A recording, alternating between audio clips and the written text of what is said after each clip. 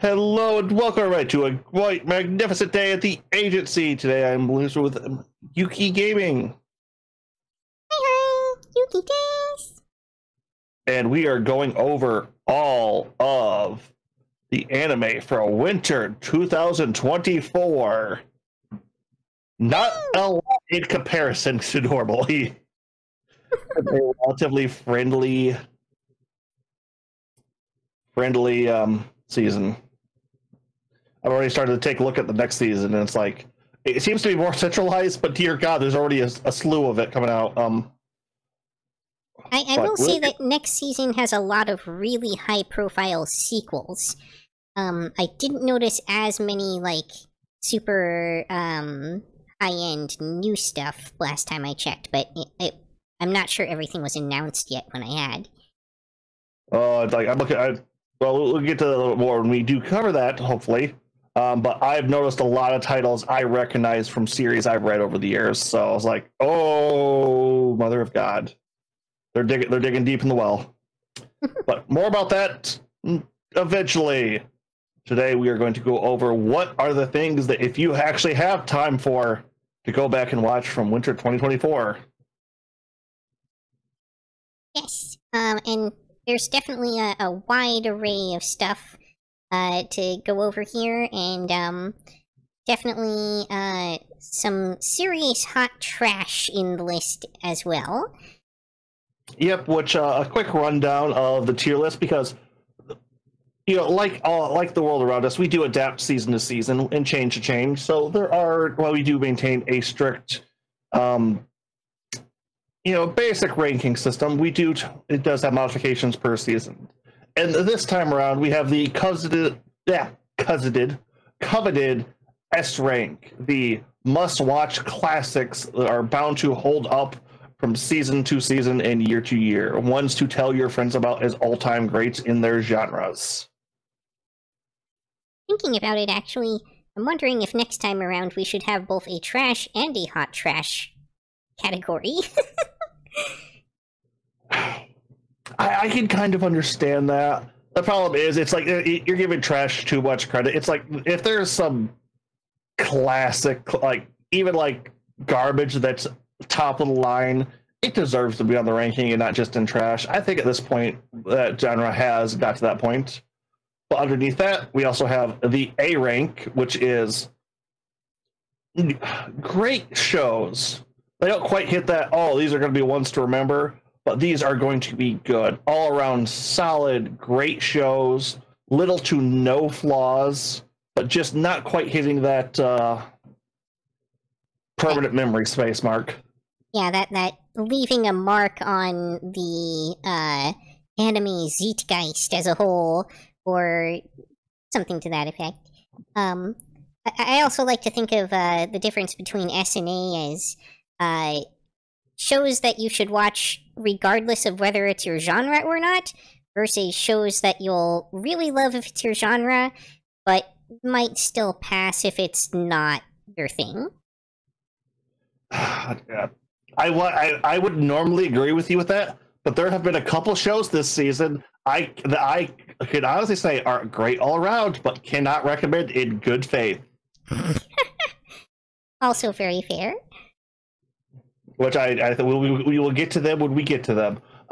B, a nice all-around good show, solid, a few flaws, maybe some pacing issues. Maybe it's going to be one that has more seasons to come and you can't quite rank it on a solid basis yet, but there's a lot of good there. You want to add anything to B? Yeah, I think that's a pretty good explanation of B tier. Yeah, it's solid, but not, it's your, flawed or not finished. Slightly above average, meat and potatoes of the season. Yep, great if you like the genre, but if you don't, probably not something that's going to win you over to it. And then where our list bottoms out at, the C, the overall, it's a good show. If it's your genre, you'll probably go out and watch it, and you'll probably really, really enjoy it. If it's not, Yeah, probably not your favorite watch. There are definitely some flaws here, some cracks in the show itself, whether that be story, animation, voice acting, or just plot. Or budget. This season bucks so many of those contingencies. I can't even quite say that anymore. Yep, and underneath the great, the C's, a solid skip. Normally we would have a D, E tier down here, but we all know what if you're just coming into anime, congratulations, you will have a never-ending supply of it. If you're a connoisseur, these are the shows that pass them up. These are, maybe if it's deep within your genre and you're starving for content, give it a watch, or if it's part of a spin-off, give it a watch still, but you don't need us to tell you shows that you're already invested in. For everyone else, these are the solid skips. These are just the not worth your time shows. Yeah, the purely only real reason to watch this is you literally ran out of other stuff to watch, or again, you're invested in it for some third-party reason. Which, if you run out of other stuff to watch, let me know what your life's like, please. I know, right? And finally, we have the coveted trash tier, which, if you are brand new, trash in anime sense is the daytime television garbage that's great for background, great for inebriated sessions with your buddies, great for things that are just not necessarily good, but entertaining. This is going to be your Twinkies and your McDonald's of anime. Most common genres you will find here are your isekai. You're starting to get onto the regression series, which are becoming more and more popular. And, well, if we ever do see them, the Chinese cultivation anime, which they are coming, folks. Be prepared. Oh, no. I mean, it's a good change-up. But okay, so today we will also be showing you the general trailers from the shows if you do not remember them too well, or what a better description than our say-so, and get a good look at the animation. So, Yuki, would you like to kick us off with our first trailer, which would be... do you want to go off the trailer list, or do you want to go off the tier list?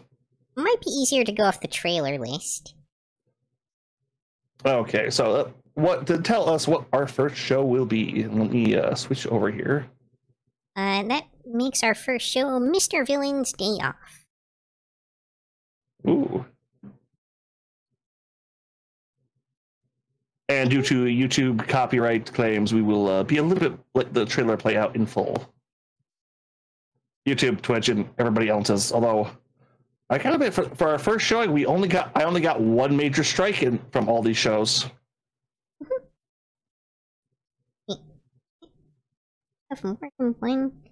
Sorry, experiencing some minor scuff here as I try to... No, don't worry. It's the window with the other 20 tabs on it. I'm trying to figure out which of these windows is... That one? There, okay, that's what happened. Alright, it's... One of my sources is mislabeled at the moment. Okay. Yeah, Mr. Villain's Day Off. Here we go. 私は悪の組織の幹部である。しかし、今日は休日。そこの方、悪の組織の方ですよね。このレンジャー暁レッドが相手に。今日のところは休戦としようじゃねえか。駅にはどうやって行けば。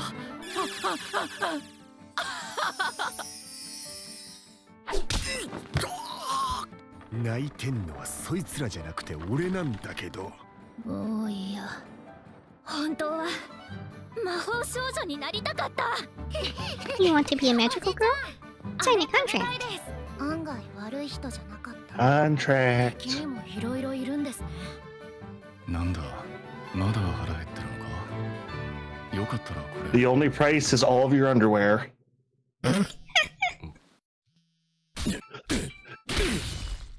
やっと出てくれ。やかましい。 That's a pretty sus mascot 覚え character. てるさ。将軍。将軍。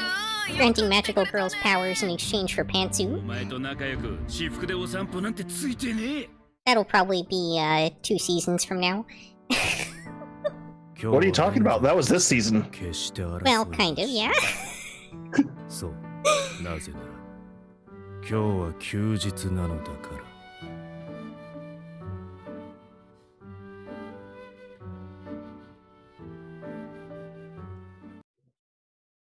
Right.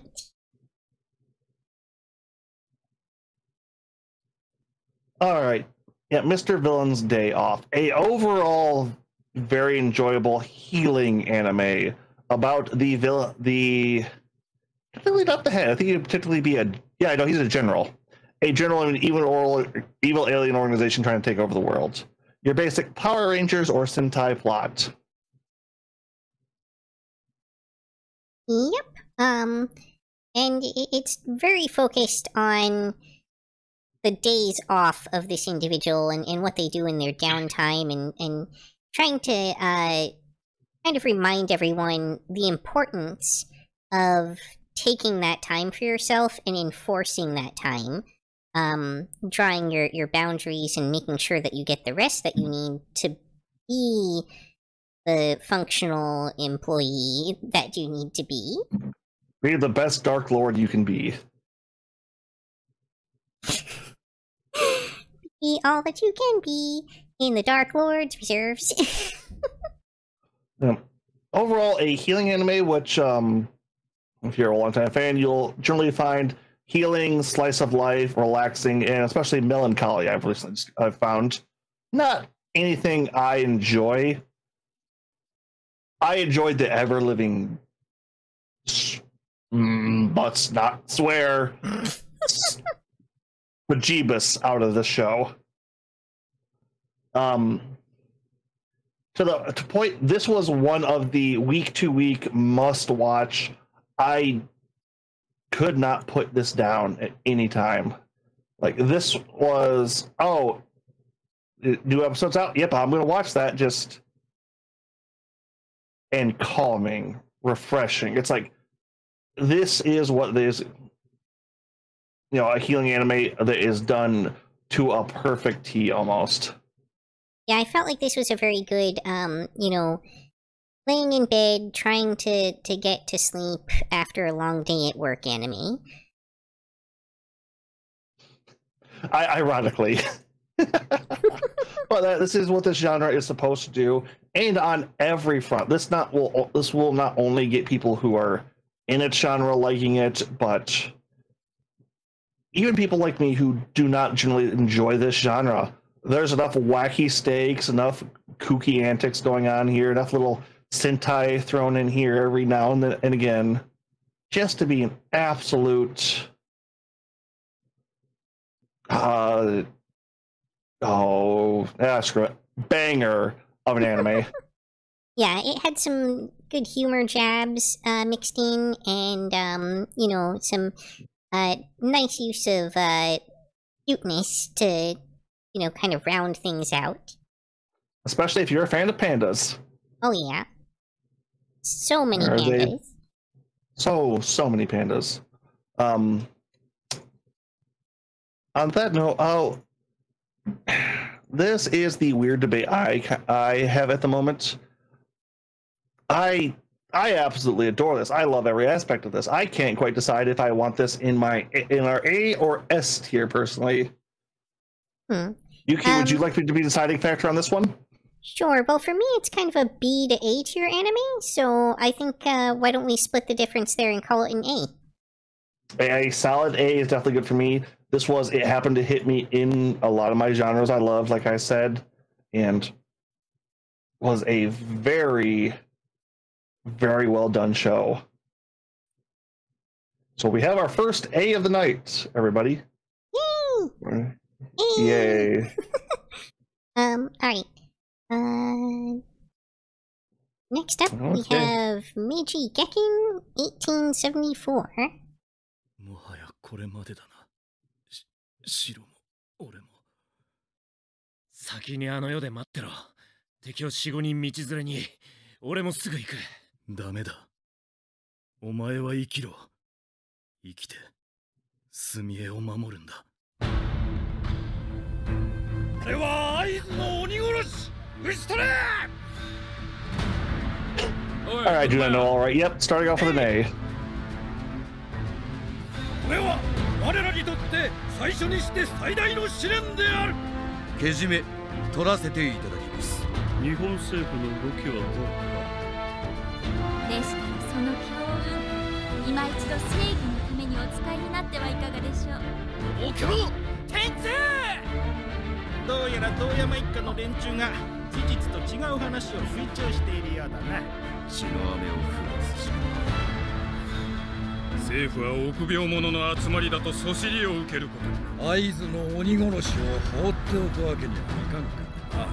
そうやっているのを見ると完璧に欧州人だな、ディスクロ。俺のドス止めたのはあんたが初めてだぜ。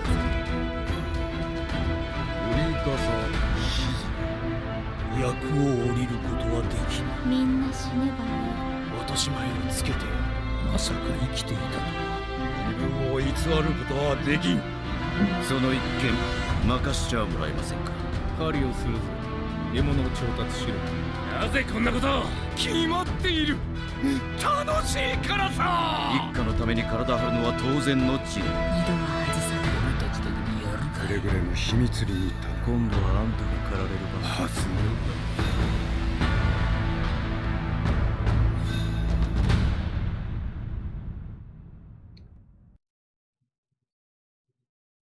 All right, Meiji Gekken. Okay, I'm gonna be real with you.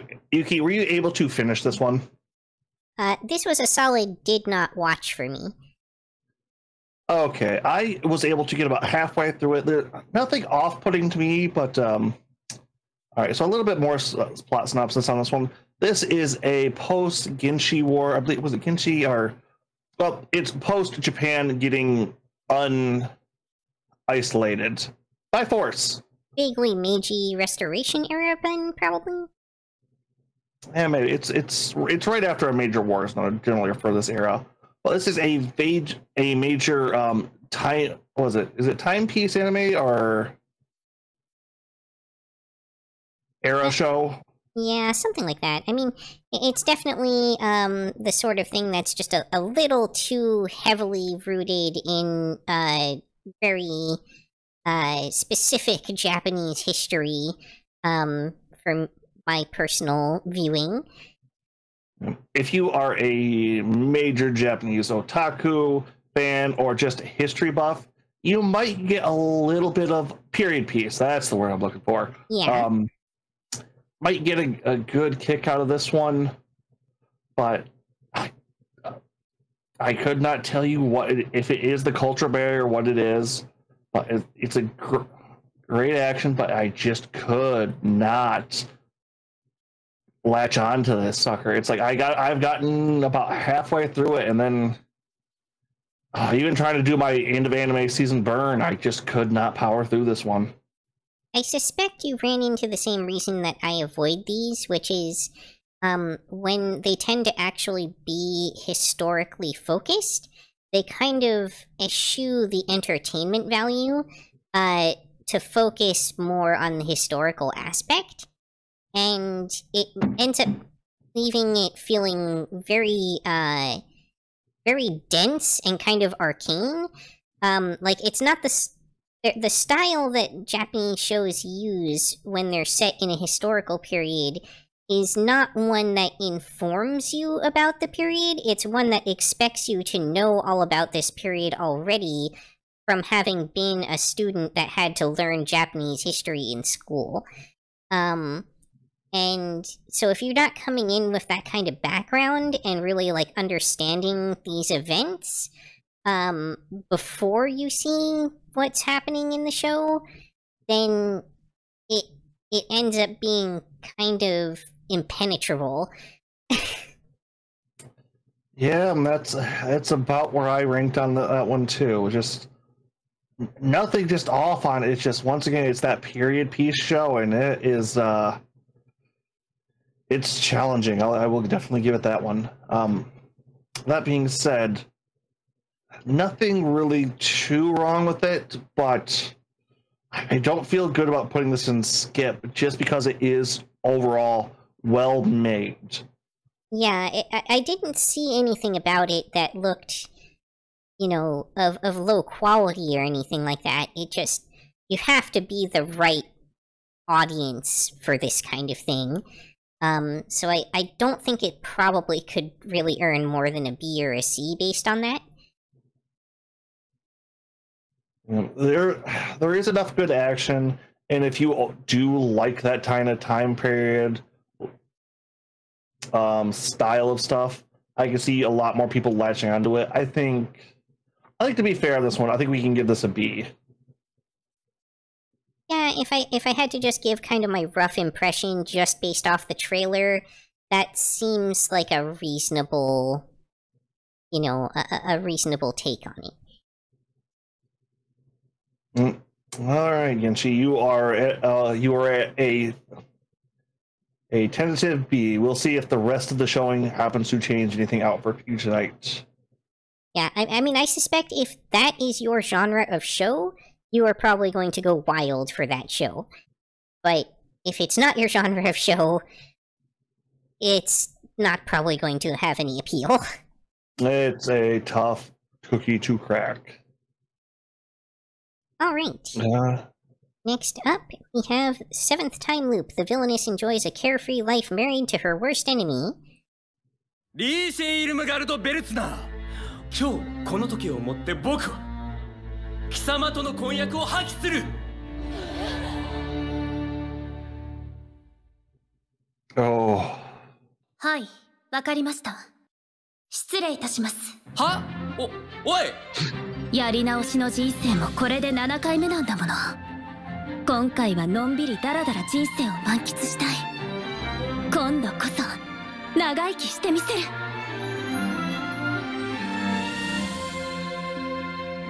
皇帝アルナルド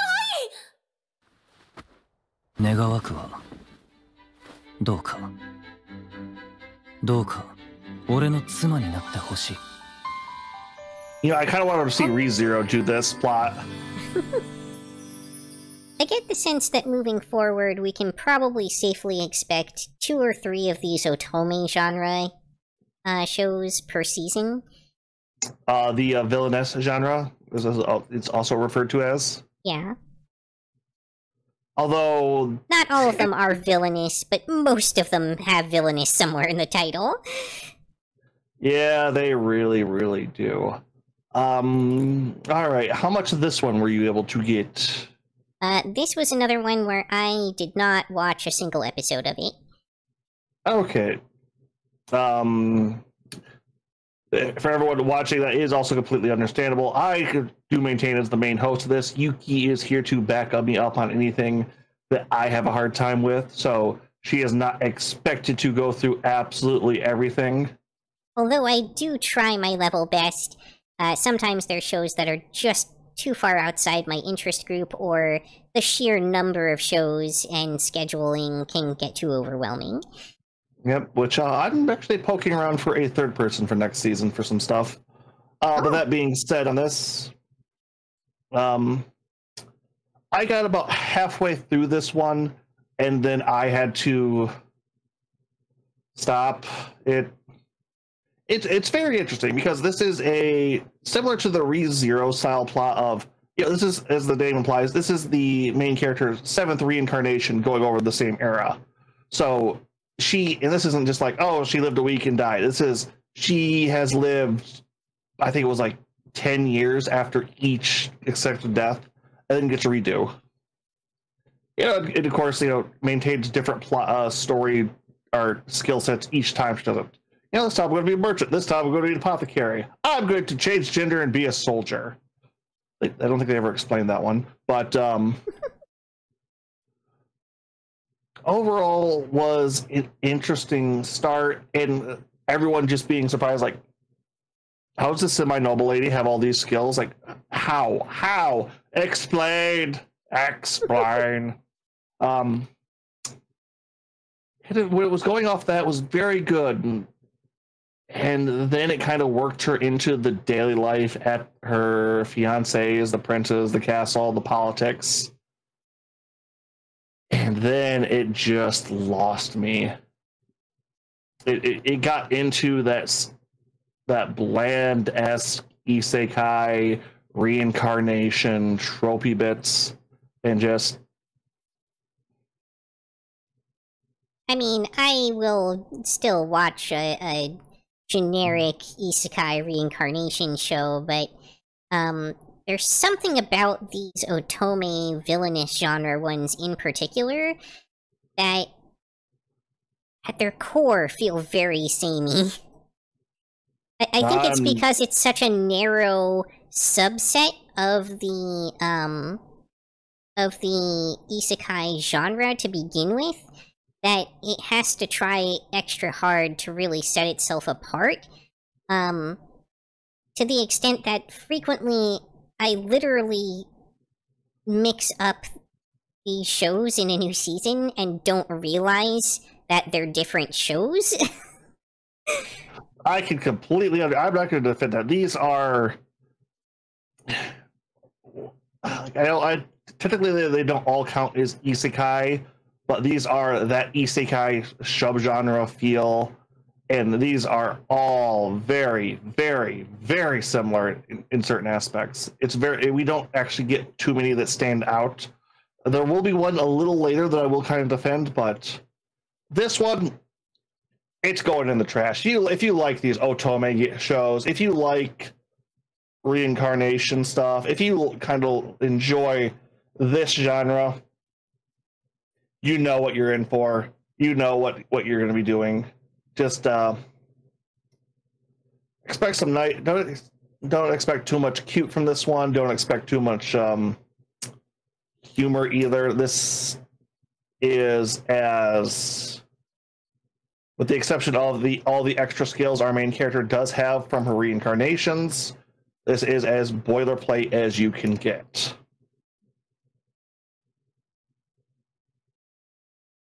All right, I know already is if you're only watch 2, we will give you recommendations for some really good ones here in a bit. Next up, we have Fluffy Paradise.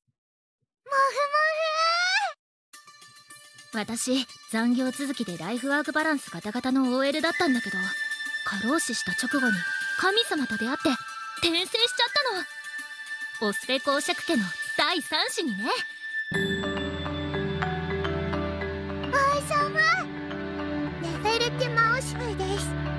Speaking of isekai, 素敵な家族に囲まれる日々。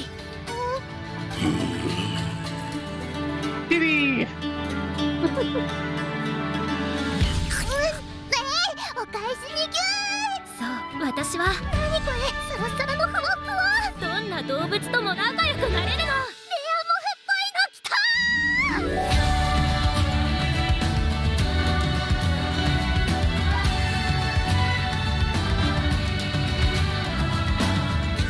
ー。いろいろと面倒なことにちょっと疲れた時は無理をしないで思いっきり癒されちゃおう。異世界でモフモフなでなでするために頑張ってます。究極のチルアニメ、この冬モフモフ開始。 Alright, I'm gonna start off on this one, if you don't mind. Go ahead. I felt like this was more in your wheelhouse than it was mine. Yeah, well, there's an interesting thing about that, because you did make the comment, back when we were doing the preview for this season, about how this really seemed like my kind of show, right? Mm-hmm. I dropped this anime on episode 3-ish. The same place I did.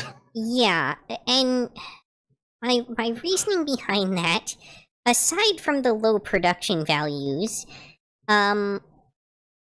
is the fact that it was just plain boring. there was really very, like, it was so slow, and there was so little happening, that there was really very little to engage you. The main character was cute, but that came at the expense of it not actually fitting with the fact that this was an isekai. Like, the main character in no way acted as though they had memories of their past life, or were in any way smarter or more knowledgeable than they ought to be as this 3-year-old child. So they got this power, like a special power from having been isekai'd, but besides that, it was completely superfluous that it was an isekai at all. They could have just made it not an isekai, and just had it be about a girl that had a special power over animals. And that would have made more sense. So, I mean, maybe they worked something in later on that really drew on that or something, but I feel like they just kind of wasted our time in the first couple of episodes explaining that it was an isekai, when there was no reason for that. Yeah. And more to the point, when you do an anime that's all about cute animals, you have to animate the cute animals. You can't just have it almost always be a still frame. And you have to actually make them be cute. The only one that they really made cute was the little girl, which completely defeats the point of a show being called something like Fluffy Paradise. So that's my rant. Yep, no, I can definitely tell you your mic was picking you up going heavily into that on that too. So, but yeah, like the analogy I was gonna make for this was, if you ever just watch cute fluffy animals on YouTube and it's just videos of them just being cute and fluffy, imagine what a low budget anime version of that would be. Only, also, a lot of the time they don't even show cute fluffy animals. Yeah, I think I remember like one of the early episodes is like all dragons. Yeah, and a lot of the animals that they do have aren't even especially cute or fluffy. So here's my advice. If you like the concept of a show like this, do yourself a favor and watch some cute animals on YouTube instead. You will have a much better time for it. Yeah. There's actually one I've been waiting to get made in anime. It's a very similar process, only the main character ends up getting the demon lord as a pet cat. Interesting. Like a house cat kind of pet cat? Yes. I see. Well, we'll see where they go with that. Okay, so from your end, from how I did this, I did skip ahead, get to the end on this one, and then it becomes a political drama too, with a big great battle and blood, and like, I went like, oop, watch the play button there. Yeah, I went into the final, like, all right, let's see how this ends. I'm expecting like some big cute. It's like, no, it's a bunch of adventurers trying to commit genocide. It's like, what? Yeah, and also there's this whole subplot in that show about the little girl holding the fate of all of humanity in her hands, because she's apparently the ultimate judge and arbiter as to whether or not humanity should continue to exist. And that doesn't feel like it meshes with the rest of the show at all. You kind of want to know what the one to do. It's a manga I've got on the back burner that hasn't been updated in a while. I could not tell you off the top of my head. I'll keep an eye on that one and try to post it in the comment section later if I can find it. But do not know that. But for Fluffy Paradise, you know what? Yuki, do you want to do the verdict on this one? Because I think we're gonna have pretty unanimous on this side. Yeah, it's gonna be a solid skip. Yep, I'm not gonna defend this sucker. Well, We've only got 2 slots still open. Let's see if what we get on this. But next show, please. Up we have The Strongest Tanks Labyrinth reads. ルード、お前はクビだ。 This is also like a kick from the heroes party too. Yeah. 避けるわけにはいかない。俺はいつも通りみんなの盾となる。 Although Kick from the Heroes Party was a different show also airing this season. 引き返すわけにはいかない。マディシアを助けたい。みんなが戦えていたのはあんたがいたからよ。私名前がないんです。クビになった日以来ね。 Oh, you saw about 2 episodes of 双 this? 子の妹のリリーです。もう心配しすぎですよ。ほう、これはなかなか。ようこそ我が迷宮へ。なんじゃ戻ってしまうのかい。こんなところで終われない。何こいつ。だけど私たちにはルードがいる。本当に兄さんは昔からずっと。敵の攻撃は俺が全て引き受ける。生命変換。はあ、マニシアかわいい。アホです。 Okay. I couldn't finish this one either. This is I not an actually isekai. I actually watched all the way through on this one. It certainly felt like an isekai. Oh yeah. But yes, it technically wasn't. It just weirdly had an RPG stat system tacked on top of it that has very little impact on the show. It's a very weird and interesting. But honestly, if I'm thinking about fluffy parent, it's like take out the isekai aspect, just put it in a weird fantasy world, and it's like, yeah, this is about what that feels like. I mean, this show was kind of like the opposite in a sense. Like, this one would have made more sense if it was an isekai and they had it set in like a video game or something. But the fact that they made it just be a world where characters exist and are aware of their stat values made it all the more confusing. Yeah. But okay, here's my take on this show. It was pretty average overall. It was, to me, probably belongs in the trash category, where it's just kind of like a fast food watch. There's nothing really redeeming about this show, but there's nothing overtly terrible about it either. Unless you are uncomfortable with Syscon sub-themes. Not even sub-themes, really. They're pretty overt. But most notably, they don't really go anywhere with it with the main character, but there is some really, it turns out, 100% gratuitous kissing between the female twins. Oh yeah, I forgot about that. Yeah. Like, they at first, they give you the impression that they have to kiss to perform their fusion move, but then later it turns out all they have to do is make any kind of physical contact. They just choose to kiss to do the fusion. You know, a little piece of me wants to count that. It's like, oh yeah, this is one of the dirtiest things this season, but it's far from it this season.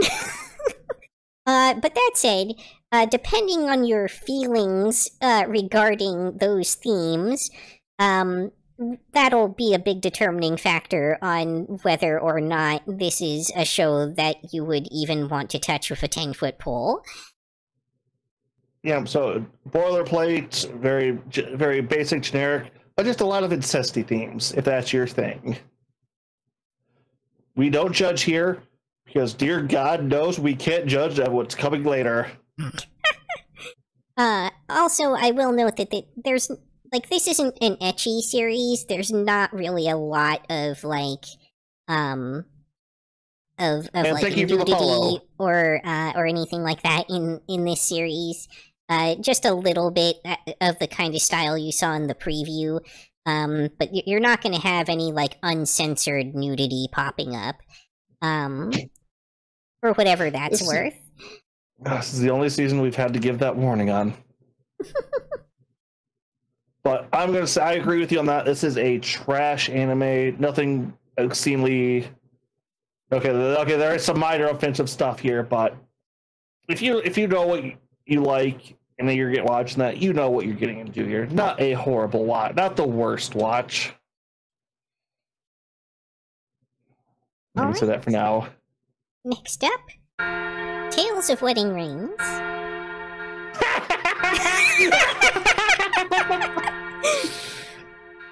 Oh, I knew we were going to hit one of these.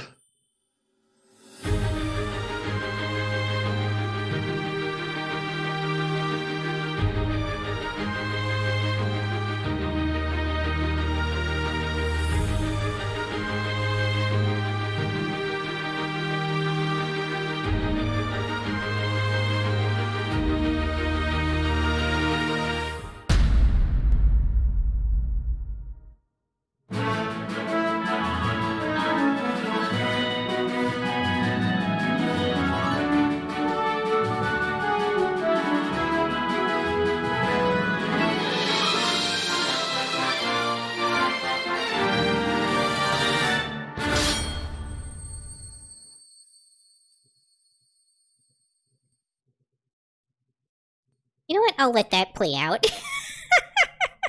Because it really does give a better feel for what this anime is.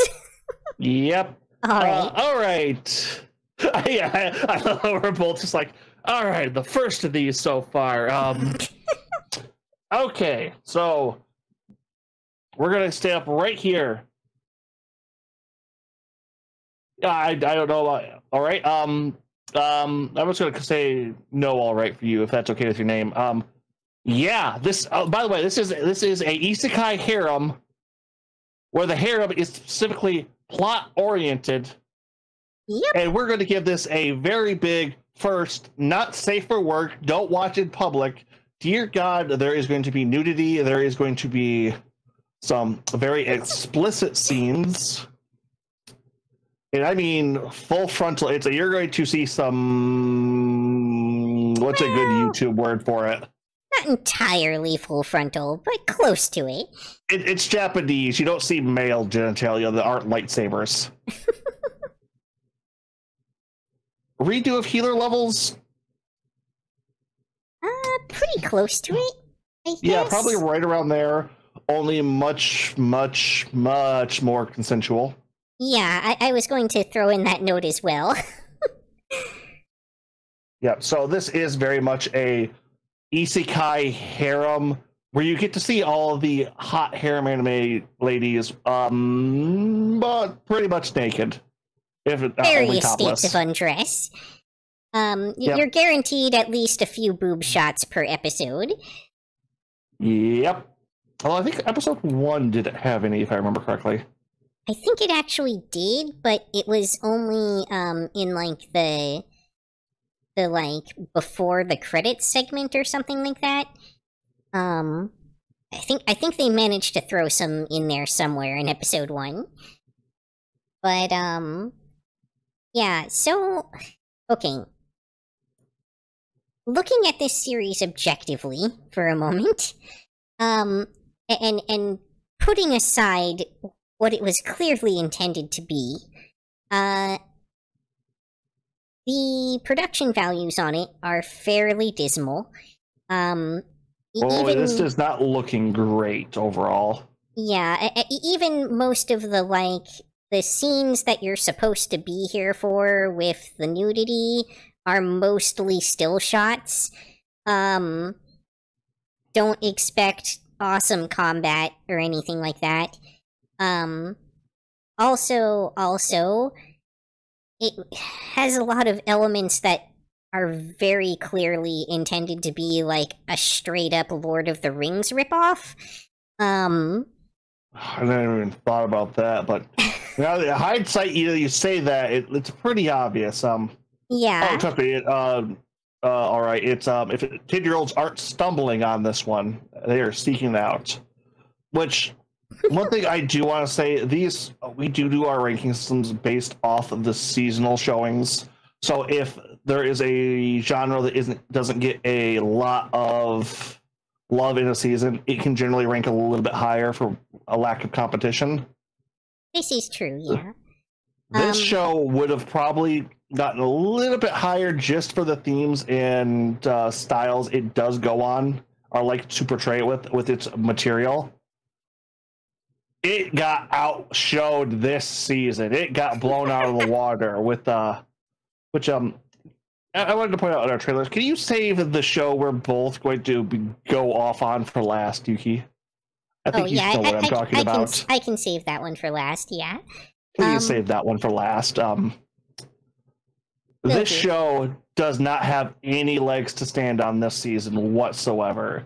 It's a mediocre isekai. It's a mediocre harem. It's the weakest ichi anime this season. Oh yeah, it is indeed the weakest link. I will say one thing in the show's favor. Despite being in many ways, blatantly pulling from Lord of the Rings, someone definitely did put a lot of effort into trying to make this a unique world. They don't go into it very much, but just below the surface there, you do see that they actually thought a world through and did some world building for this, and I respect that. Given that the rest of the show was so trash, there was somebody, probably the original mangaka, who wanted it to be so much more than that on some level. Yeah, this feels what like a rookie mangaka would be drawing when he's trying to get more well-known. Something a little edgier, something a little ichier than what you would see on average. It's coming out at a bad season. It's coming out with a bad production value. It's not hitting any good notes. I don't necessarily hate this, but I think it needs to go in the skip category. Yeah, I mean, it could. It's like it almost makes it into the trash category, but compared to other stuff this season, I think we're probably at skip tier. Yeah, they're just like. I mean, I'm going to move it down to trash. I'm going to move it into down to trash. It's a little better. This is popcorny enough. This is good. Like. Sorry. This is just good enough to be a decent trash watch. Maybe you're with the guys and you want to watch a little something where you're all inebriated. Maybe if you're really bored and don't have too much else. Yeah, I mean, it's if you really want some boobs or something, or just want to watch something as kind of a vague hate watch. But one last nitpick about this. It ended off setting up for a season 2 and didn't actually resolve the plot line. You know what? You make a good point there, because I doubt this is getting a season 2. I might be wrong. Everything's getting a season. It feels like anything's getting greenlit right now. So, all right, no, we are. You're that right there. I'll put this in the. If you're with your friends, you're not watching this. Oh, then you need to have the right group of friends to watch this kind of show. Yeah, it really depends on who your friends are. I watched worse stuff on this list with my friends this season. I'll say that much. All right, there. What's on next on the docket then? Alright, next up we have a sign of affection. I should probably... 恋はこの雪みたいに音もなく降ってくるのかな。 Oh, this one was also part of the reason I wanted to get a third person in for us. I see. 私の世界に何の脈絡もなく現れたこの感情のやませ方なんて私は知りたくない。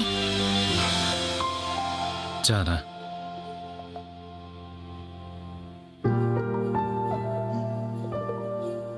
指先と連連。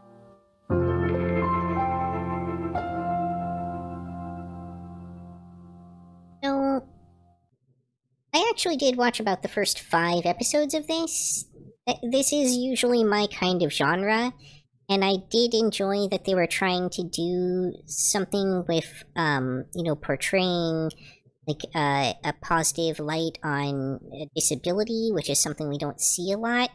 There's definitely an anime movie that does it a lot better than this show does. But this is, I think, the first time I've seen, like, this kind of disability really portrayed as a central theme in Alright, would you like to say what the disability is? Oh, yes. So the main character is deaf. And so the title is a play on words because it's referring to sign language. That said, this show was very slow, and I just didn't get a lot out of it. So I didn't hate it, but I just couldn't bring myself to spend the time I had available continuing to watch it. There just wasn't enough entertainment value there to really keep it moving forward, past the fact that I, you know, kind of respected what they were trying to do. It's not low budget. They definitely have some gorgeous backgrounds, and you know, the character animation is nice and smooth, but the male protagonist just doesn't... Oh, the ultimate bilingual person? Yeah. He's just like... I don't know, I couldn't connect with the desire for her to connect with him, especially because he's, like, yes, he reaches out to her, but he's also extremely unavailable. Like, spending the better part of his week in other countries and stuff like that. And yeah, it's cool that he speaks like 27 languages, but he clearly spends like all of his time learning to do that. Yeah, so I think I made it to episode 2, maybe 3 if I remember correctly on this one. But once again, this is not my genre in the least slightest or imagination. And yeah. I bounce off this hard. I remember one thing with the animation. Why were everybody's lips chapped in this, if I remember correctly? Well, they just put like way too much detail into the lips, especially for the male characters. And that was one of the things that put me off a little bit, I think, was like the male lead's giant lips. Like, way bigger than you would usually see for feminine lips in a series. Yeah, there were great ideas. Good concepts, mediocre to bad execution on a couple fronts here, unfortunately. Yeah, one other final nitpick was that they did, around, like, episode 3-ish, introduce, like, a rival character that of course is her childhood friend, and he comes off as a complete incel. Yeah, like he's just like the kind of guy who clearly is into her and really wants to date her and feels no one else is good enough for her, but is just kind of a jerk about it and like tries to sabotage her relationships with everybody else rather than like make an effort to win her over himself. Oh. And then Yeah. And then they introduced like another rival love interest character, and I'm just like, no, it's Man, this death chick Swiverted been. yeah, like come on, just like this could have just been a simple love story about a character that, you know, has challenges and is like connecting with someone when they've not really been able to do that before. And instead, they tried to turn it into, like, weird reverse harem territory, and it felt clumsy, increasingly, given the subject matter that they were trying to work with. Yeah, I can definitely understand that one. This is a lot bit more in your wheelhouse. I'm going to give you the full prerogative on a rank on this one. Where would you like to put this one, right, Yuki? I think I'm gonna have to drop it in C. It's not a hard skip, but like it could have been so much better than it was. And even as someone who's a fan of like the romance genre in anime, this one didn't land for me. So I can't really recommend it any higher than that. Okay, then when we have our first C of the night. C. But let's move on to our next show. What do we have? Next up, we have Buchigiri. Bakugiri. Oh, Bakugiri? Oh. Bakugiri. This is, from what I understand, the name on this one is like three or five Japanese puns deep. Gotcha. Can you become a honky person?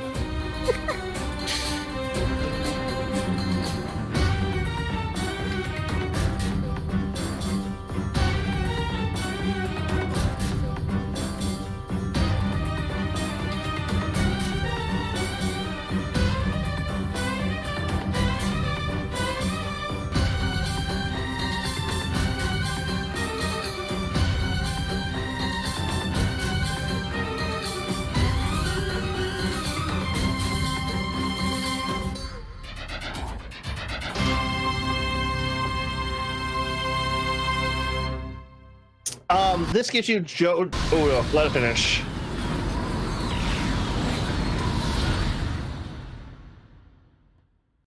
Oh, I didn't show him. This gives you JoJo level vibes because this is what used to be commonly referred to as the school battler genre, a somewhat dormant genre that we haven't seen in a while, about delinquent roughneck kids going to a delinquent roughneck school and fighting it out. This is a very 90s, early 2000s style shonen, which is where JoJo was during its Stardust Crusade and Diamond is Unbreakable era. So it very much gets those types of vibes to a lot of people. Yuki, you probably haven't watched too much of this one, have you?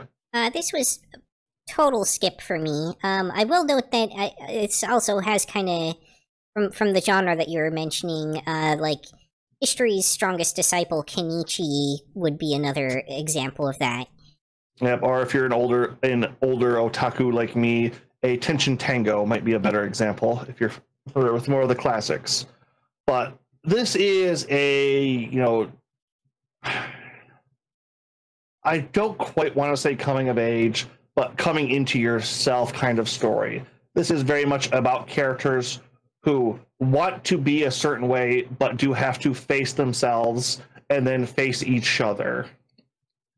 So if you love that classic shonen rival of, I will, face my inner darkness and overcome you and throw it into my punch with all my force.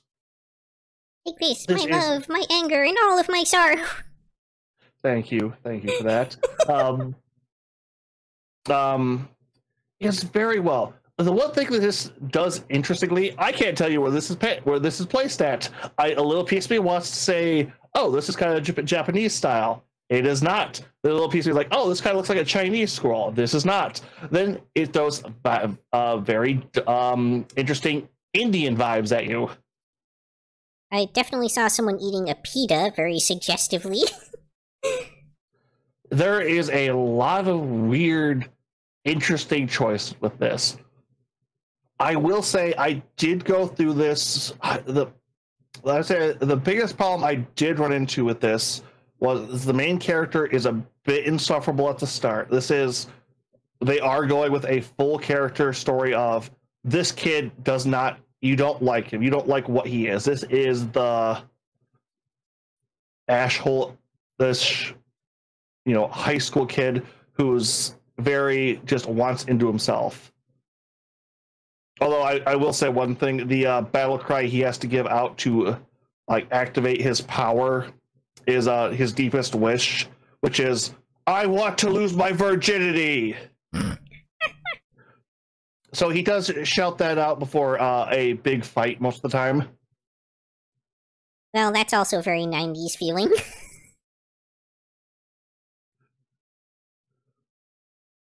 And overall, the fights were interesting. There's a weird amount of butt jokes from the comedy relief character who's this spirit that lives in the bullet that he was shot in the head with.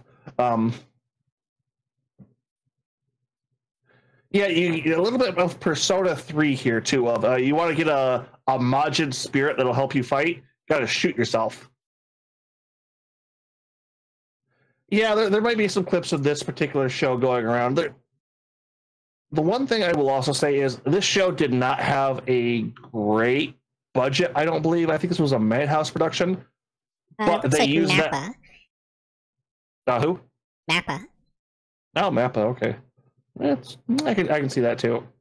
But they put all of the budget into the big fight scenes, and they really do pay off. It's a great choreographed, low intense fights. These aren't the action-packed Dragon Ball blast lasers or zipping around. This isn't the JoJo high intense, high action. This is more of a choreographed kung fu style fight. That being said, that there are some interesting choices. The main love interest really despises the main character, mostly because she's in love with her brother so much, and which is really, once again, it's always weird. Her brother doesn't even acknowledge this. Just that's a thing. If you pretend it's not there, it'll go away eventually. So Brocon this time, unrequited. Yeah. Oh, very much. Almost every other character in this show, every supporting character in this show wants to fight somebody. They are the manly men who do manly combat because they talk with their fists. Manly men in tights. Oh, they lose their shirts fairly quickly in this show. I wouldn't go as far and say it's as good as Baki, but this is a decently choreographed show. That being said, it's everything that's not a fight, not great animation.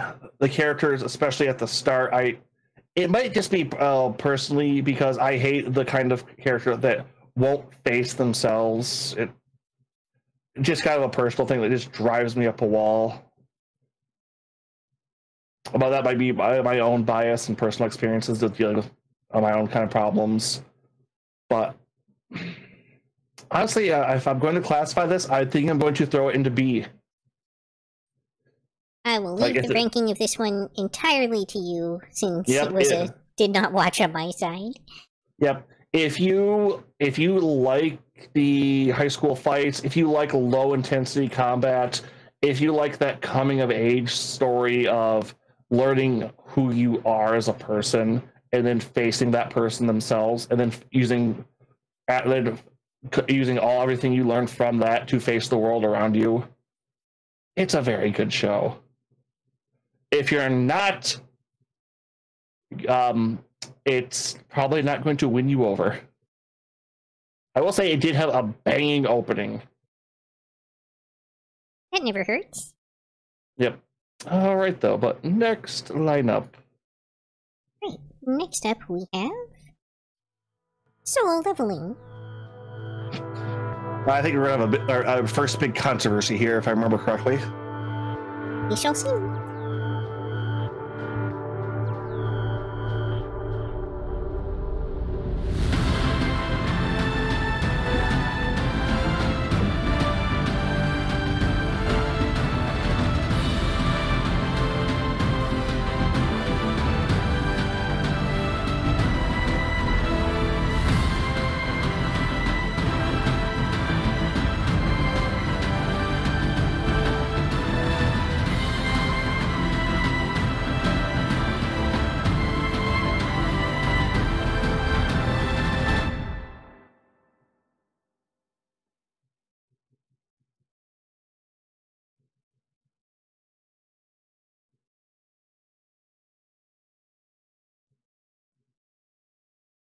All right.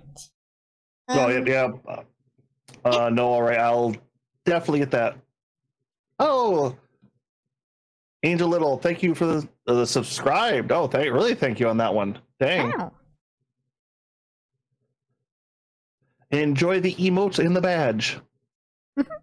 All right, I think you had a bit more. All right, so a little bit of backstory on this one. I have fully read the manhwa on this one. I'm a little bit more ear to the ground when it comes to new things coming up.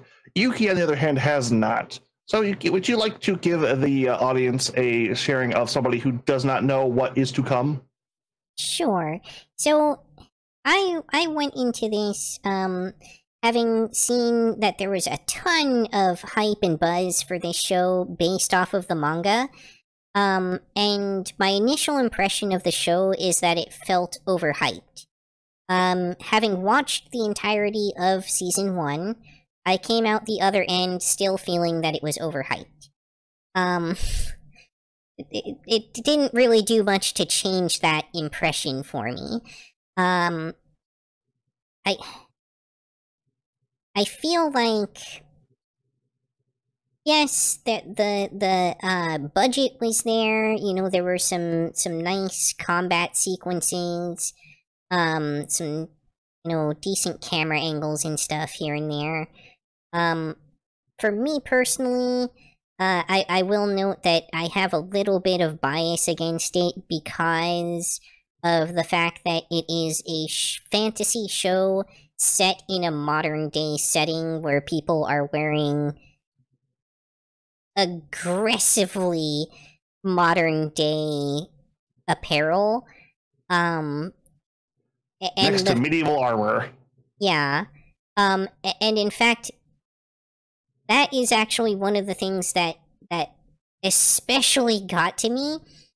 Once the character, and minor spoilers here, got to the point where they actually earned equipment, they made the design choice to make the equipment be invisible. And I feel like they did that entirely so that they would not have to change his outfit off of his stupid default hoodie. Oh yeah, that hoodie doesn't go away. I'm like, I was so upset, like, over the fact that all of this build up, and at the end of it all, when you finally think that this person's finally going to get some kind of visual upgrade, no.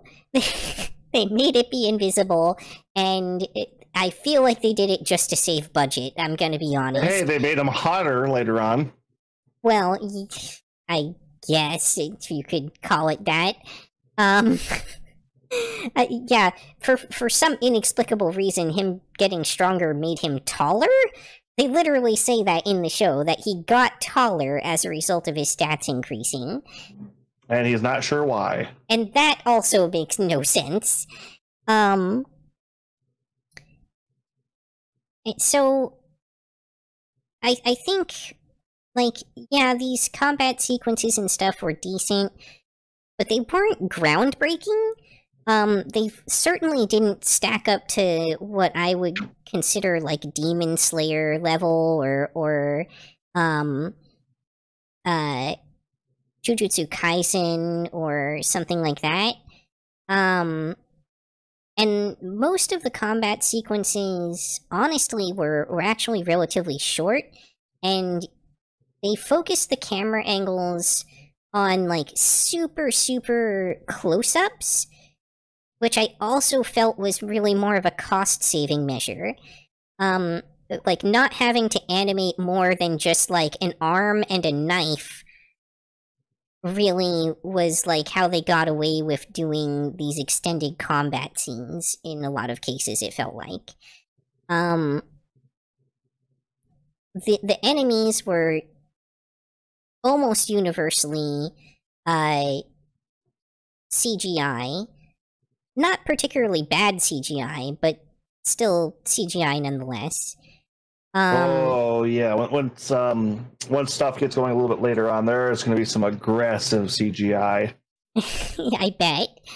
Because this is also a series getting more seasons and continuing, so this will also have the caveat of ending on a cliffhanger, technically. Right, and that's I feel like a big part of the issue for me as well is the fact that it didn't really go much of anywhere in season 1. We didn't really resolve any of the plot threads or anything. It was just kind of left open-ended in a sense of, like, really, you're not going to get much of anywhere until at least season 2. So that also makes it hard to judge on the basis of a single season. Yeah, this has the early shonen problem. Yeah. If you're familiar with a couple of them. Although, I will note that sometimes shonen really front-load the interest, and the first season, like, if you go back and you watch, say, Naruto, season 1 is one of the best seasons of that show. This one, it was all kind of just build-up in season 1, and they try to tackle some mature themes and stuff, but I feel like it was pretty ham-fisted, and ultimately, the main character we see slowly devolving into more of, like, a villain or an anti-hero, the more power he acquires. And that's not necessarily bad in and of itself, but the show still kind of portrays him as a hero, and that's a little more questionable. Yeah, I do feel like somebody who's coming in from the manhwa who knows a lot of what's coming down, I can see where they're trying to build up for later stuff. But at the same point, I don't think this does anything too outrageously bad.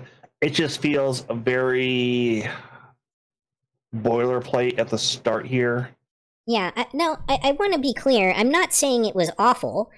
I know I'm being very nitpicky on it, but that's only because of the sheer amount of hype I saw around it, and I want to make it clear why I feel it didn't live up to the expectations that I felt the greater community was setting for the show.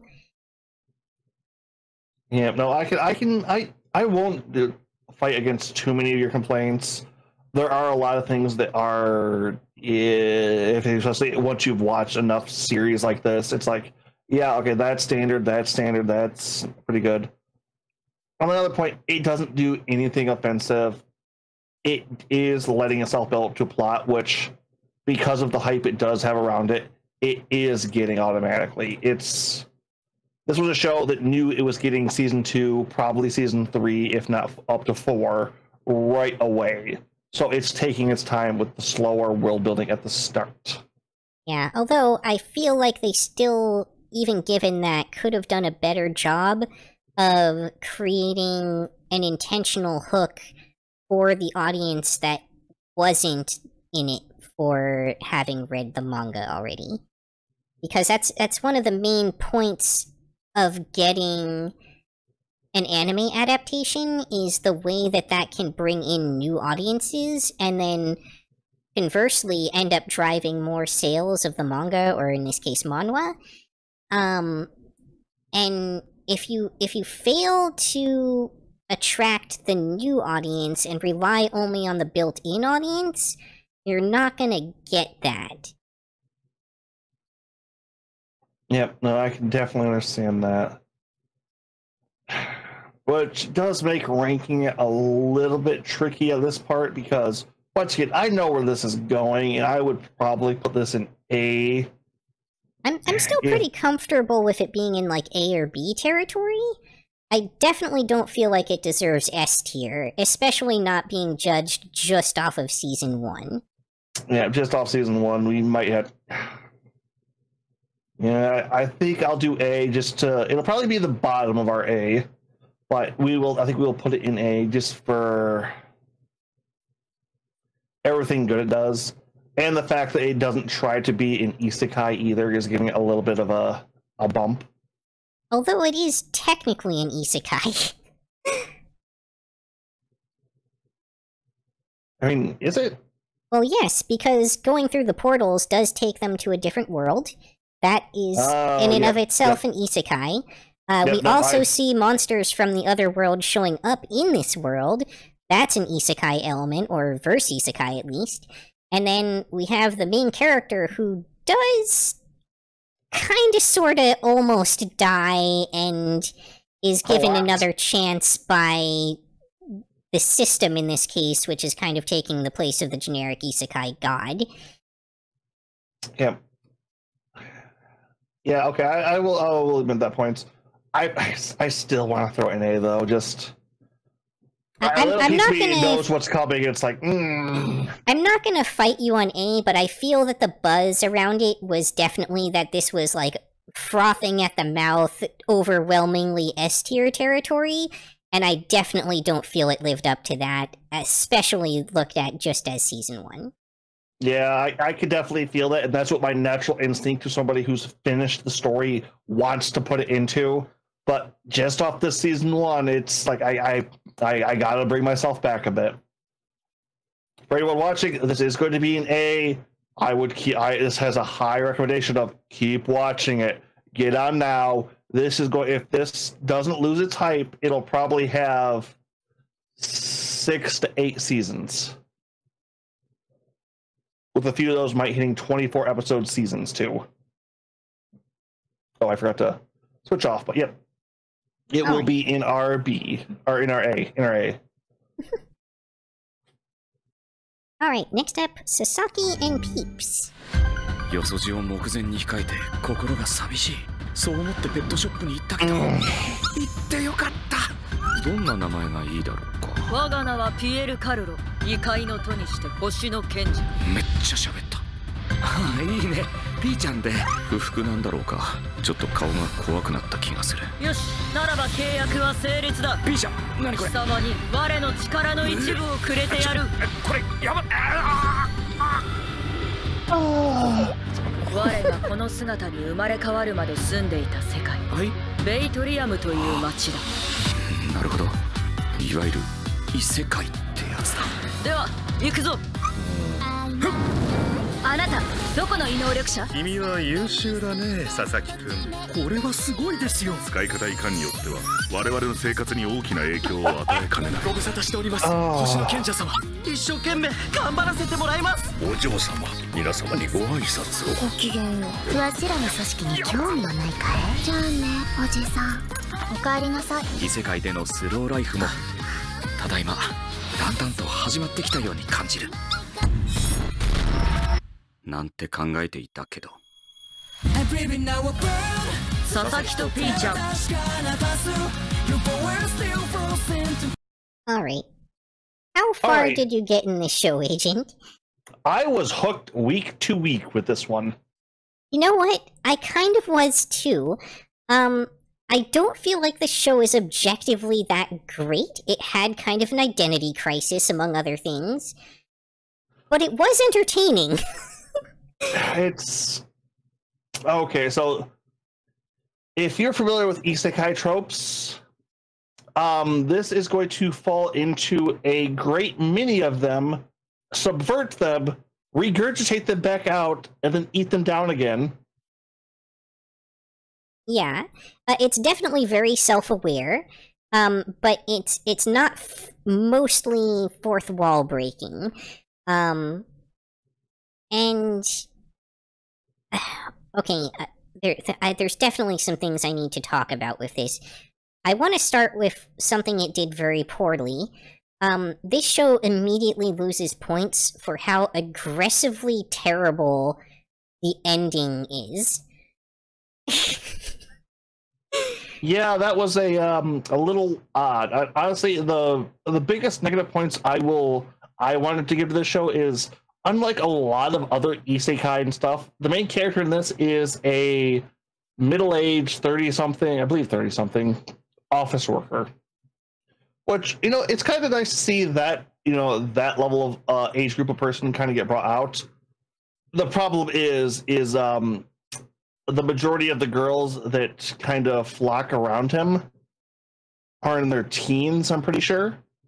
Yeah, like tweens to teens, for sure. Basically every potential love interest in the entire show is 18 and under. And not all of them. There's technically one who might be like 80, nope. I think. 80? The one who's constantly wearing, like, the classic Japanese garb. Okay, but let's be real. Regardless of what they say her age is, she's still definitely, like, depicted as being basically a lolly. Yeah.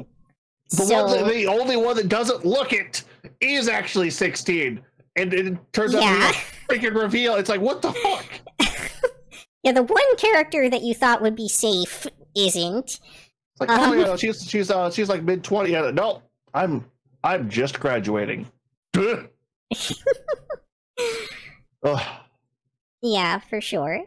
Also, this is another series that doesn't actually end in season 1. It's definitely another multi-season setup.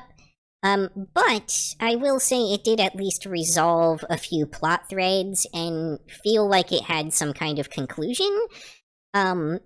So that's a lot more forgivable. It actually had some kind of arc to it. A great many arcs, actually.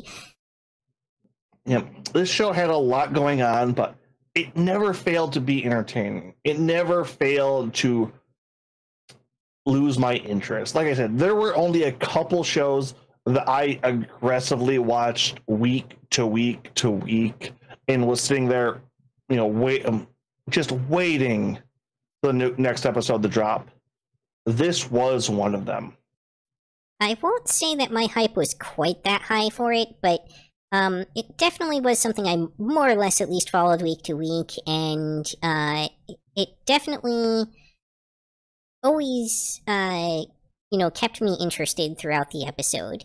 There was always some kind of, plot thread going on. They were, always switching to some kind of, new thing happening, and, it didn't, like, if anything, it had too many threads going and couldn't give them all enough time. But I think that's just the nature of the way that something like this is written.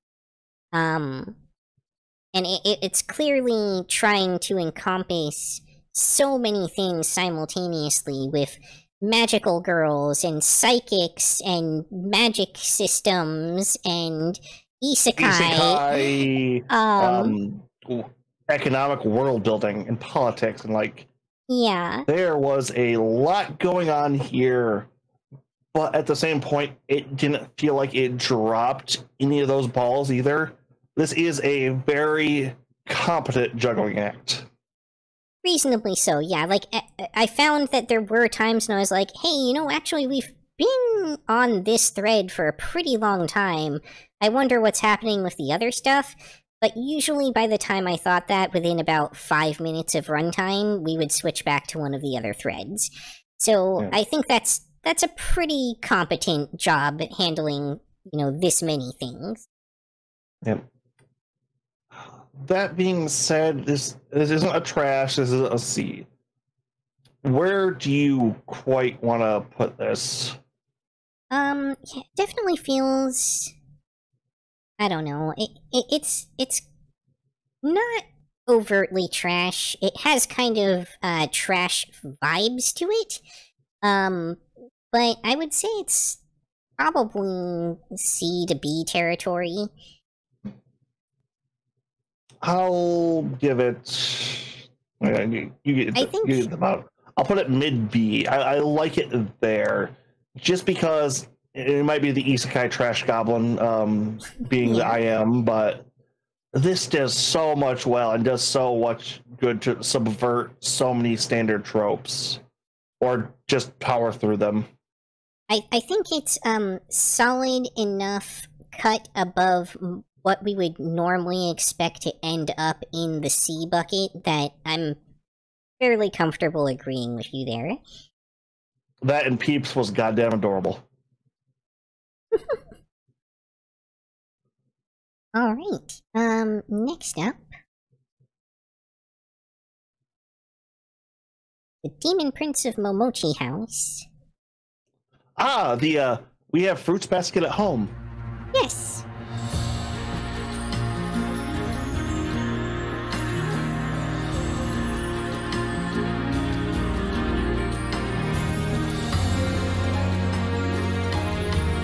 Why is it all Triforces?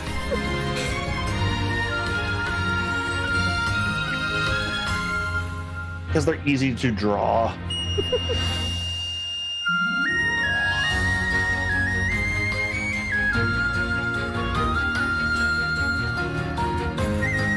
It's usually not a good sign when the official teaser is telling you how many copies the manga sold. Yeah.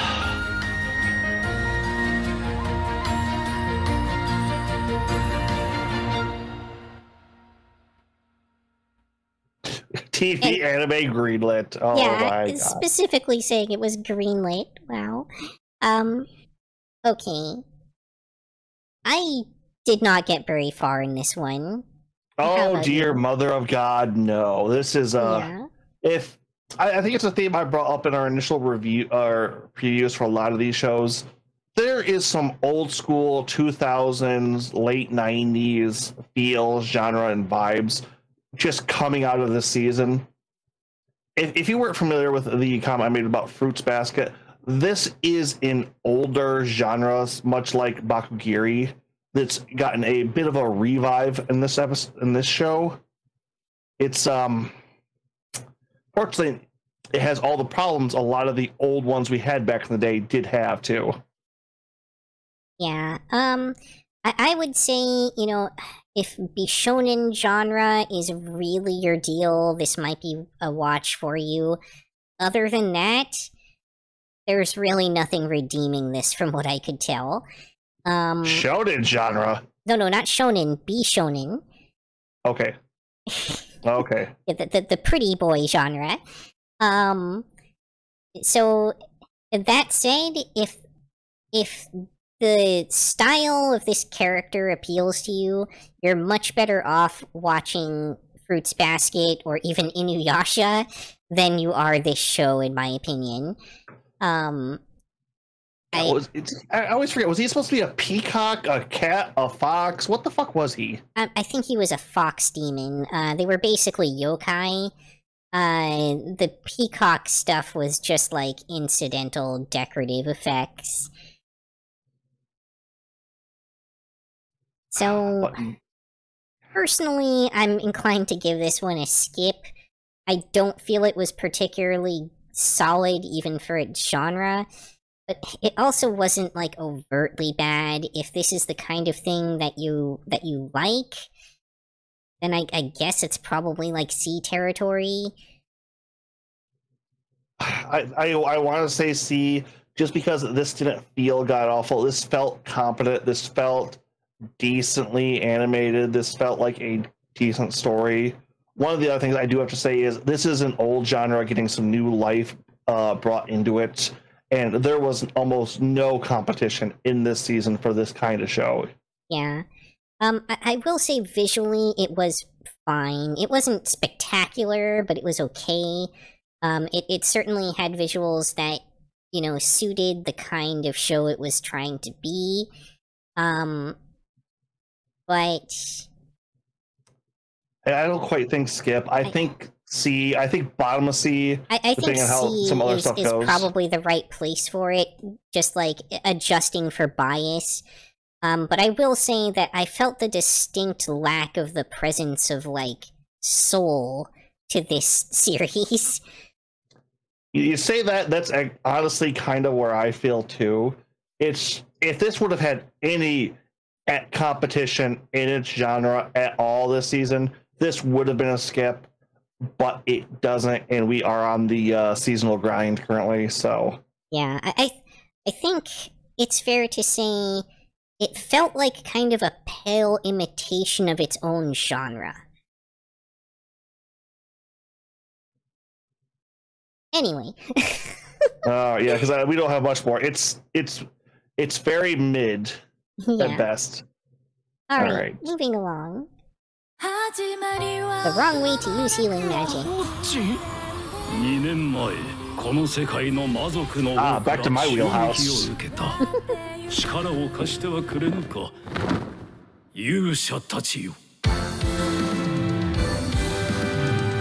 There's the light novel numbers again. I would say this is kind of our shared wheelhouse.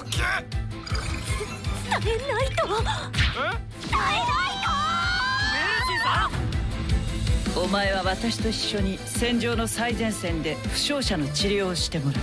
つまり前衛だ。素晴らしい筋肉だ。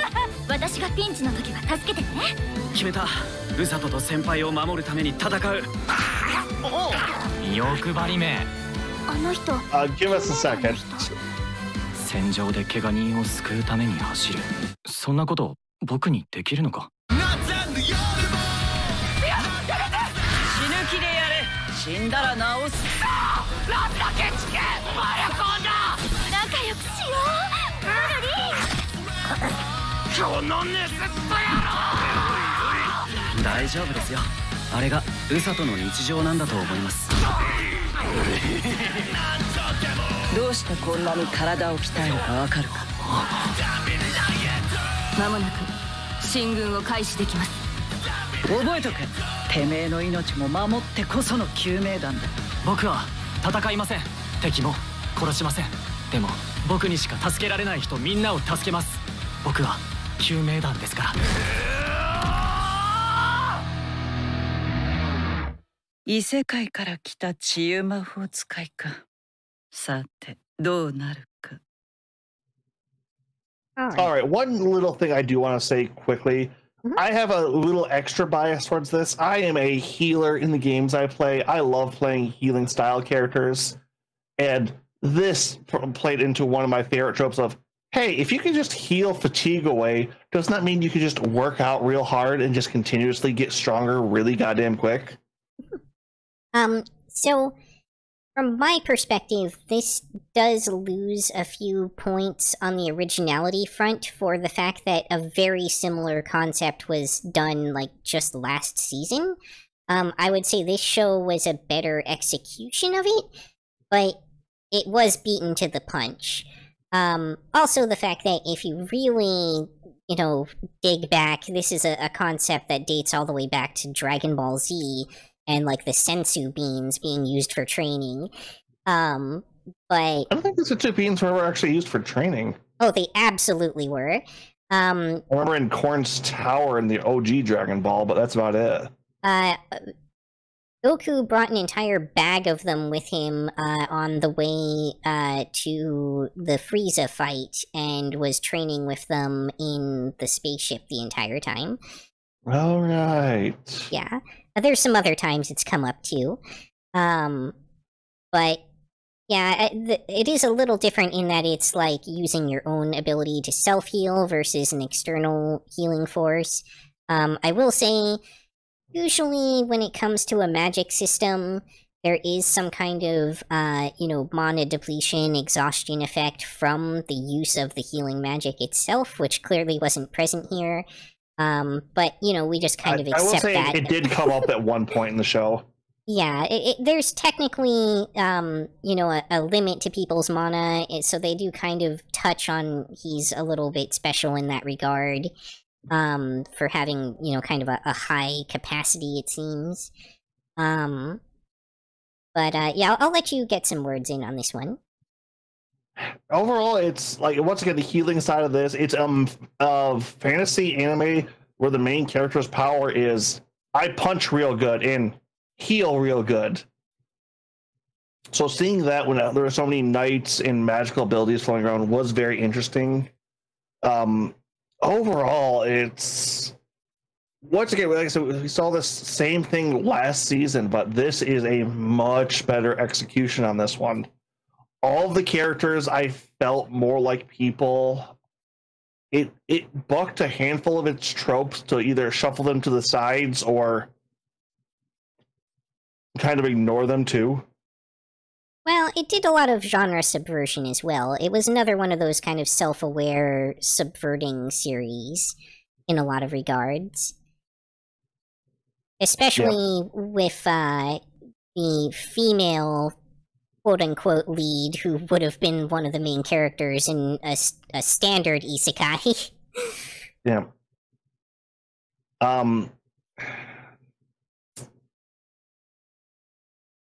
Overall, though, short answer for Noel, right, is yes, I do give this one a good watch, especially if you're an isekai fan. This is a great subversion, great concepts, good characters all around, with a couple of fun twists at the end too. Yeah, it's definitely a fun ride, and it's definitely not S tier. But it's, if this is your genre, you'll probably have some fun with it, and it's worth a watch if you don't have anything more pressing. One other small note: they do try to set up a season 2. I don't believe a season 2 has been greenlit already, though. Yeah. So this might just be one of those internally unfinished shows. Also, for my personal preferences, it does lose a little bit of points because it did the thing that always bothers me in anime, where they put a character very predominantly in the opening credits, and then you see virtually nothing of that character for pretty much the entire series. Most specifically in this case, it was like the Fox girl, who she gets like be more seen in season 2. Yeah, she gets like 10 seconds of airtime until like the last episode or two. And even then, like, you barely get to know this character at all. They're more of like a plot device than they are a character, but they're portrayed very clearly as being like a major character from like the opening credits and ending credits. All right. If you're an isekai fan, yeah, watch this one. Definitely watch this one, I would say, if you're not already booked full for this next season. But for final ranking, I'm on my BA kind of divide here. Where are you kind of sitting? I'm sitting about the same. I'd say it's probably more safely in the high B territory than it is the A territory. Let's throw this top of B at the moment, and depending on what comes up later, we might move this around a little bit more. But next show, Snack Basui. Yeah.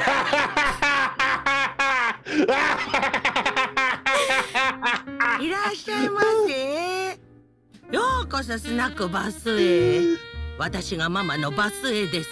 お Oh, 客さんのお名前は this is 山田と言います。山田さん we are ね。 getting copyright for this for some reason. Like I don't know why, but we are getting copyright from this. Oh yeah, I think we did last time. Maybe it's the music. I don't know. We got hit the hardest on this お one. 隣に失礼します。 焼酎でいい？ No, I got full visual copyright too. Yeah, 知らないおじさんに絡まれるのも just bizarre. And this is actually the trailer. Showed. I can't imagine why. It would make sense if it weren't actually the trailer, but it is. すげえぜダグラス浜田。 Who the fuck is Douglas Hamada?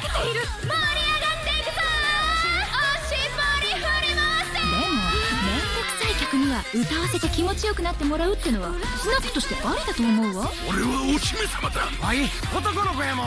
男の代表面やめろや。あわよくば。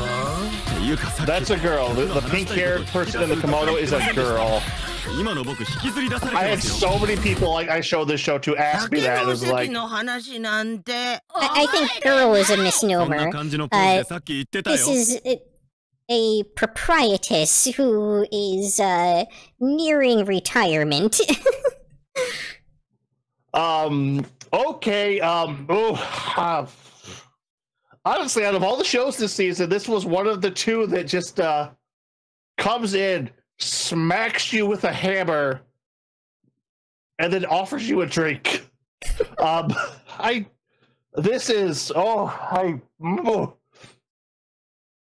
I will make an initial note that, and I'm not just talking about the character designs here, this show is in fact physically uncomfortable to watch. Like in a good way. Well, yes and no. I'm talking about the way that like the characters and camera kind of like arbitrarily move around in like weird swaying motion sometimes. So it can actually give you a physical sense of motion sickness. Which this show might give you other senses of sickness too. Oh yes. The best way I like to describe this show, it's early 2000s Adult Swim for Cartoon Network, if you're familiar with that. If you've ever seen the shows Aqua Teen Hunger Force, Metalocalypse, Mr. Pickles, I would kind of throw in there. Baby Bitch. I would say this is firmly more of like a Space Ghost Coast to Coast or C-Lab kind of show. Okay, right down to the animation style. I will definitely give you that. There's no adequate way I can describe this show with words. This is I threw this on one of the Discord channels we happened to watch. I zoom around it a little bit more to for a watch party. Nobody knew how to describe or feel about this show afterwards. We weren't even quite sure what had happened. Yeah. But it'll definitely blindside you. Wait, okay, hang on. What time is 25:45? I was just noticing if I bring back up the paused screen for a moment, some of the times listed are 25:05 and 25:45. Oh, that's some. I don't. This is a late night show. But that would be like 1 a.m. and almost 2 a.m. respectively.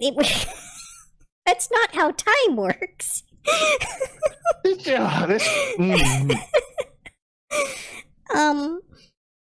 That aside, yes, this is definitely like this show will blindside you, but also there's really nothing defensively good about it. This show is its entertainment value comes almost exclusively from hate watch. But it's designed for that is the weird part too. This is designed to be for you to be happier. This was purpose built. It is Hate Watch as an experience.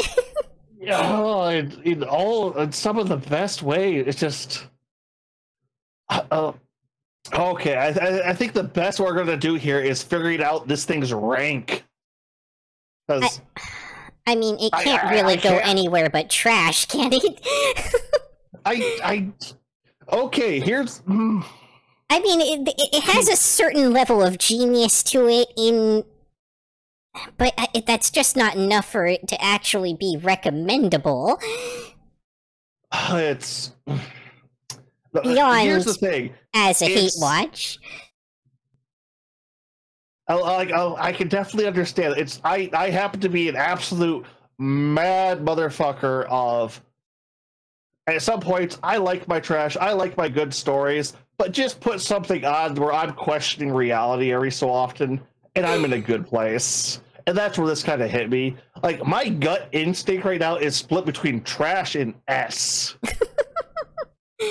Just because I have never, in the entirety of watching anime, experienced this kind of show. I've experienced this on Adult Swim, like classic Adult Swim, and that's about it. That's the only other time I've gotten this feel. All right, I definitely feel where you're going with that, and it's a valid take in its own right. I think if it were more legitimately entertaining on its own merits, I would absolutely be inclined to put it in S tier. But I think this is not a show that will go down in history or be looked at much past this particular season, if I'm being honest. This might go down to history. I would agree with you if I had seen anyone talking about this show. Yeah, I will agree with that. Okay, I will put this in trash, but it is the top of the trash pile. It is the rotten cherry on top. Yeah. Okay. It's not even the nuttiest thing on this list this year. Oh my god, it's going to get bad. Weakest Tamer began a journey to pick up trash. Oh, right, this one.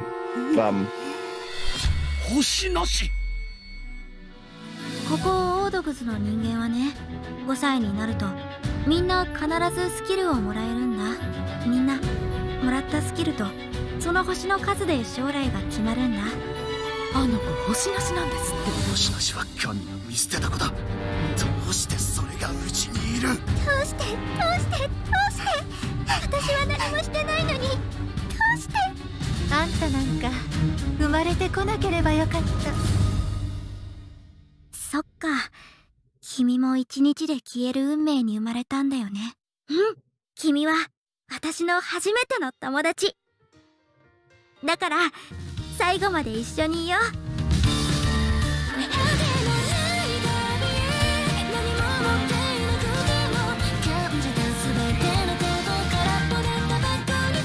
私、あなたのおかげで生き延びた。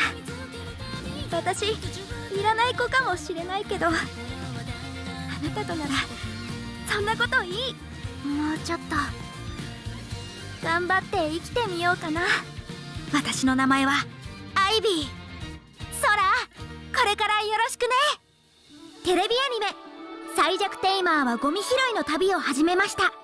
2024年放送開始。 Alright. How far did you get on this one, Agent? I watched the first 2 episodes, and then I came back for the ending. Okay, I actually cleared the entirety of this series. This was a weird one. There's kind of a drastic shift in tone for this series. The first couple of episodes feel very serious and dark, and then it shifts into this really like contrived, lighthearted thing for a while, but then it's actually in that really contrived, lighthearted space that the show ended up having the most emotional impact, which was really kind of unexpected. Also, very, very emotional ending theme song.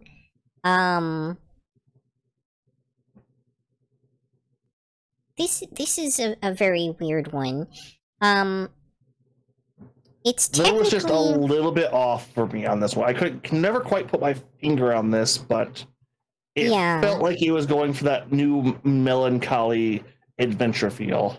It did initially, and then it wildly departed from that. And that was kind of bizarre in and of itself. It also is technically an isekai, but again, there was really no reason for it to be. Like, the only... I don't even remember that. Yeah, the only time it comes up is periodically there'll be, like, a chiming sound, which indicates that she is hearing the voice of her past self in her head, and it's more like the isekai person is a separate personality that is in her head watching the events unfold as a mystery science theater, and periodically will just drop some vague cultural reference that frequently the character is visibly and literally confused about. And then they don't bother to explain any of it. Like, so the other personality doesn't bother to actually explain what she means by any of the things she says, and pretty much just leaves the current personality to do everything and live life however they want to, and doesn't really put in any meaningful input whatsoever. So that's pretty tacked on and really wasn't necessary, except maybe to explain the fact that they have this, like, RPG star system. So it falls into a weird gap between two of the other shows that we talked about, where, like, the isekai element is tacked on, but at the same time, they bothered to put it there for the reason of explaining the fact that they used these RPG stat systems, which honestly were kind of pointless to have to begin with. It almost felt like somewhere in the creative process, an editor somewhere was like, hey, you know, that isekai stuff is really popular these days. People like these RPG things. We better stick a stat system on this. Yeah. Overall, it's like, I don't have too much to say. Like I said, I watched a bit, did not necessarily like this. Yuki, where would you want to rank this one? This is somewhere in the B to C category for me. All right, no, all right. Have fun. Tune back into the for the VOD, or check up with the list we should be posting on our both mine and Yuki's social medias to get the top, because I do think we might have a couple S tiers later down the line here. Indeed. Yeah. So, I mean, the show, even if it was a little bit cheap about it at times, did have a legitimate emotional impact. I will say I did shed some tears over this show. Yeah. Social media should be linked in the bottom if you're on PC. On phone, I do not know how to link. I don't actually have the links up currently. I will get that posted up for next time. Check the VODs if you get a chance to. but Twitter and YouTube mostly. Yeah, so I feel like this show got to about episode 3, and then they were like, oh, by the way, we're kind of out of budget, so now we're going to make this a completely different show. Yeah, because I will say the initial couple episodes did feel like they had pretty high budgetary values. Yeah, the rest of the show was not like that at all. It was 90% talking with very limited animation going on. Okay, then. But I think it would be fine to put this as like a high C. maybe you can throw it at the top of the C. Top. I said top. And a little minor trouble on that end, but okay. All right. Moving along. The Unwanted Undead Adventurer. Ooh.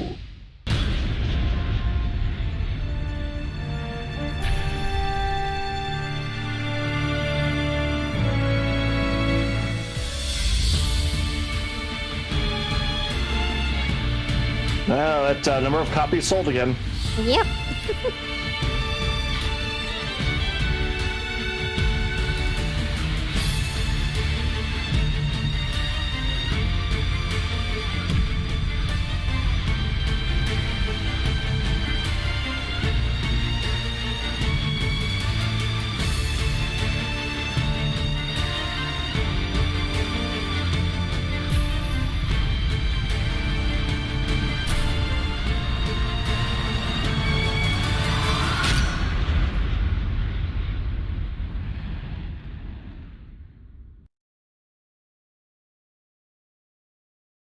All right. This is, I think, might be more of my style. But how much were you able to watch on this one? I actually finished the whole series. Okay. Weirdly enough, this was one of the series I ended up looking forward to the most week to week, even though I don't feel like it was objectively an amazing series.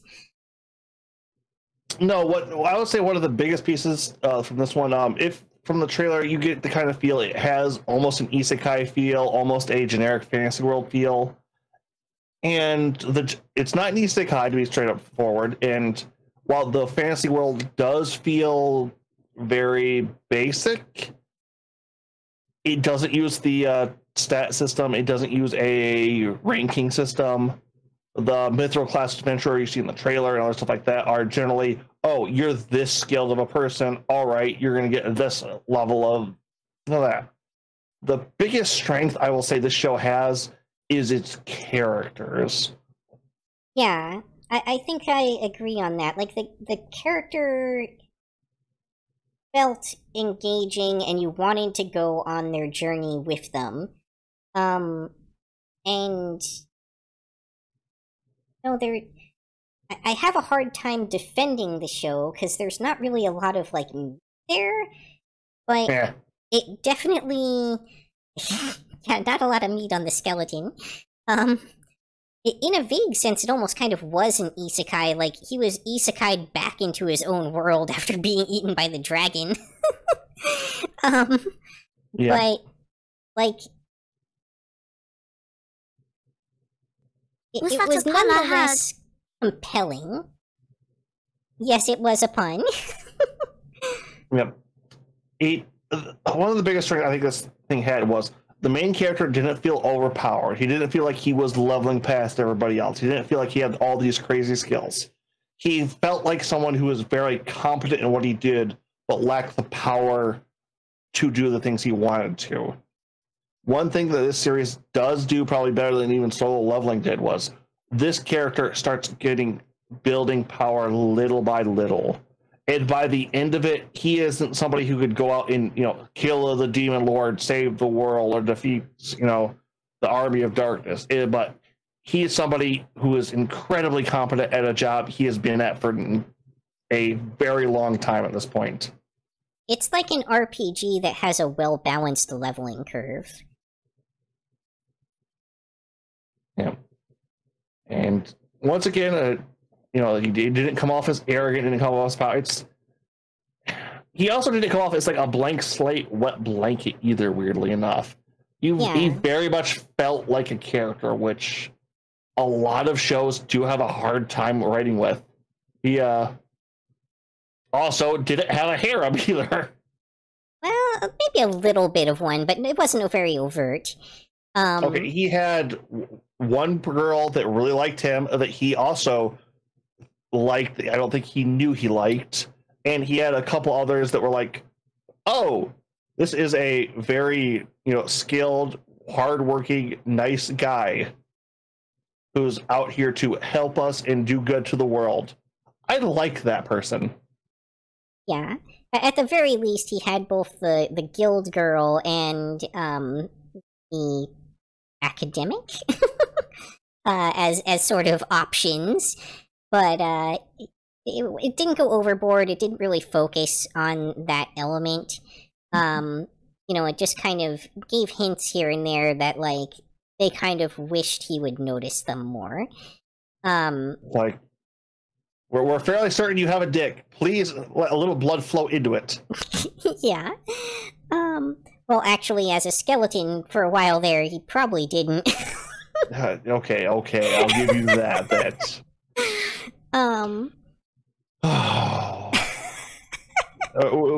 We both know what's coming. The dirty jokes are going to flow later on. Yeah, there's definitely going to be a little bit of not safe for work content warning in the back half of this stream. But again, this one, it was compelling. I felt myself really looking forward to it. Every time I saw that a new episode was out, I would tend to pick it over a lot of the objectively better shows. For whatever that says about this series. Or you. Or me, for that matter, because I'm about in the same boat. There were a handful of shows that I was like week to week waiting for, and even the stuff that I would say is some of my favorite from the season, I didn't hook me as hard as this one did week to week. I feel like it would be a disservice to call this one trash. I think it's probably like here. B, I would say high B. I would put this above Wrong Way to Use Healing Magic. Just because of how well the characters and world feel in this, too. And the fact that it managed to be that compelling without being a genre subverter, which is something that's becoming increasingly rare lately. So I have to give it a little bit of credit for that. Yeah, we'll put those at the top of the B tier. All right, then. Next up. What do we have on our docket? The Witch and the Beast. Oh, this one surprised me.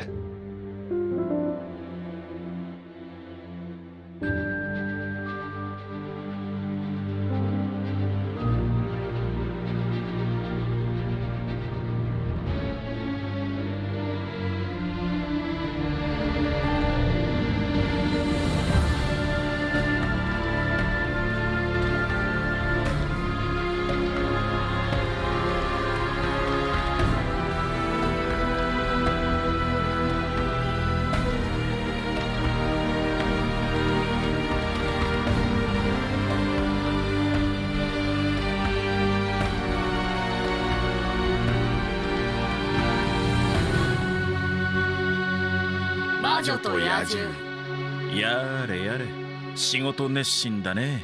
どうも。あのクソ魔女、絶対一発ぶち込んでやる。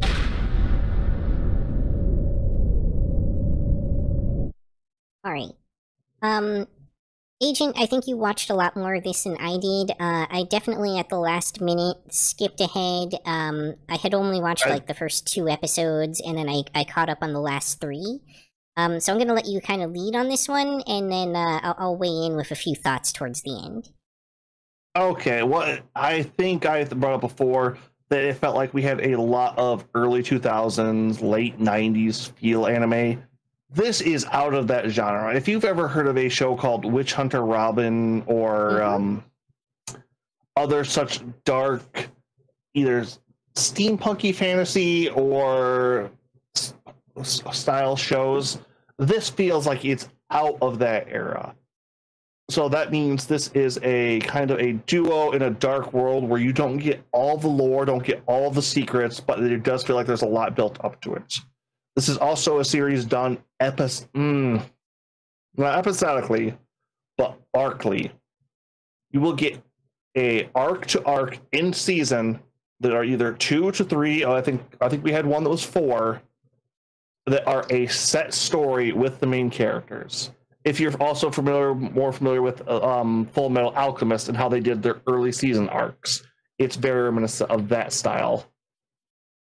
I'm gonna throw in there real quick. You mentioned steampunk, but I don't feel like that's exactly accurate for the setting.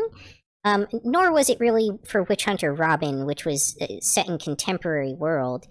This one, it has vague steampunky vibes at times, but it is set in Victorian, a more modern Gothic horror. Might be a little bit better on that. Not even though, because like if you look at that trailer we just watched, for instance, a lot of the people are dressed in just like modern day clothes. And yeah, I don't. The more I think about it, the more I think Full Metal Alchemist, whatever era that was set in. Yeah, it's like I want to call it like contemporary punk. I don't know what to call that genre. Modern day Victorian era. I feel like this show would have grabbed me a lot more, and there's some minor spoilers here, if it had been set in the world that they led into at the end of this season. So yeah, one of this style of show does is they do a good story, they do decent characters, but they drip feed you lore about the world, and the story itself is about the lore and characters in the world and what they need to do in that world.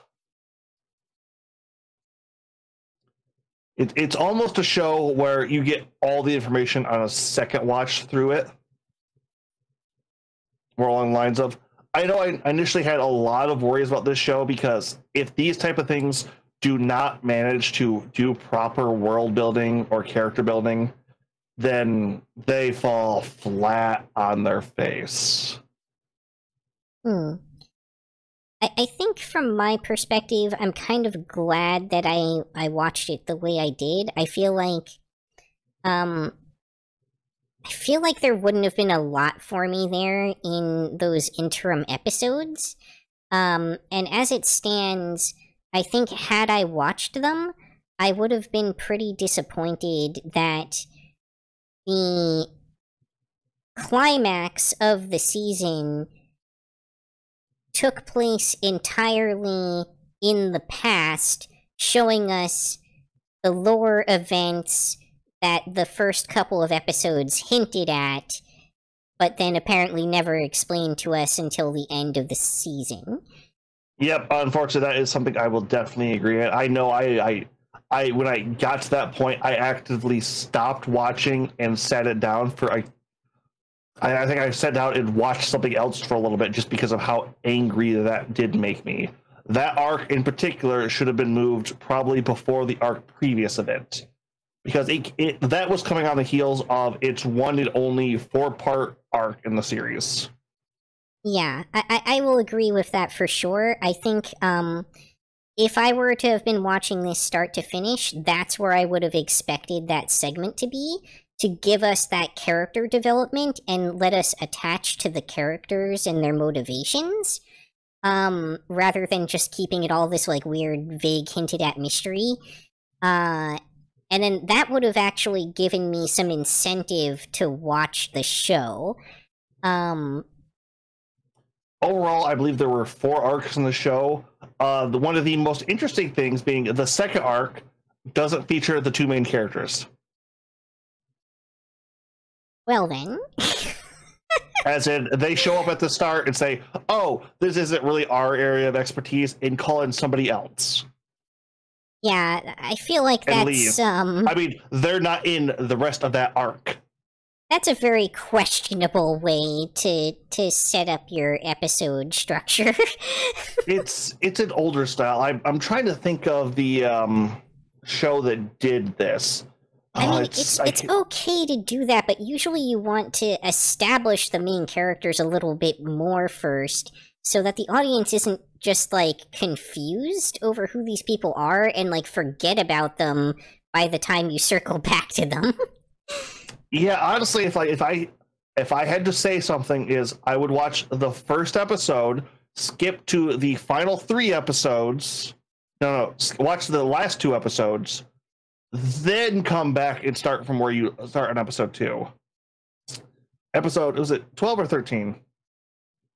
12 episodes. I would say episode 11 and 12 should have been episode 2 and 3, and that would have fixed a lot of the problems I had with the series overall. I think it was 10, 11, and 12 are all one arc, pretty much.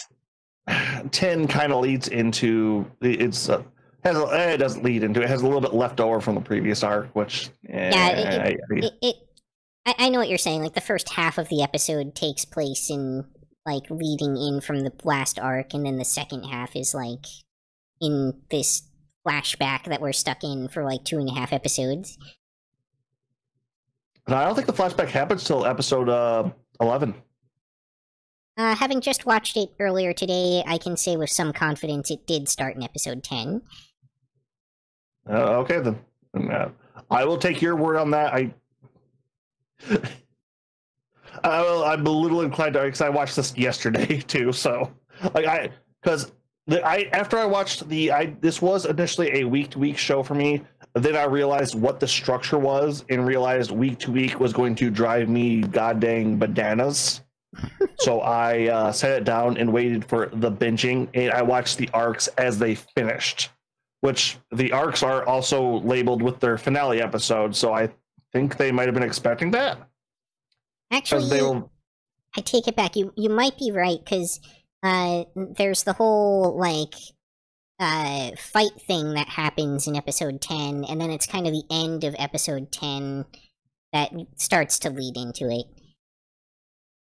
Yeah, which for all the arcs too, they kind of recap the last 2 to 3 minutes in the next episode. Yeah.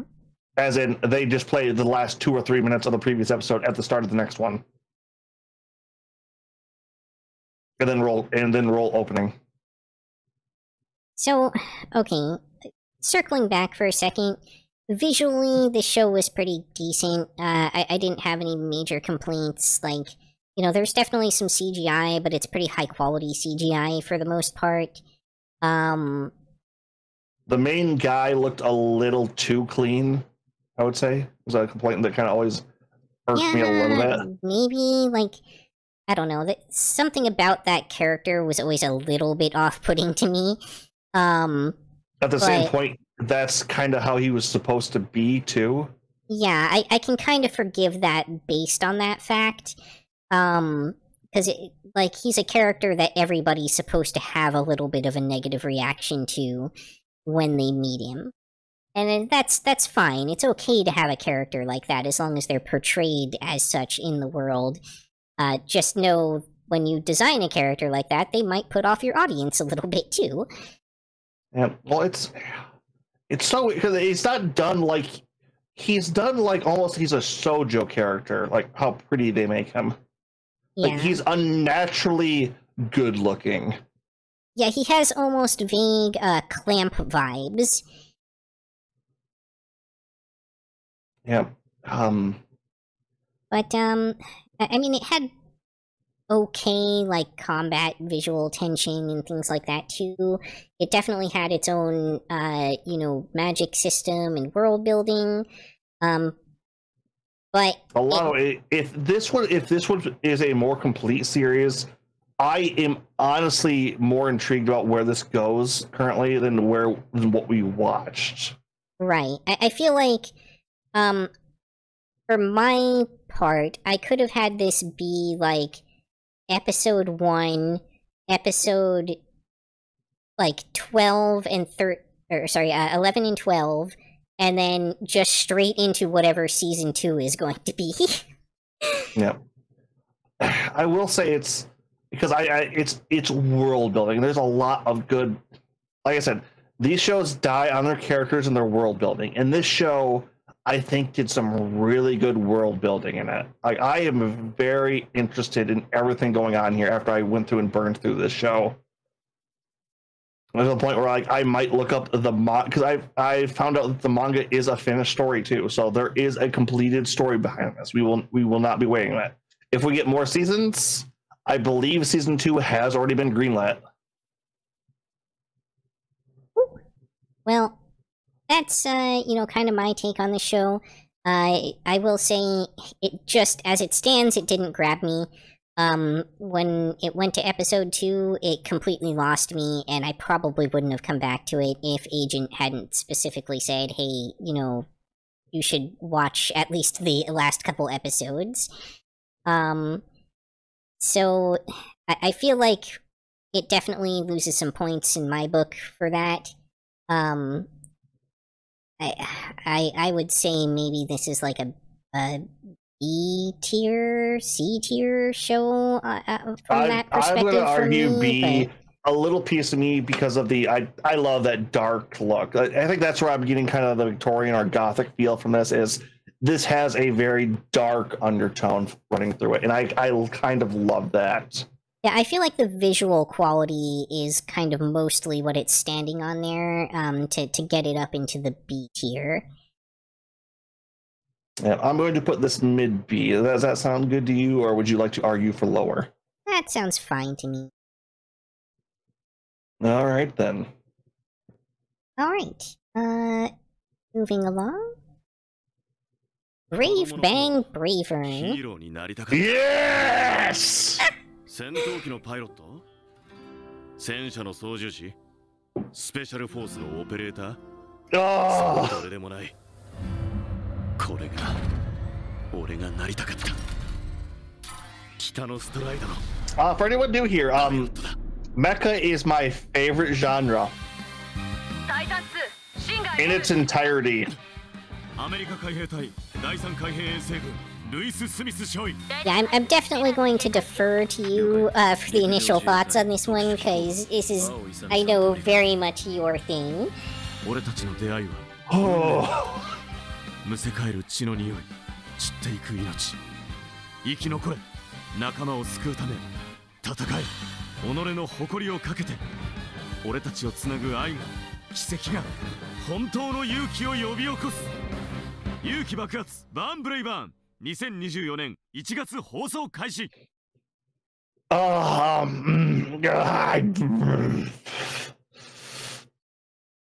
Okay. As anybody, I'm going to start this very, very particularly. If you are a mecha fan, if you like giant robots, if that in anything in that genre appeals to you, quit listening, skip over anything I'm about to say, and go watch this show. This is one of the best mecha as it stands. Is one of the best mecha as it stands I have seen as a new franchise in 86. Might give it a run for its money, and that's it. Before that, Gurren Lagann. I will, as a counter to that, caution, if intensely homoerotic vibes make you uncomfortable, this one might be a hard pass for you. This is also the best gay romance we will have in this season. I will fight anybody who says otherwise. I'm willing to give you that. Okay, so as that trailer might not have influenced, Brave Bang Braven is a mecha, more particularly a sumo robo or super robo. It's not a real robo. This is the classic Mazinger, Getter robo, style, robots here to save the day with a great romance thrown in there. I want anybody who is even the least bit curious about this show to go out and experience it in that aspect. This is a 12 and done series. There is no sequel bait here. There is no possible next season. This is a completed story arc. This has, even on a fourth wall breaking level, this show hits so many notes that haven't been brought up well in over a decade, and manages to hit them square on the head. Well, interestingly, it feels fourth wall breaking, but technically at no point does the show actually break the fourth wall. Yep. Although you do see a giant robot making Gunpla models. And yeah, a couple points. It turns out that is entirely appropriate for the in-game or the in-world universe. This show comes off as one of the strangest beasts I've watched in a long time, but manages to bring itself back around on every front nearly. This is definitely a plot twist in like every episode, or at least every other episode show. No, like, if you look back on it, the major plot twist are episode 1 and 9. Oh yeah, I almost reached out when I hit episode 9 to discuss it with you, but I decided to save it for this because we were so close. Yeah, this... So it feels like it's going to be tropey. It feels like it's going to be by the numbers, but manages to put not a subversion, but a twist on them that leaves you slack-jawed, wide-eyed, and begging for more. It also does the thing that a lot of well-known mecha shows are very well known for, like Gurren Lagann and I suppose even Neon Genesis Evangelion to some degree, which is that it leaves you extremely confused as to what is going on for a good portion of the show. Not in a way that you like can't follow what's happening, but in the sense that, which, by the way, if it had done that, I would consider that a very bad trait, but in the sense that you can tell that something isn't quite right, that there's some piece that you're missing, and you just don't know what it is yet. And with every major plot twist, it gives you a little bit more of the puzzle pieces that you need to figure those out. And this, it doesn't happen to be some of the characters are leaving, okay, the majority of the characters are leaving out information that they really shouldn't be, or there's some, thing that's widely known that you don't know. The vast majority of the characters in this show don't know as much as the audience watching this. This is a show that has a mystery twist to it that you're not quite sure what's going on, but manages to play through it and not leave you confused in a way that would anger you or, disconnect you from the show. The suspension of disbelief is played out almost perfectly for everything the show does. I will agree with that wholeheartedly. But it will 100% leave you asking yourself, what is this show, on a regular basis? Extremely. What was one of my favorite lines is he's not really that aggressive. He's just shy. He's the kind of person that won't show his armpits after getting a wax in the bath. Also, and that line makes less sense in context. Also, shout out to the show for not only like having the really overt homoerotic themes, but also having very casually included like non-traditional relationship theme as well. I mean,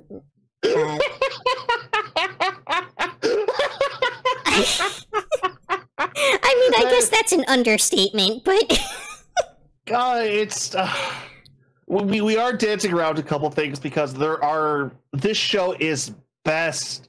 When I initially found this, because this show unfortunately got thrown under a lot of people's radar. I know a lot of big channels looked at this, passed it by until they went through their initial watches of episode 1, and then I saw a massive 180 turn on a lot of the bigger people going, "Oh, no. Go watch this one, guys." well, Even yeah, I remember had this doesn't feel that great, or this doesn't look incredibly catchy. yeah. Well, I mean, to be fair, the first half of episode 1, that's the first plot twist that the show throws at you, is that it's not the show that you think it's going to be for the first half of episode 1. So it does that very intentionally, and that's both an incredible strength and its biggest weakness. Because that is probably what stopped it from getting a much bigger audience.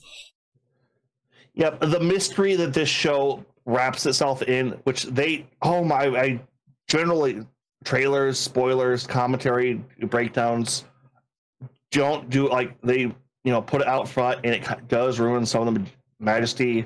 The creative team behind this one made sure none of that got through. We have been discussing a bit of it, but we have been dancing around so much of it. Go into this show blind. Go into this show as knowing as little as you possibly can, because you will enjoy that experience. You will love as everything unfolds, and it's all of its glory. Yeah, one other thing I will throw out there is one of the things that the first half of episode 1 kind of tricks you with is like the visual quality and budget level of the show, because there is some stuff in the first half of episode 1 that is like aggressively bad use of CGI. But that is not representative of the show as a whole. No, it's just the layers of stuff this show does. I'm gonna be don't want to use that word yet. I am going to be bringing this up to a lot of people I know for quite a while. This is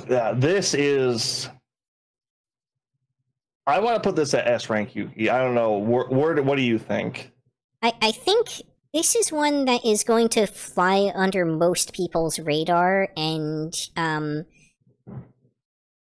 think it absolutely deserves the S tier. It's definitely a work of art, and it is done in a way that we don't see very often. I just think we're not going to have it take on, in all likelihood, a large following, which is a real shame. I think the show deserves to have more popularity than it's likely to ever get, but I also think it will probably hold in there as something of a cult classic. And I'm okay with a cult classic being in the S tier. Definitely. Honestly, it's like that might work to its better. If this would have had a big social media push, a big group of people talking about it, I feel that might have ruined the experience for so many more people. Like, I agree. It like this almost like it was necessary for it to be the show that it is. But again, its biggest strength is also its biggest weakness in terms of being able to capture that wider audience. Yep. the counterpoint to the general feel for everybody. But let us move on. All right. Oh. Moving right along, we have Delusional Monthly Magazine.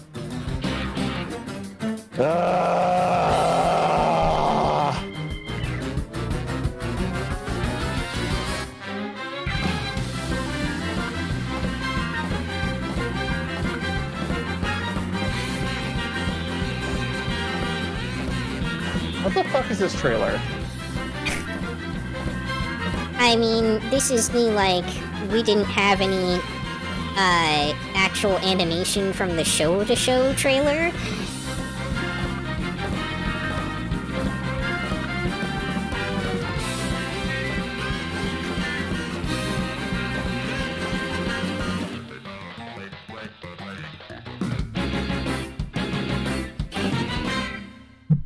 Alright. I'm gonna say my very, very quick review of the show and then pass it over to you, Agent. I dropped this after episode 1. This is a hard skip to me, and that's saying a lot for a show that has a main character who is a were-tiger, because that is something that would be usually an auto-include for me. Yeah, I'm going to completely agree with you on that point. Holy mother of shit, it's there is a lot going on here. There is a lot, like, if this show had any kind of hook, pull, something that drew me into it, even though it has many things, tropes, characters, plot devices I love to see, like, oh my fucking god, like, the French lost continent of Boo. I know that probably means nothing to nobody, like, that's ever going to watch this. But that is a weird trope I love to see brought up in anime. We have Atlantis at home. Oh my... Well, the thing is, this is a mild, like, this pops up in anime quite a bit. The Mazinger series is known for it, Mega Man's known for it, and a couple other series are known for it. It's just... God, did it manage to fail at every aspect of everything it was trying to do. Yeah, even, like, the small amount of screen time that the were-tiger character got was... the animation was terrible. It was, like, stilted. It was a lot of freeze frames. There was just nothing redeeming it for me. Oh, trust me, it's like I went back and tried to watch. Well, okay, what was the final end of this? Reincarnated person trying to wipe out humanity because they thought they were bad. They thought humanity was bad? Yeah. Oh, the humanity. And it's just like, no, they wanted the furries to rule and inherit the earth. Well, I mean, can't blame them too much for that, I guess, but... it's there's just so much, like, the more and more I watch, it's like, the more I hate it. Like, the amount of contrivances that popped up in the final, I was just like, what the fuck? Skip. Yep, I fully agree. Skip. Hard pass. Oh, right. Man, you hit me with my favorite and my least favorite of the season back to back on that one. All right, next. Played into my palette. It's probably gonna be bad too. Metallic Rouge. Okay.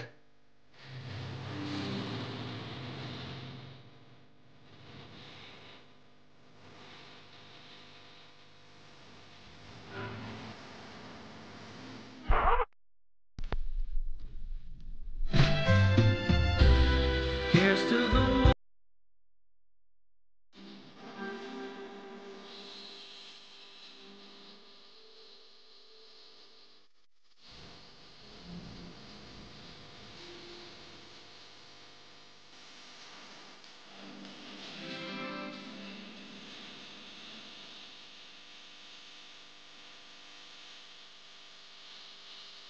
Interesting choice to have the song be in English. Okay, so there are two things to note for this series. I'm going to get into done here.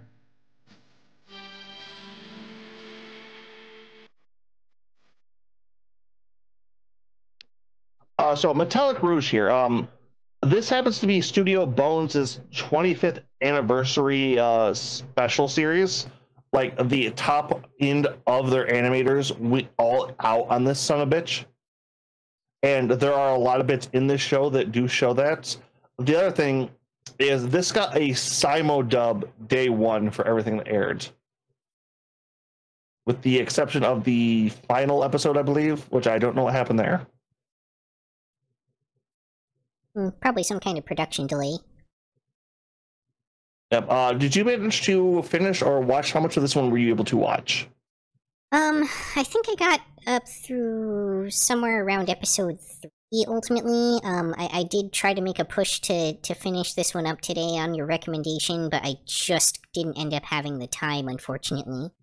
Yep, no, I can understand that one. Yeah. Would you like to give your minor thoughts before I go into it? Sure. I mean, the biggest crime that this committed really is it just didn't catch me. Like, for whatever reason, episode 1 just didn't hook me. I don't know if it was just because something about the world building just didn't work for me, or maybe if it was the fact that what was supposed to be the really spectacular draw-in fight scene just felt a little too over-reliant and too obvious about its CGI for me. Which, I mean, granted, the CGI is pretty decent. It's not painful to look at, but I think if the entire draw of the show is the fidelity of the combat, then I have to set that bar a little bit higher for it. And at least that initial fight, it wasn't quite there for me. No, episode 1 is definitely a weird point of entry for this show. Yeah. If you've ever watched a Studio Bones original before, they all kind of have this weird type of vibe to them. It kind of throws you into the lore in a really haphazard way, too. And it leaves a lot of questions, but not in a way that makes you want them to be answered, like in Bravern. It just leaves you kind of vaguely confused and wondering why you should care.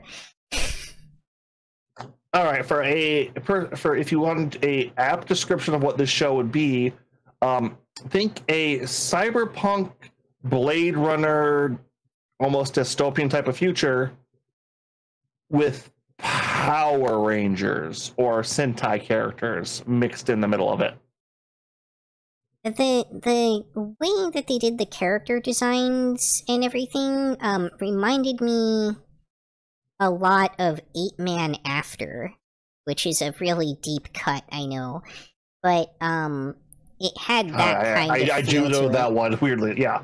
This is also another one I would say that gave us that early 2000s, late 90s vibe. This is a darker show. Bubblegum Crisis kind of feels as well, like... We know we're describing other anime, but there is a old subgenre that has been insanely dormant for multiple reasons, and this happens to be another quick burn on that genre.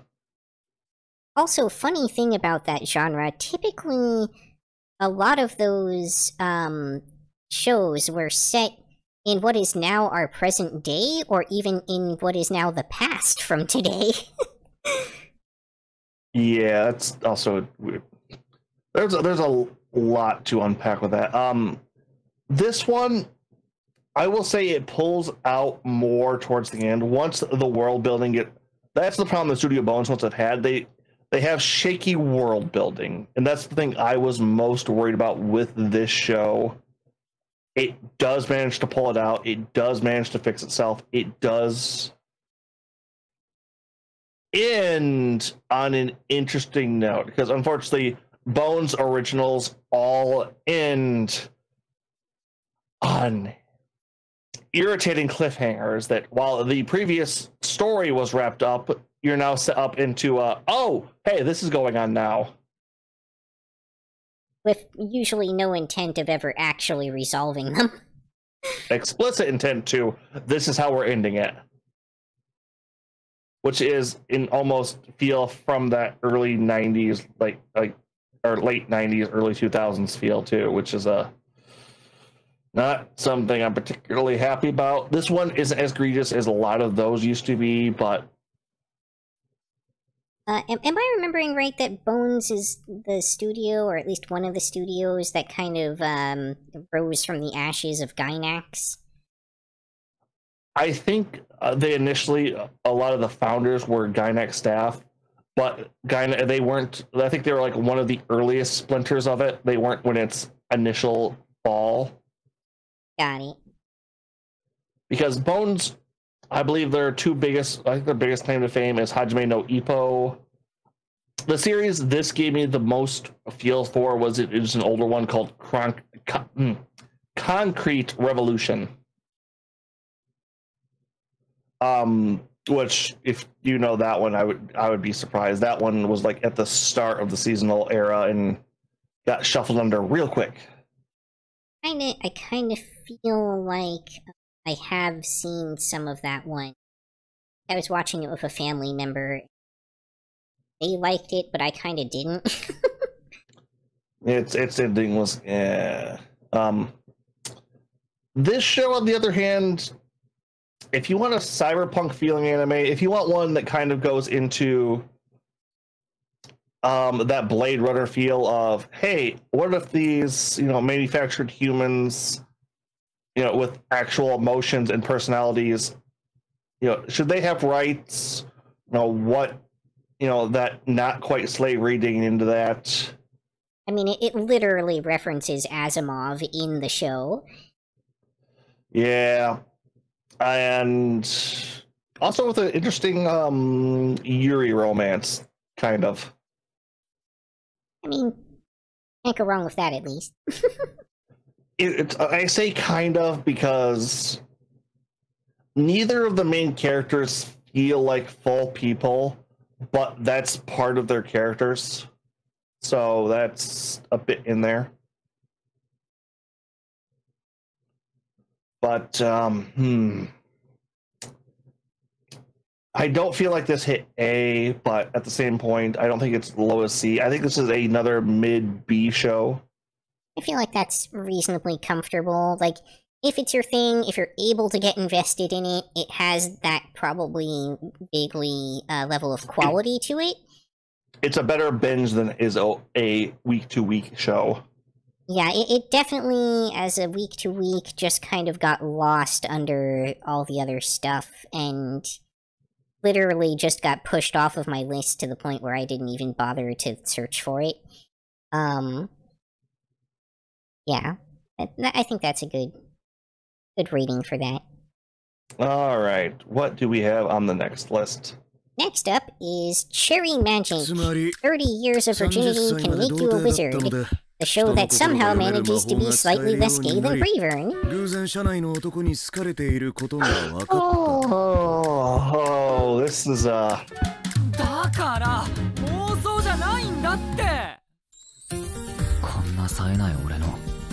I guess seeing a boy love manga finally get made into an anime is a thing. I mean, it's not the first time that's happened, but we should probably save the discussion for after the preview. だからモテないんだお前は。その猫触らせてもらってもいいっすか？優しそうなやつでよかった。君さえよかったらまた来てくれるか？来てもいいっすよ。イエーイ！意外と気が利きますね、安藤さん。足立だ。ありがとうございました。足立さん。足立さんのこと好き。これってもしかして修羅場ってやつか？30年生きてきて恋愛経験が全くないから相手の心が分かったところでどうしていいのか全く分からない。どうすればいいかより、お前自身が相手のことをどう思ってるか考えた方がいいんじゃないか。好きになった。ごめん。嫌じゃなかったよ。もう後戻りできない。でも触れるたびに聞いた黒沢の心の声が耳から離れないんだ。魔法で心の声が Still less gay than Bravern. なんでこんな力って思ってた。心に触れられた気がした。黒沢の心に何度も触れていくうちに、その人が初めてってことだろ。もしそれが俺だったら、初めて俺黒沢のこと。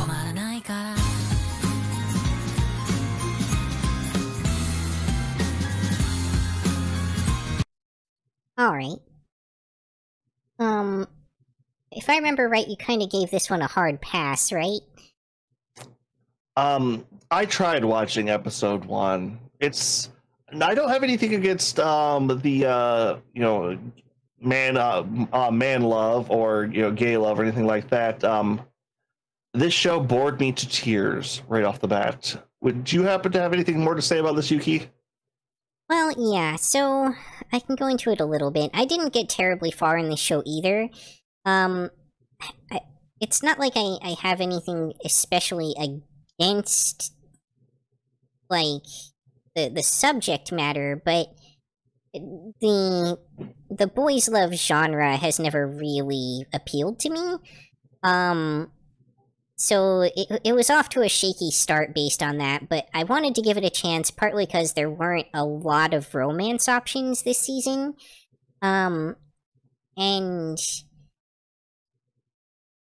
I think one of its biggest crimes is that the central, like, magical power deal ends up being just, like, a plot device that could have been completely left out of the series, and it wouldn't have made any real difference whatsoever. So, like, it just felt very gimmicky in that regard. The like, romance that was going on between the two characters, was fine. I mean, it was kind of cute to see, like, this sort of clumsy romance happening where, one character was, like, had never even considered, like, dating another man before, and then finds out that someone's super into them, and then kind of realizes upon reflection that they're okay with that, and, and might actually want to pursue that. And I think that's a very positive portrayal. It just... Oh shit, I'm gay! It just was boring, though. Yeah, that's exactly where I was. It's... like, there was some interesting concepts, interesting ideas, but this wasn't a genre I like, generally. And I could tell right off the bat this was a overly slow, mildly written... Yeah, it felt unnaturally slow. Like it had been artificially slowed down to draw things out as much as possible, rather than allowing this romance to play out organically. Yeah, I think we're just gonna start repeating ourselves on this one. Skip? I mean, if this is your genre, this could be like a C or even a B maybe for you, but I just don't know. I think, like I said, that's part of the reason I'm trying to get somebody to can do this a little bit better for us, because I know both of us are kind of bouncing off this to begin with, and we're not probably giving it a fair shake. But God, we are both just finding this insufferable. It's not going to go to the bottom of Skip. A delusional monthly is getting that spot. hands down this season. I'm pretty sure. But, in fact, right. I would put it even above. I would put it above the fluffy, cute show. I'm gonna move that down here, actually. Yeah, I think it should be above that, but below Wedding Rings. Yep. That feels right. Yeah, that feels a little bit better. All right. Moving along. Oh, it's weird because it's like the rest of these are like 50-50 splits for me.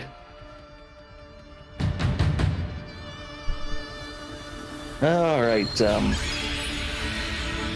Sengoku Yoku, by the way. 己を傍らへと近づける秘術精霊体となった進化は無敵だ進化ただ化け物です延期派 Also, my apologies, I do have a cat on my desk at the moment. As agents of chaos, this could lead to unexpected technical difficulties. Yeah.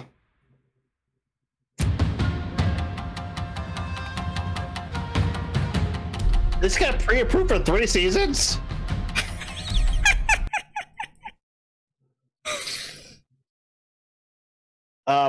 All right, so a little bit of a mild history on this one. The mangaka for behind this particular series is incredibly well-known, famous, and well-revered within the industry. Their most famous works being Lucifer and the Biscuit Hammer, which that was terrible. Yeah, unfortunately, I've read the manga on that one. The problem was its adaptation and not the anime itself. Or not the story itself, sorry. The anime was horrible. The story is very well done. It's just... Yeah, I can only judge it off the anime, which was aggressively bad. Yeah, I do. That is a series I read of... Oh, I don't want to say how long ago. Quite a while back. It still sticks out in my brain as one of my favorites. I watched episode 1 and put that anime down. I know we're getting off on a tangent here, but I want to note that Lucifer and the Biscuit Hammer was a pick by one of my family members to watch, and it was so bad that they apologized for their choice. Yeah, but all right. So this is one I okay. How much of this were you able to watch, Yuki? I think I got through like 4 or 5 episodes of this one. Like, it was okay. It didn't compel me to really watch it release to release. That's kind of where I'm at. Unfortunately, as far as I was able to find too, this is considered to be that author's weakest work.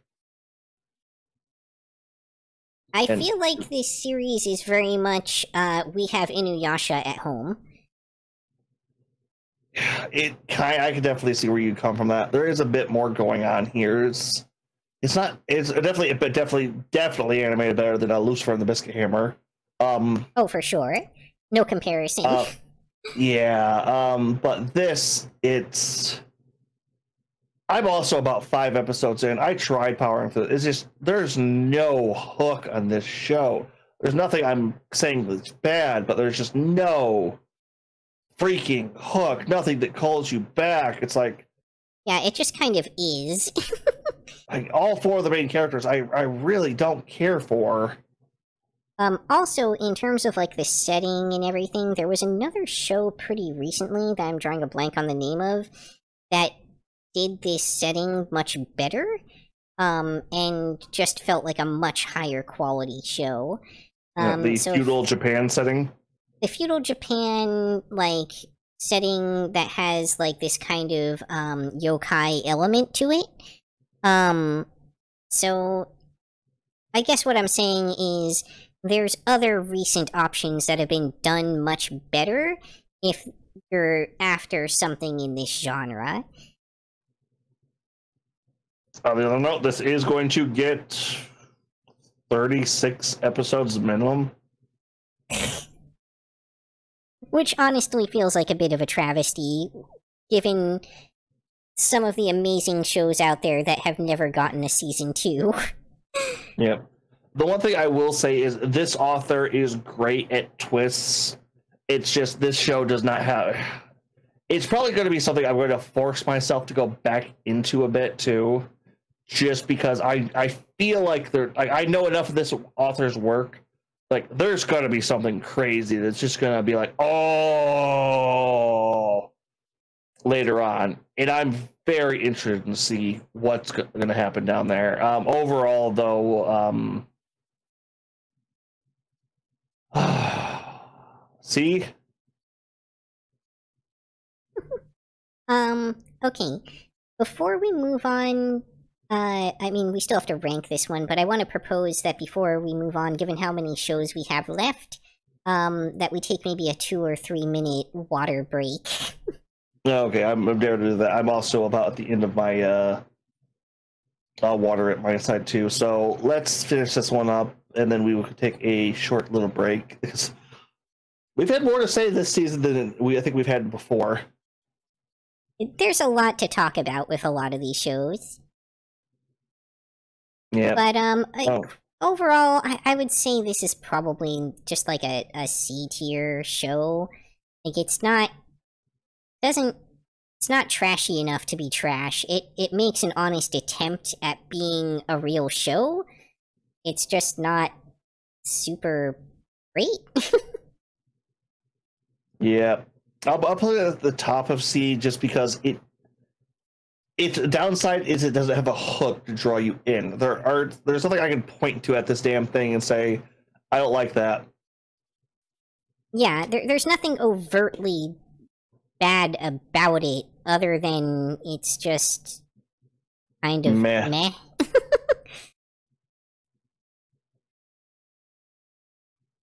Alright. Okay. So I'm going to throw up the BRB screen. Same, and we will be back shortly. All right, and 3, 2, 1, back. All right, welcome back, everybody. All right, let's see. I believe we'd finish up with the... yeah, that... no. Hold on a second, I need to... There we go. All right. Alright, yes, we had finished up the show that we were just talking about. Right along. Next up is something that kind of flew under, I think, both of our radars completely. Ninja Kamui, which apparently, I guess, is an Adult Swim original? 24 hours since he was pronounced dead. Seriously think this dude came back to life? Maybe he's not even... Okay, that's a face. Can you remember who broke into your home and attacked your family? They killed my family. Now I'm going to hunt down every last one of them and make them pay. You plan on murdering them all? It almost feels like this was made by whoever made Boondocks. Dropped into the pits of hell. Where you'll hear the sound of skin being peeled off, bones being shattered, and spines ripped out whole. What the hell is going on here? Don't get involved in this investigation any further. Definitely something shady. I can't not hear Uncle Ruckus now. They have the FBI in their pocket, and now they're wanting me to back off. My guess is that ninjas are the ones behind it all. If this is all true, then we got a real nightmare in our hands. We cannot afford our existence ever coming to life. I'm going to kill Yamaji and make sure everyone else gets what they deserve. Find them at all costs. Yamaji! And tear their hearts out. From acclaimed director Sung-Hoo Park comes a new original anime. Even in oblivion, you'll tremble in fear of the Oni that lie beyond. From a Korean director. Ninja Kamui. New series premieres February 10th at midnight on Adult Swim. Next day on Max. Yeah. Okay. So this was kind of a weird one. I think part of the reason we missed it is it was one of those mid-season drops. Which we did have a couple of those. You can see a couple of them floating at the end of the chart here. Yeah, kind of. We might have noticed them at the end of our chart here. Yeah, unfortunately for the streaming community, this did not get advertised onto too well. Yeah, which makes a lot of sense because it's not through one of the typical anime streaming services. I mean, I have a Max subscription, but somehow this didn't even pop up on my feed or anything on there. So, I mean, there was kind of a failure to publicize this one, I feel like. Unless you still have cable and are watching Adult Swim regularly, I feel like this probably would have easily flown under everybody's radar. I think that should have been a Toonami one, too. Yes, it is, like, simultaneously credited as Adult Swim and Toonami. Oh, okay. So, yeah, airing on the Toonami block in Adult Swim. Okay. Yeah. Which... The problem we're going to have here is, did you watch any of this? I sure didn't, because I only found out about it, I think, yesterday when I stumbled across it while trying to, cross-check our list and make sure that we had all the... There are 2 agents, and they are both tiny. Yep, this is another one that, like, I think I had heard about it, but it was just, like, I looked through all my feeds, it's like, I don't know where this is. I'm not gonna... It's like, if I have to hunt, and I mean hunt, to find something, it's not going to be prioritized for me. It's like we have such a mountain to get through. Advertisement is an important aspect of your show. Many agents. If I just hear scuttlebutt around it and don't get like a good direction to go in to find your show, it's not going to be something I'm going to hunt for. Yeah, I mean, there's just so much that it's so easy to miss. And yes, Panda, I do have multiple agents in descending order of size.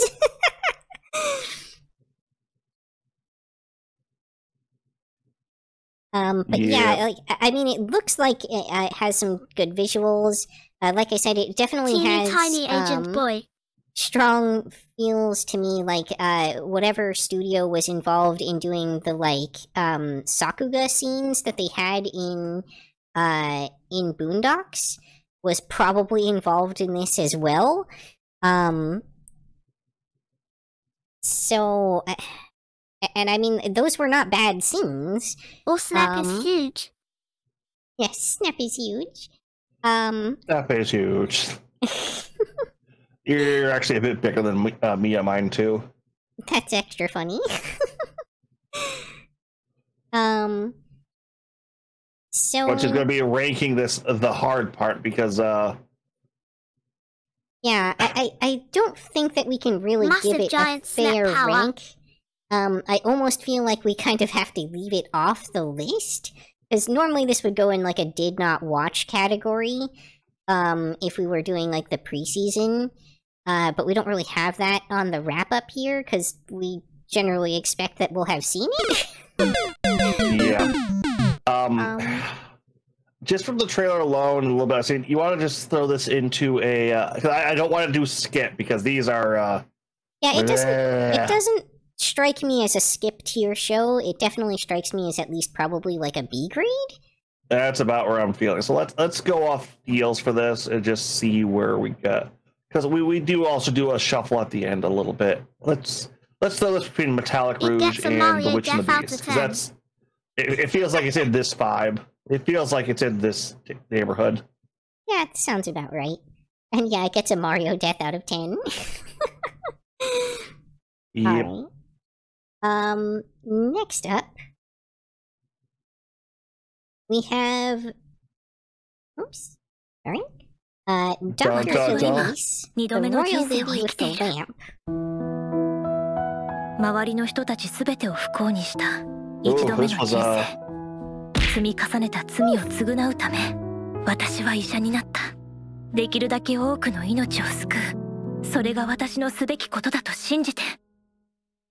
にゃ、私、こんなところで死ぬの。私、またエリーゼの体に戻ったの。私と皇太子様との婚約をなかったことにしていただけないでしょうか。医者になりたいのです。私は絶対に諦めません。必ず医者になってみせます。婚約を望んでいないと誰が言った？じゃあ君は一人で処置したというのか？どのように医術を学んできた？私はこの人生が終わるその時まで。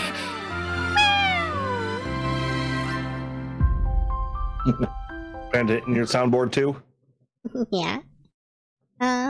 Okay, so this is one of those otome shows I touched on earlier that's still part of that genre but doesn't have villainous in the title. Yep. Although the main character is technically a villainess too. It's the other weird thing is this is an isekai regression anime.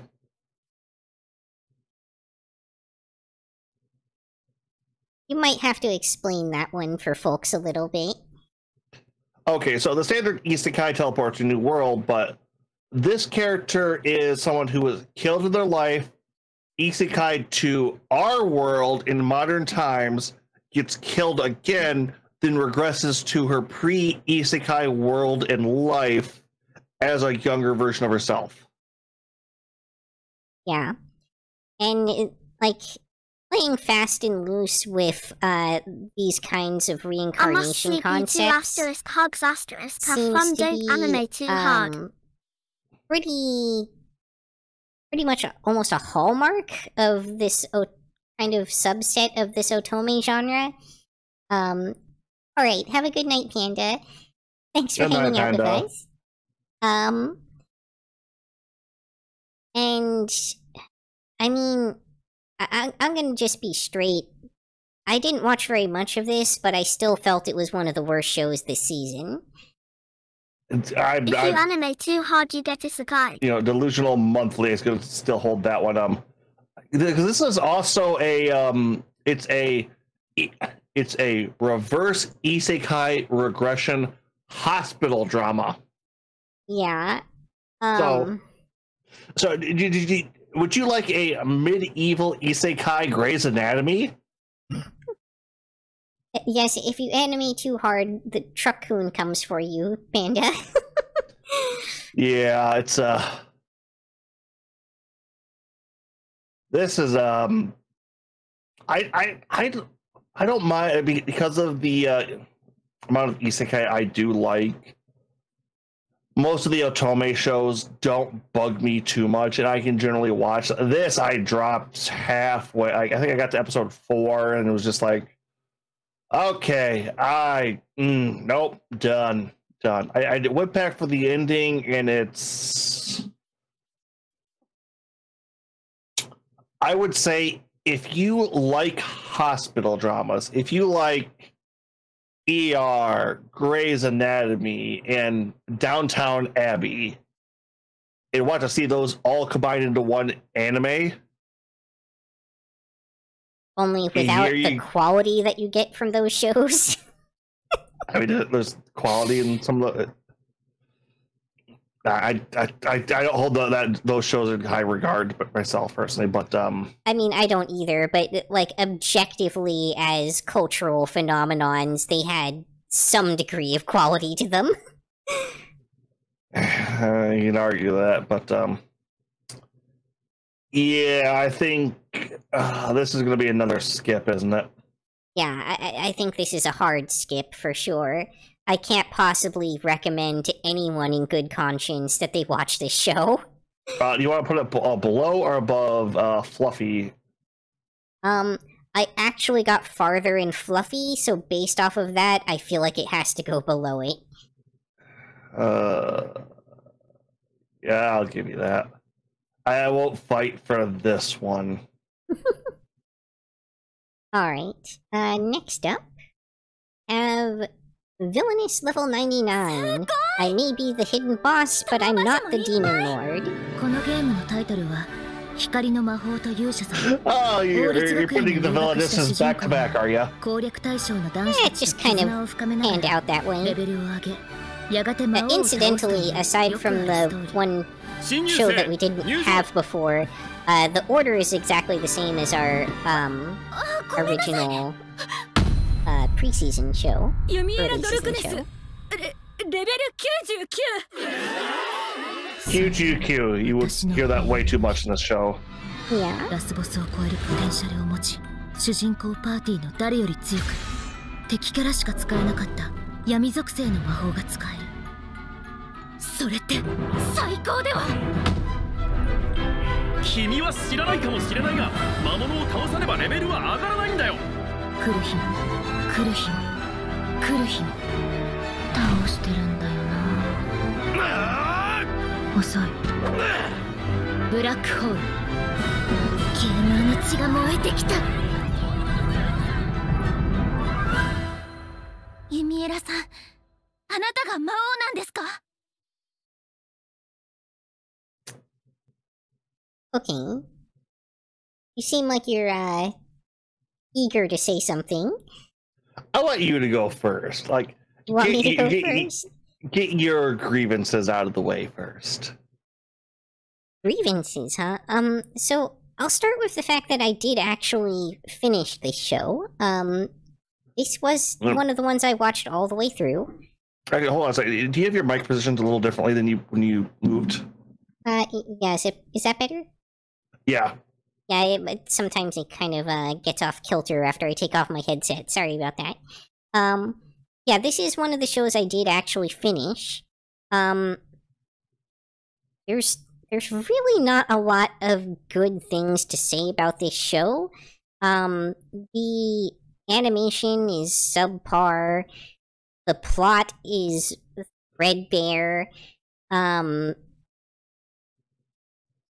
It's a boilerplate isekai that's also in this kind of vaguely in the villainous otome genre, or at least at the surface level. And despite all of that, and that genre not being something that I'm usually into, I did watch it all the way through. Because it is just kind of stupid fun. It's slow at times, but it falls into the niche of stuff that I can just kind of put on while I'm doing something else and not have to worry that I'm missing something, which is rare for things that I'm watching in Japanese. I'll give you that one. So, I feel like if this show doesn't belong in the trash category, I don't know what does. Oh no, this is the trashiest of trash. This is peak, plain, basic trash, and it is not hot trash, but it is trash. Yeah, it's like, this is... I don't know how a show managed to run the gauntlet and get the... It's one of those, it's hard to go after because, like you said, there's nothing really good about this. There's plenty of bad stuff, but it's that isekai trash. It's that villainous trash. It's that I'm going home for work. I don't want to do really anything. I don't want to cook something. But you know what? McDonald's sounds really good right now, actually. I could go for a burger and a medium fry. Yeah, or maybe bag of potato chips, where, like, you had a little bit, and now you can't really stop eating it, even though you know you really shouldn't, and it doesn't, it's not really making you feel great to have eaten all these potato chips, but you can't stop yourself. The baked chips have been giving me that lately. Yeah, the baked chips are hard on my stomach too. Well, I mean, like, not be able to put them down, but oh, that too, yeah. I'm going to put this at the number 2 in our trash. That's the best way to describe this. it knows what it is. It isn't the best trash anime this season, I would say, but it's if you know trash isekai, you'll like this show. You don't know quite why you like it so much, but you will enjoy this. It doesn't try to be anything that it's not. And that works out great for it. All right. All right. Next up, we have a Kaido gals are super adorable.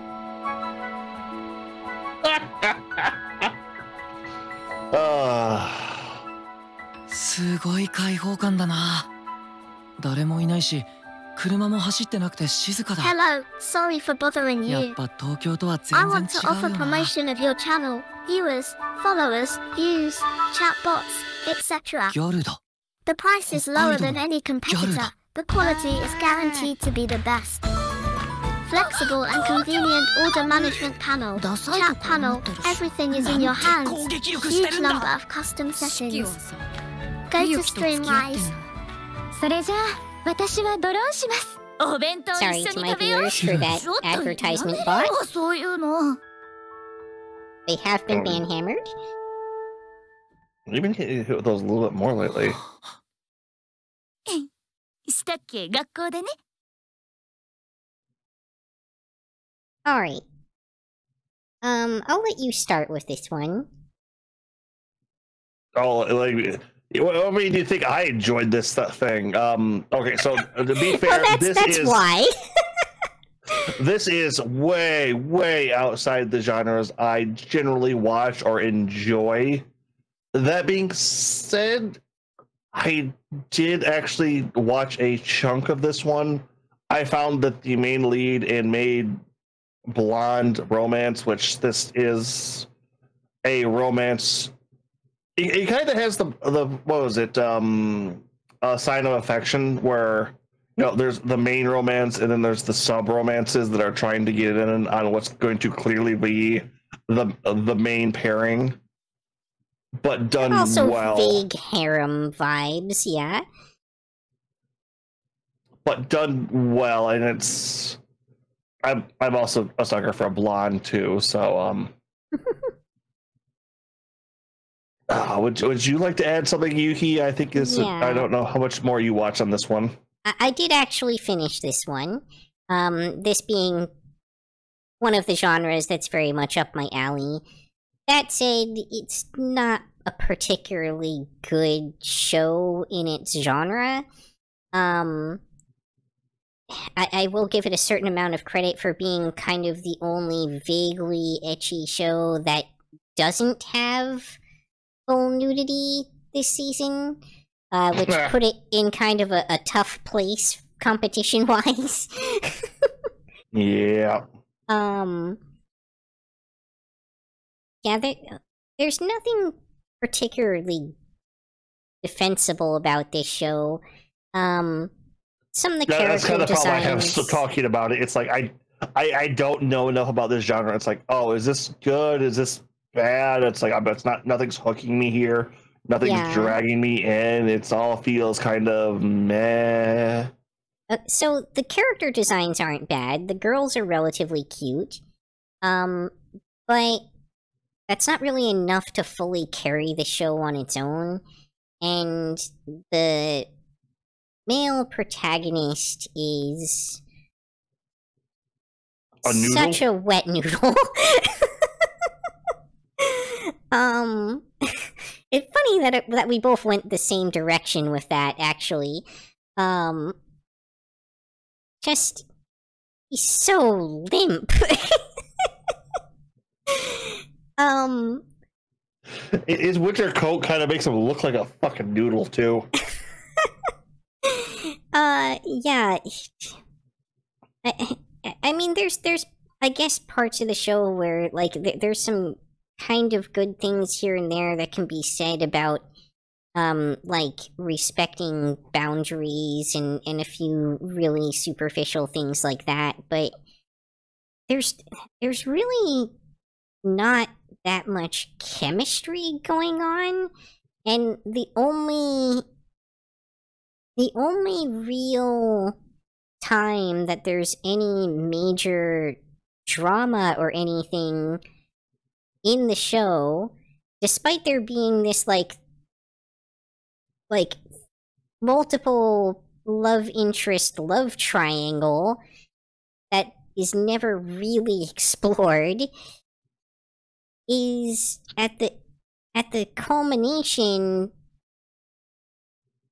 that ends up going nowhere. Like, you are led to believe that that something really awful is about to happen, and then they just pull the rug out from under you, and it turns out that, oops, actually all along it was just like slightly bad communication, and the stakes are not what anybody ever expected, and in fact everything's totally okay. Even though everybody failed to resolve the thing, it happened anyway. It looked like that was going to be bad, and then it just turned out that there was never even actually any drama there to begin with. Which kind of makes you as a viewer feel bad. Now that said, if you're just in this show for the cute character designs, and you just want to see girls dressed inadvisably, skimpily for the climate that they're in, then okay, I want to say, I think do you live in a more northern, southern, middle, mild temperature state or area? I am West Coast, California. Okay, that's a wide variety. Do you have? I was gonna say, like, do you have a good winter season? No, there is no. Our seasons here are summer, smoke, and ash. Okay, so I live far enough north. I have to drive south to get to Canada. I see. I've seen skimpier clothes when I worked at Walmart, when it was in the single digits, if not negatives, for Fahrenheit. I will grant you, I do know people who live in Alaska who like routinely go out in negative degree weather in like t-shirts and short shorts and stuff. So it's one of those things, like, I saw people, I knew people were going to play. It's like, oh, girls wearing these kind of revealing outfits, that's completely unreal. No, that's completely realistic. That is, I believe that 100%. I wouldn't say that it ruins the suspension of disbelief, partly because I do have that context. I do still feel like it's probably not the wisest way to dress, especially if you're going to be outside for a long period. But yeah, in any case, the goal of this show is just to give you cute girls, and it does do that. It's not of the highest quality. I think this firmly goes in the trash bin, personally. Oh, you're gonna say the trash? Because I was gonna leave this one very much up to you, and you're saying trash. I'm saying this is lukewarm trash. Yes. All right, so we can put this at the bottom, or are we going to keep this above 7 Loop and Strongest Tank? I would... feel like, to me, it's above 7th Loop, but below Strongest Tank.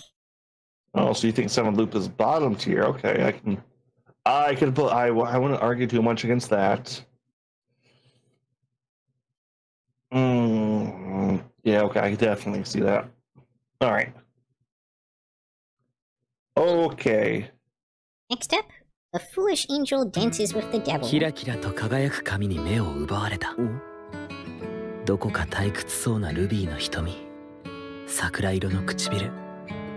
その瞬間、俺は思ったんだ。我を誘惑するとは、アホな悪魔もおったものよな。清く正しく健やかに構成させてやろう。もう未来が見えない。Alright. That was a short trailer. Sure was. I'm gonna start out by saying that in other seasons, the BDSM content in this would have stood out. In this season, it is by far the tamest show with that content. No, it's not. No, it's not. No, there's one tamer. I guess if you're counting the princess one. It has torture in the title. It does, yeah. I guess technically.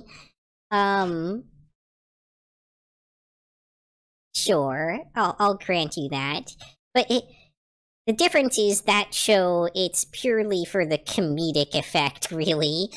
I'm very much aware of that. I'm getting this out of technicality. You sure are. And I'm going to defend that technicality because... no, you are technically correct, the best kind of correct. Oh boy, yeah. So... This show... do you have anything to say about it? I dropped it after episode 1. Really? Okay. So you probably don't have a lot to say on this one then. Okay, so here's the reason I dropped this at episode 1 wasn't because of anything I disliked about it from what I saw.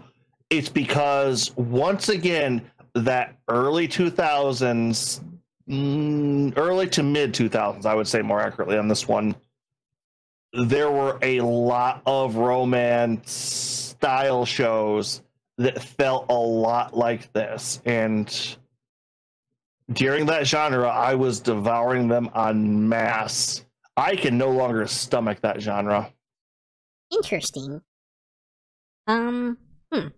So, yeah, the first couple episodes of this focus a lot on, like, this sort of attraction battle between the two main characters, which I haven't actually watched Kaguya-sama, but I feel like it's very much in that genre or vein of show for the first few episodes. But that both literally and figuratively gives way to a whole other, like, subplot and type of show. One of the big issues this show had is, again, it's one of those shows that didn't really resolve things or go much of anywhere. It kind of, like, shoehorns in a climax, by introducing a character that we had never seen or heard of before, and then using them to create a situation that suddenly needs to be resolved. I think really this show is about that interplay between the two characters, and they do a pretty good job with that. There's definitely some fun to be had there. There's some good tension there. The animation quality is pretty good in the show overall. So it's definitely not like S or probably even A tier. I would say this is pretty much a solid B as far as quality goes. Okay, because I probably should have made sure you were going to look into this one a bit more, because it did seem good. I did come back for the final episode to see if there's anything going on. Confused the fuck out of me. So I was pretty sure it's like, oh, okay, so there is a plot going on somewhere in here. And that, well, there are a lot of just nothing shows where I can watch a couple episodes, 1, 2, maybe 3, and then come in for the finale and, all right, let's go one episode further back. All right, now I know everything that happened now. I don't need to go and watch the rest of the show. I know exactly what the plot was. I couldn't quite hit that on this show. So I was one of those, oh, shit, this might have actually had a good plot to it. I wouldn't say that it had a good plot, but I can understand why you would be confused coming in at the final episode there.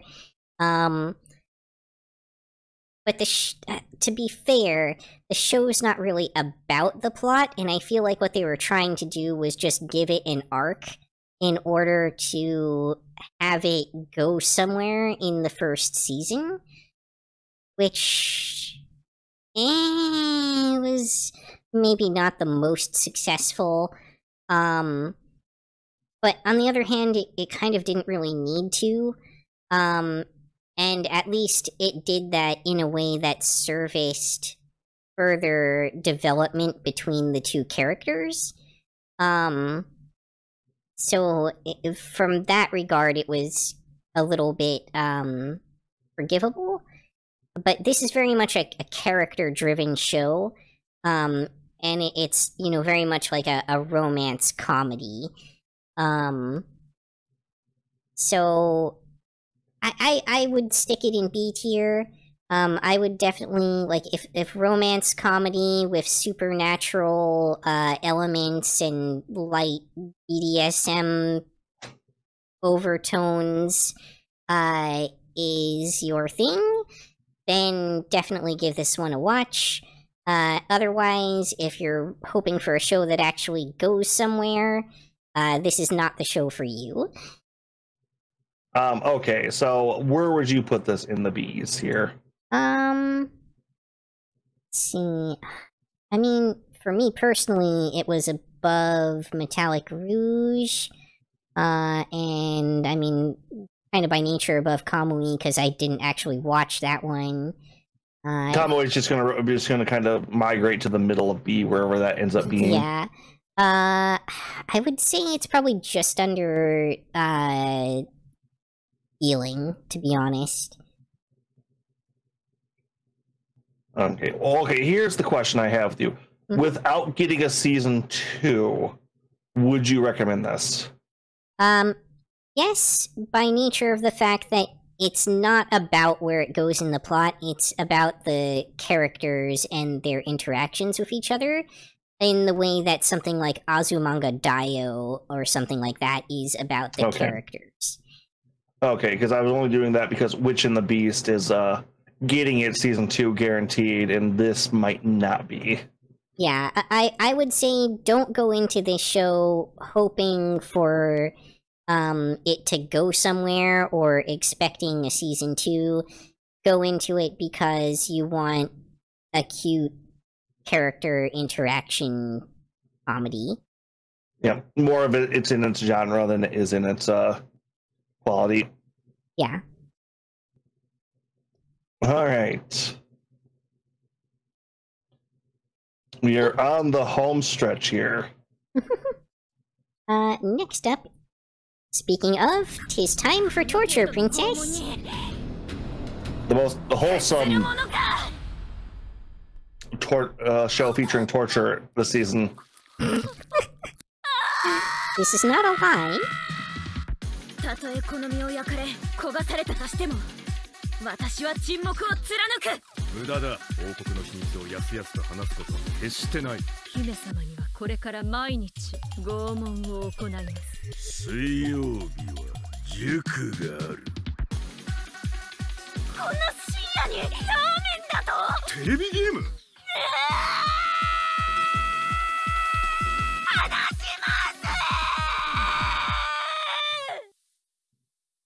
Alright. So if you ever ask the question, what if Sleepy Princess in the Demon Castle, but with more food porn and BDSM, that's pretty much this show in a nutshell. Yeah, it's a gag anime, to be fair on that one, and honestly, a lot of its jokes did hit pretty well for me. I don't know about you. Oh yeah, I didn't say that to say that there's anything like that was a compliment to this show. Let me put it that way. Yeah, I just know a lot of people fell off the Sleepy Princess just because it relied on the same handful of gags a few too much.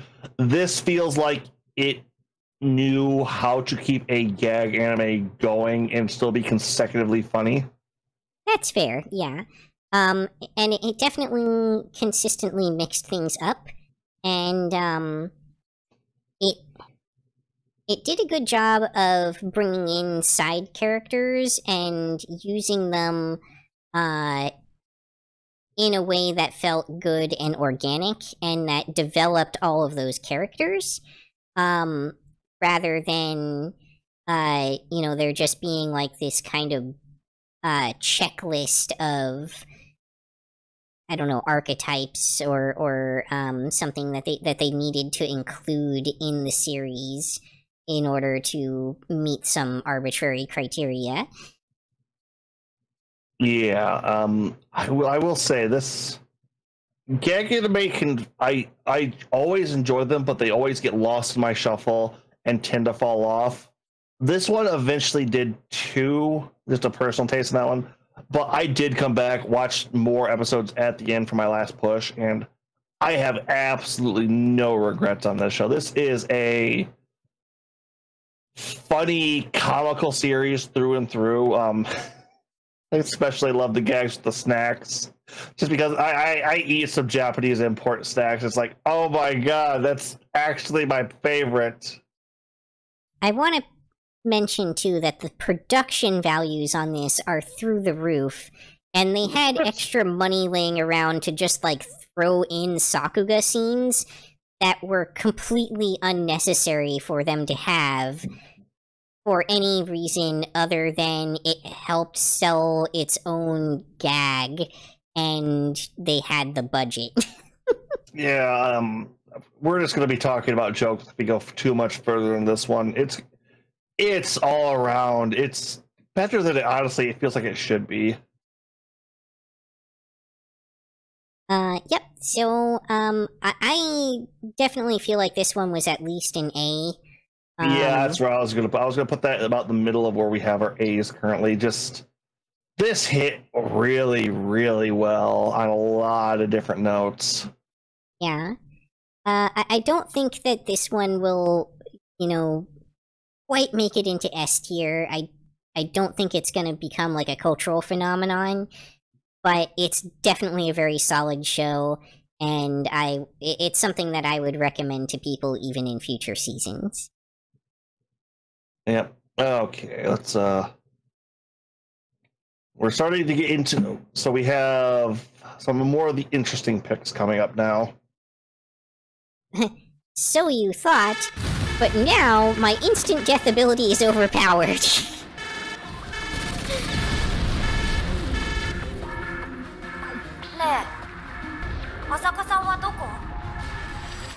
アルファオメガという言葉をご存知ですか？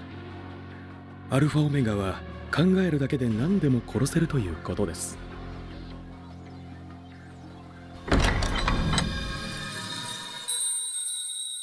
死ね。とりあえず殺そうか。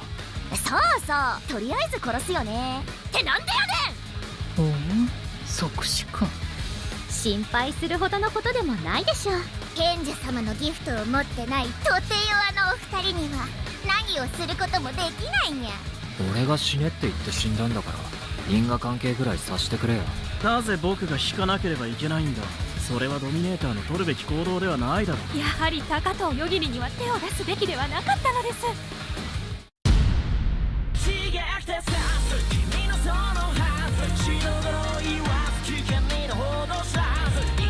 Weirdly enough, this is one of my favorite openings. この世界は最下層に位置する。登るには莫大なエネルギーが必要になる。It have a pretty decent theme song. 今後出会った敵らしき奴らは問答無用で殺していく。今更だよ。覚悟ならできてる。Which is probably for the better because it aired on High Dive, which doesn't always have a skip option for the opening on all of its platforms. Yeah.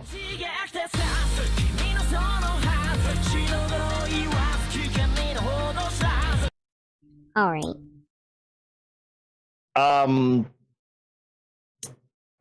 So one of the 3 High Dive shows that made it onto this season, which I don't think High Dive has any shows this coming season, though, weirdly enough. Really? I'll have to check on that. It might only have... Go ahead. I said that nothing's aired yet, and Crunchyroll's about is already on episode 2 or 3 for some of their stuff. Well, that does happen sometimes. But it's also possible that we might only be seeing sequels this season on High Dive. True. That would be an unusual season, though. Usually they've got at least 1 or 2 shows of that are new. But yeah, back to my instant ability is OP. So what happens if you isekai the most broken OP character of all time into another world? Yeah, someone who is already that, to the extent that his old world is glad to be rid of him. It's like, oh, thank the heavens, the apocalypse has left. Yeah. Whoa. I will say that at a fundamental level, this show checks every box of what not to do. There's a warning in the source material for Dungeons and Dragons not to allow characters to be like this, because it will ruin the game. That very much does happen in this show. Yeah, that was very much on my mind while watching this.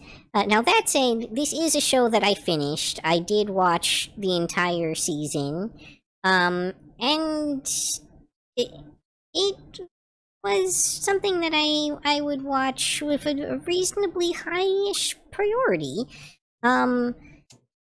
You're in about the same boat, because we're gonna say this is trash. This is pure trash. This isn't just regular trash. This is the I'm gonna get the special burger and the curly fries and maybe a Frosty in the extra, like the good dessert with it.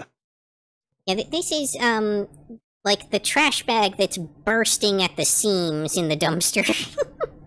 Yeah, this is the because this doesn't decide to be singular trash. This decides to be all the trash.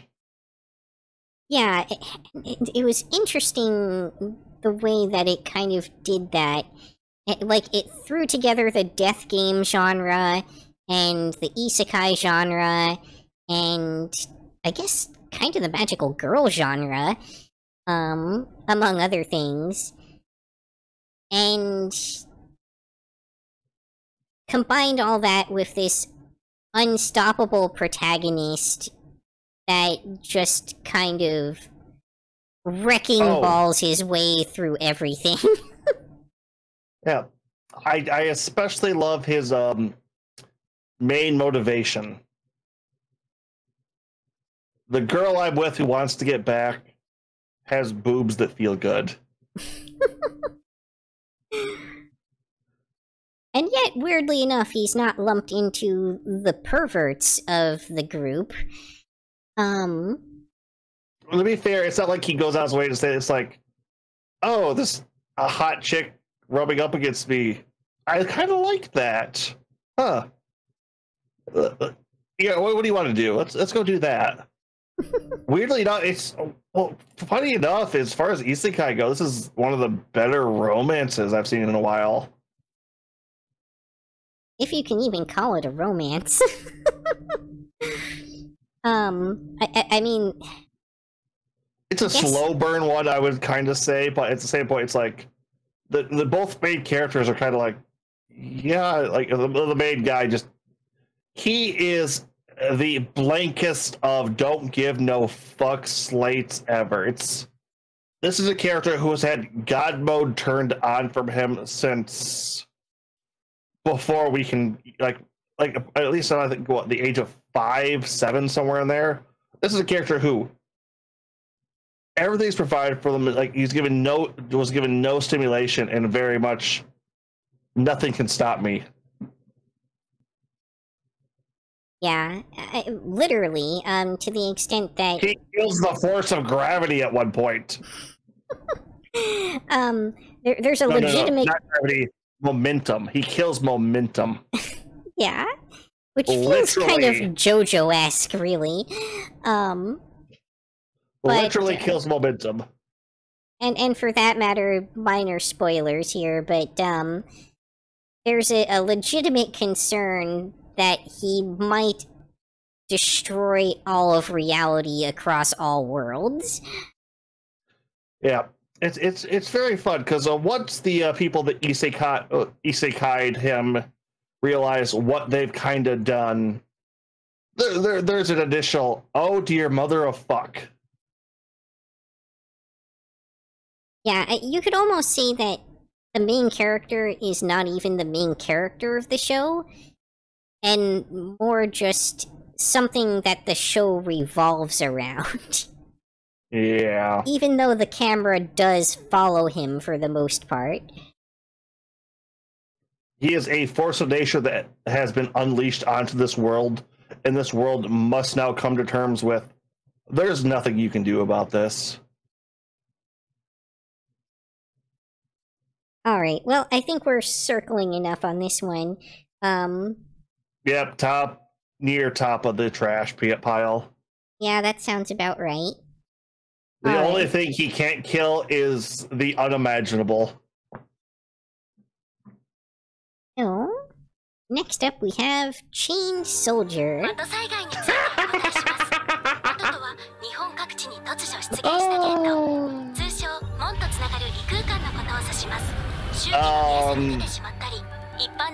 I'll wait to the end of this. Yeah. I don't think the trailer has anything bad in it. It's YouTube safe, at least. 魔法隊7番組組長羽前京香だ。お前を私の奴隷にする屈服の時間だ。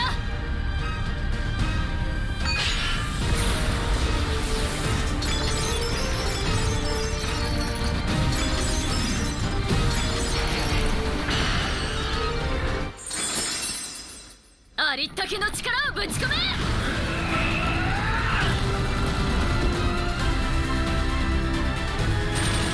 自分の力を振るってみせろ、勇気。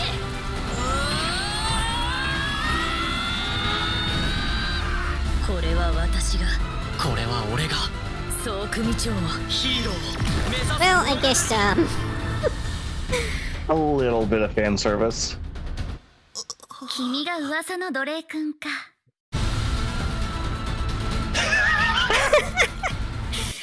Yeah. So up until towards content warning on this one to start with. Yeah. This one definitely is one of the ones that has a lot of nudity and a lot of very intense sexual themes and BDSM. Going both ways, weirdly enough. It's all consensual, I'll say that much too. Technically, yes. Well, I think the very first interaction was a little bit dubious. But besides that, yeah, once you know what you're getting into, you go back for more. Yeah. So, up until towards the end of that trailer, you might have gotten the impression that this is maybe a bit kinky, but an otherwise respectable shonen battle anime. And you wouldn't be entirely wrong about that. It does have... if you're familiar with it, the Sakura Wars series really springs to my front of my brain every time I get into the show. I know of it, but I never actually got to watch any of it. It's definitely something I'll have to check out eventually when I find time. And it's more of a video game series than is a show. Yeah, I remember it was like Sega Saturn generation originally. Yep. But, so... How can I... Yeah.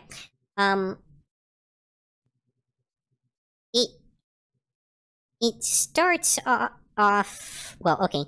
You wouldn't be wrong with it being, you know, a fairly respectable shonen battle anime. It has some decent fight scenes.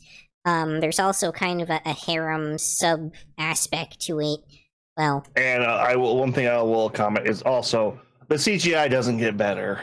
No, the CGI does not get better, which is unfortunate. But at least not everything is CGI all the time to its benefit.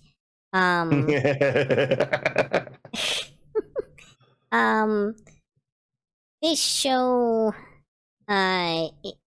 is definitely way up on the hot trash category. If you were ever looking for what would be a late night HBO style show from back in the day, this is going to be an action themed show with a bunch of nudity and sexual style themes laid throughout the slower parts of the action. Absolutely. Here's your show. That said, of course, as we've touched on, it does have very strong BDSM themes. If that's not your cup of tea, you might want to stay away from this one. I don't know if it's the juxtaposition, but it's like, while like they do use the term slave and stuff like that thrown around, it doesn't necessarily give the feel of that kind of it's the wording on this is very important and it's hard to get it right. It doesn't feel like that's the actual theme of the show, but just the lip service they're giving out at the point in time. Yeah, I think it might partly have to do with the fact that in the Japanese language, dore, which translates to slave in English, is used interchangeably, as far as I know, as like sub or submissive. Because they have a distinction. It's a pun. They have a distinction between like dore and like I'm forgetting the word for it, but there's there's semi and uke for like top and bottom, but they don't have a distinction between, as far as I know, slave and submissive. They're used interchangeably as a single word in the Japanese language from what I've seen. So I think that's where that kind of nuanced piece that you're nodding at kind of comes in. Because they're not really able to make that distinction in the source material. It doesn't translate well on this side. But I mean, there's also the argument that although it doesn't come with what we would usually consider the trappings of that, I think the perspective of the other main character is very much that slave is the appropriate term, even if they're not, like, living up to what we would usually expect that to entail. Yeah, this is a very interestingly done show with a lot of concepts that don't be brought over to the West very well. But if you want to watch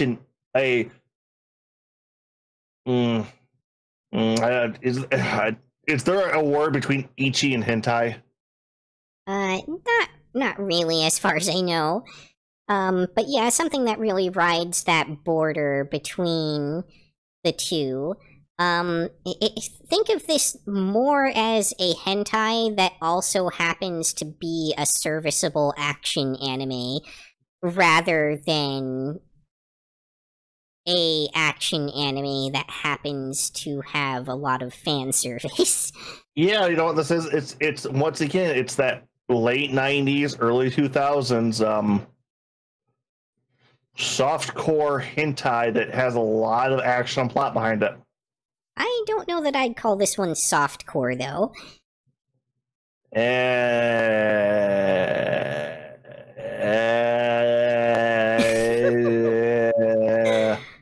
I mean, okay. The problem is I kind of do have to. We're going to save all of the heavy warnings for later. I would say go into this as a don't watch this in any kind of public setting whatsoever. For sure. So rating though is because this is also better done than it has any right to be overall, I would say. Like, that's true. He comes off as trashy, but I would count this better than anything we have in our C tier right now. Oh, for sure. I mean, it's definitely trash at its core, like, but it's trash that has transcended simply being trash.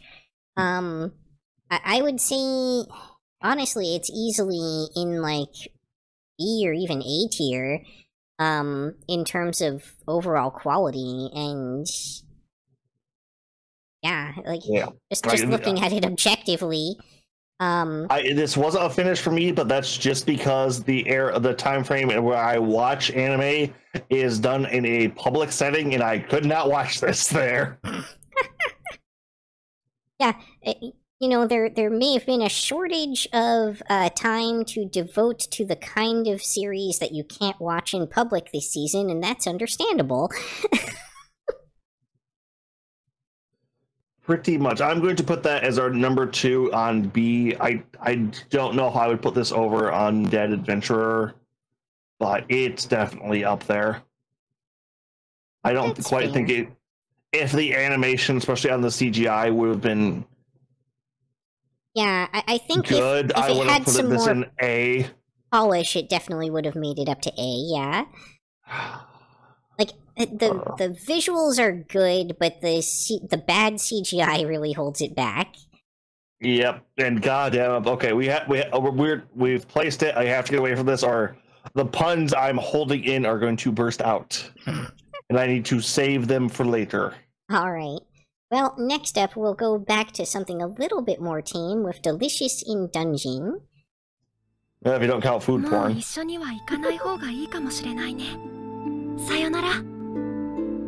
Or very near lesbian porn backseas.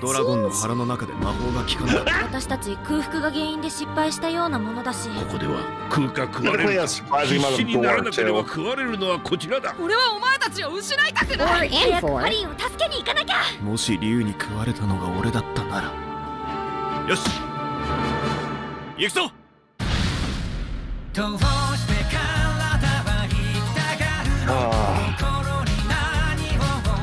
まり魔物を食べるってこと？こうなったら是が非でも味が知りたい。俺は絶対食わないからな。完成じゃ。それうまいか？美味しい。バカにして悪かったな。気にするな。ただ通りすがっただけだ。わからん。もうやっちゃう。俺たちは一度空腹でレッドドラゴンに負けたんだ。同じ鉄は踏まないだろ。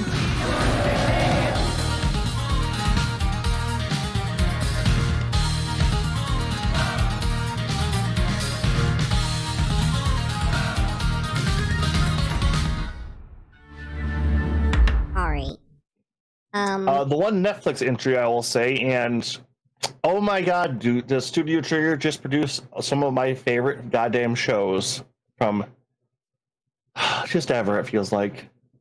Yeah, if this doesn't belong in S tier for the season, I don't know what does. This is probably one of our early Anime of the Year contenders. Yeah, and when I say Studio Trigger, if you're familiar with a lot of their other work, you might be known for them for a lot more of their high octane action.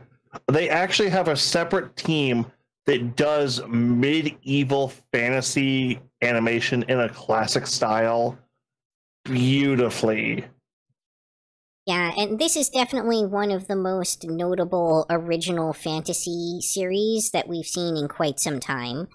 I'm just gonna go ahead and tell it. I'm gonna put it below Braven still. Just,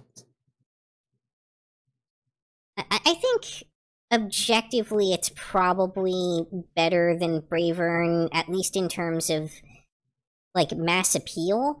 I think Bravern is gonna fall into more of the cult classic status, whereas this is gonna be something that has more of a wide audience that people are going to know about, and is going to probably, at least to some degree, influence what ends up being produced in future seasons.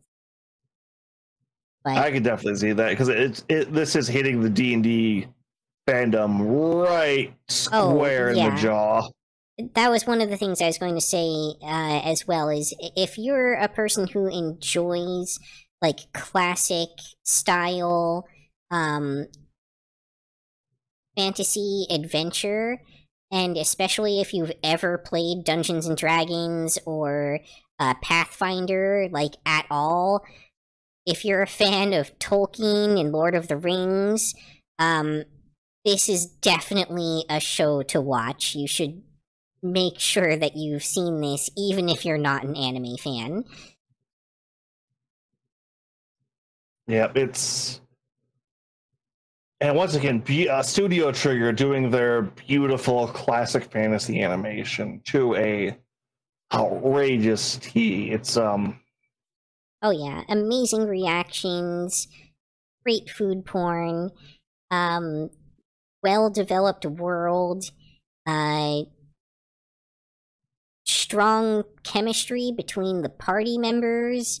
We don't just mean romance. There is it's one thing the anime tends to get, like, as much as they rail on the power of friendship, there are so many shows that miss good group dynamics and like, oh, we're all, but it's like there are arguments, there are disagreements, there are people who always fail or have that weird quirk or like just but you get along with them, and this show does that beautifully. Oh yeah, and it feels by the end of it like you know these people, and not because there's been all this exposition or anything, just because you've been along with them on this ride, and they have shown you who they are along the way. I lost my other train of thought.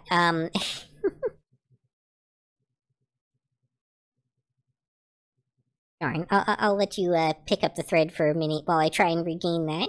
Okay, but once again, just not only in the, like I said, we said animation and characters, but world building, monster designs, I came across the manga a long time back, and it seemed very, this seems kind of interesting as all this. This show really showed me, it's like, I wish I would have picked this up back then to find out where it was going. From just the sheer amount of detail they managed to put into every aspect of this story is completely outrageous. And oh yeah, and I remembered what I was thinking too. Go ahead. It was mostly just going to be having Netflix in the Studio Trigger relationship and seeing how much interesting things they keep producing in their collaborations together. I hope they keep going at this kind of stuff. That's an interesting thought, because I have really mixed feelings about Netflix's involvement in anime, particularly because of the way that they release things and how they tend to keep it away from us as a Western audience for an inordinate amount of time. This show did happen to break finally, at least in the US, which I think we were one of the last holdouts for them doing that on. Very unfortunate, yeah. You know, people refer to it as Netflix jail, and it's easy to see why. But I did want to throw out there that one of the benefits to that is the thing I was thinking of earlier, which is that this one does have a remarkably good English dub, to the extent that there's, a post I was looking at that was like a compilation of people who are Japanese or usually watch the shows in Japanese, talking about how they ended up actually preferring the dub on this one. So be sure to check that out if you check out the show. Know that this isn't one of the series that, the dub is just kind of tacked on and doesn't really have, like, the heart and soul that the original does. It's notably, possibly even better than the Japanese version. Yep, very much on that. But S ranked, which once again, if you're not watching any other shows or going back to look at anything, pick this one up, like definitely on that side. But I believe next we are going to have the triple threat of things that popped up out of nowhere and we're not really sure where to watch now. If you have the trailers up for them, or if not, we can kind of leave those on the bottom and go into the final piece of the night. Let me see if I can find a trailer for those. I don't know that such a thing exists for some of these. But let me see what I can do real quick. Yep, because they're, once again, just like Ninja Kamui, it's there were a couple other shows, although I think the Win Donald's one technically should be counted towards the spring anime. Looking back on it. Because that one only just started airing a couple weeks back. Yeah, but it's also only 4 episodes. Which is probably why it got lumped into this season. Yeah. Alright. Here we go. You found one? Found one. Pon no Michi.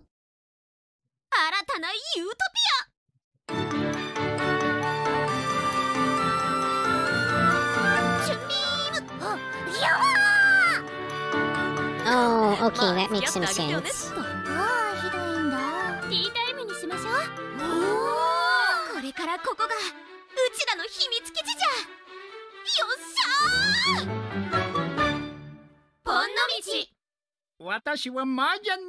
Yeah, it being a mahjong show is probably part of how it flew under the radar.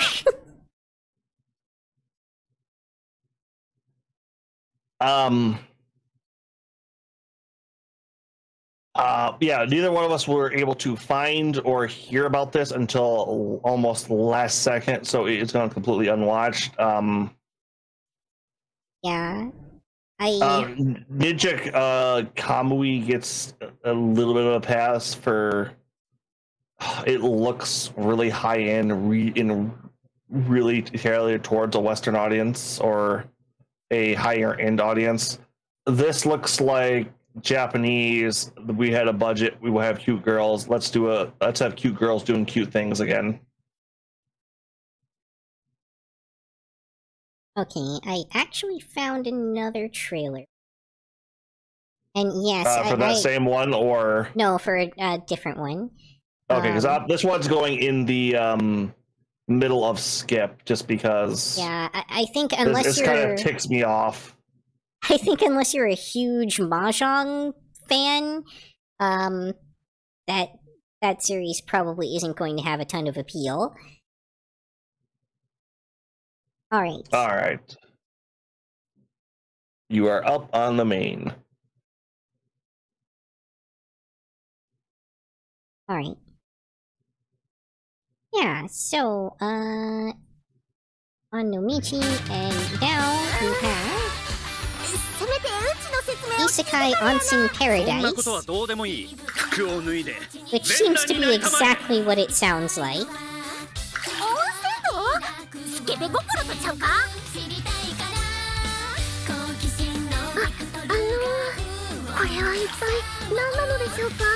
As you can see, this trailer isn't even subtitled.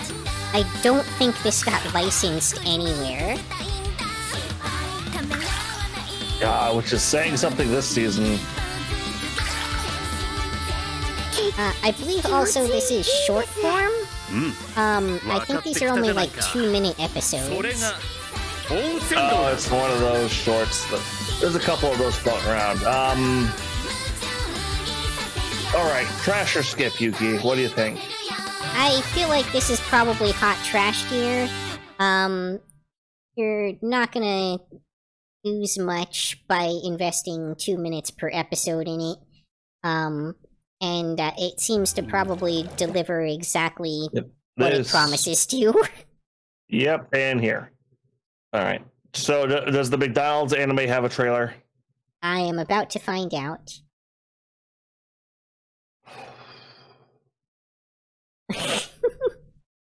I can't believe that we exist in a reality where this is a thing that I have to This isn't. Okay. It doesn't have. Wait, no, it does. Okay. I'm gonna start off with the fact that this show's episodes are only 31 seconds long, and there's only 4 of them, because they're basically commercials. Oh, okay, this is commercials. This doesn't even count. I'm not. We're not going through this. We are not doing this. But it does have a trailer. What? What? So we are going to watch it.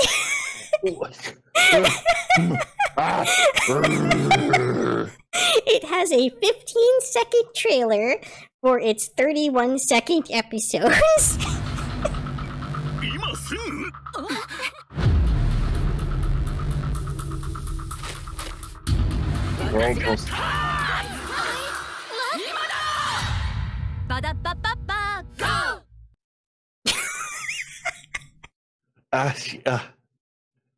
Yeah. Okay, McDonald's, you get the second from the top trash because you are not the most undescribable thing to happen on this season of anime. This is the timeline we live in.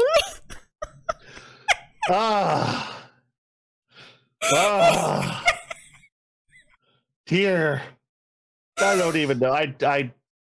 I don't even know what to. Okay, real talk for a second. If you have watched any amount of anime, will be aware that frequently, in order to avoid issues with, things like copyright, anime will call its version of McDonald's something like WickDonald's. In fact, that exact term, I'm fairly certain, has been used in at least 2 or 3 different anime. The fact that McDonald's has decided to co-op WickDonald's for this advertising campaign, on the surface level, is kind of cute and clever, but on the deeper level, disturbs and worries me greatly. And the reason I say that is because this may secretly be an attempt at copywriting the version of their name that has been popularly used to avoid copyright, which feels extremely dirty and underhanded. Yeah, which will turn this from an hilarious haha, dear God joke to one of the I don't want to say sleaziest corporate moves, but it's up there. That's definitely something that's going to be and it has implications for existing works of fiction that haven't been translated from manga or light novel into anime yet. And we may see them now forced to do, like, a whole new level of copyright dodge on top of what they had done in the original source material in order to still avoid copyright infringement. Which is super awkward because if that's the case, the original work technically was using this name before McDonald's was. But the reality is they will never be able to stand up against McDonald's and its infinite resources to defend their claim to it. And that is extremely depressing. Which, that is going to be an interesting case if McDonald's does push this. But I know what's coming next, and I have no way to lead that happily from where we're coming from here. Okay, so we're gonna put this in the second to the top of trash with the McDonald's logo commercial. Just however that pans out, we will see in the future. Unfortunately, time will have to tell on that one, and at this point, it has not. But I'm going to, before we pull up the trailer, well, actually, let me show you where we're putting this first. This is going right under Snack Basua.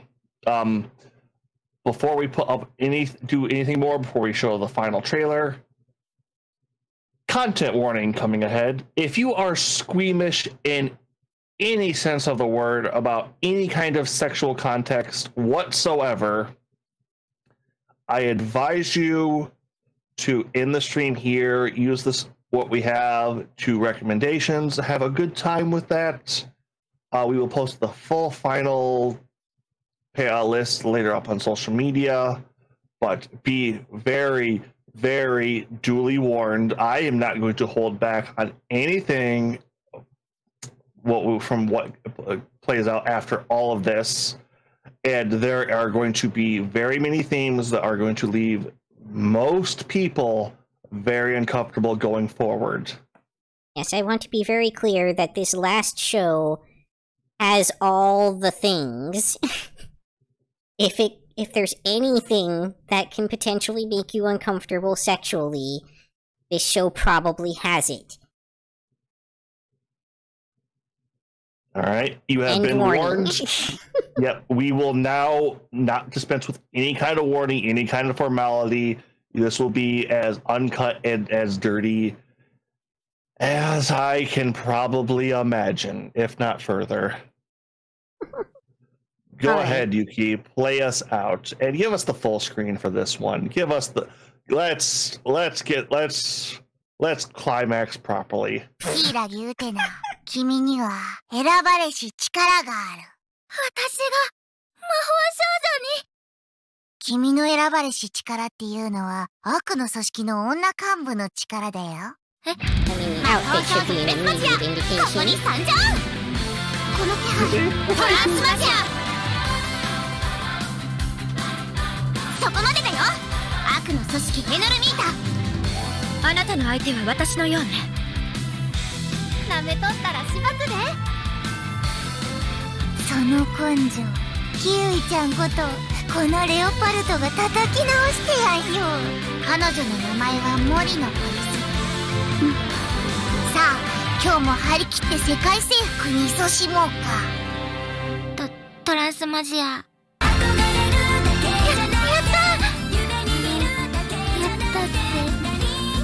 なんで喜んでるんだろう。私大好きな魔法少女。 You know, I'm surprised they could get away with that shot on YouTube. おかしいな。It technically doesn't show anything. Yeah, but visible nipple protrusions are usually not something you can get past them.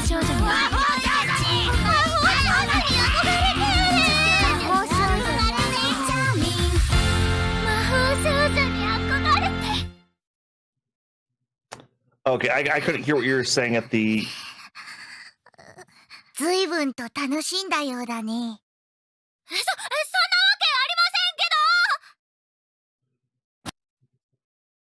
んけど。I couldn't quite hear anything over the last end of that blurb. No problem. I was saying that usually visible nipple protrusions are something you can't really get away with on their platform. Oh, that's technically part of the... Not like... Okay, technically that wouldn't count as that because that's technically a heavy cup, not a protrusion. Well, they're really more like pasties. Yeah, I'm not going to argue against that. So, why is this counted as anime? This is a hentai. Yes, it is, but it's a hentai with pretty decent anime budget that honestly... Okay. This is a challenge. Just get it all out. Get it all off your chest. It's a challenge because I'm going to put aside the sexual content for a moment and look at this series objectively for its non-sexual merits. Because there are certainly plenty of those, and if you're the kind of person who's into those, you will absolutely be into that. But in terms of its non-sexual aspect, although it frequently does combine the two, which makes it all the harder to extricate them from each other, there is content here beyond the quote-unquote content. There is a surprisingly good subversion of the magical girl genre going on, and a pretty good exploration as to some of the components that make that genre popular. Are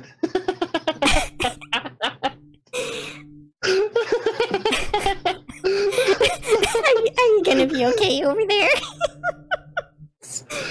I'm trying to let you get through this because I'm going to like get through the parts you want to get through, because my review on this is going to be equivalent to the show as itself. So I think in all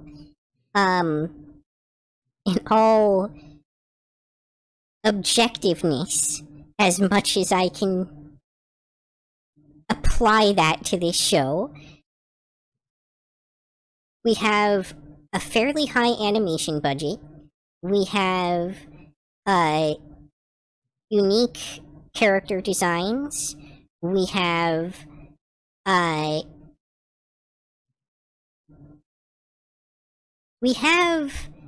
plot? An interesting exploration of good and evil to some degree, because at times it's actually not entirely clear what is differentiating and designating the heroes from the villains beyond a label that's been slapped on them. In fact, the mascot characters that are giving them both their abilities know each other and are from the same world. Are literally black and white versions of each other. Yeah, and they seem to some degree to be collaborating with each other. So that's not fully explored, which makes me think that there's maybe more to this series that maybe happens in the manga or something, even though this is pretty I don't know. I think it might be. I think someone mentioned to me that they'd read the manga. I could be wrong about that. So there, you touched on plot. There is plot. Unironically, there is plot. Six of the words, yeah. And it's not a bad plot. It's actually pretty on par with the kind of thing that you would expect from, like, one of the more playful Gynax shows or something like that.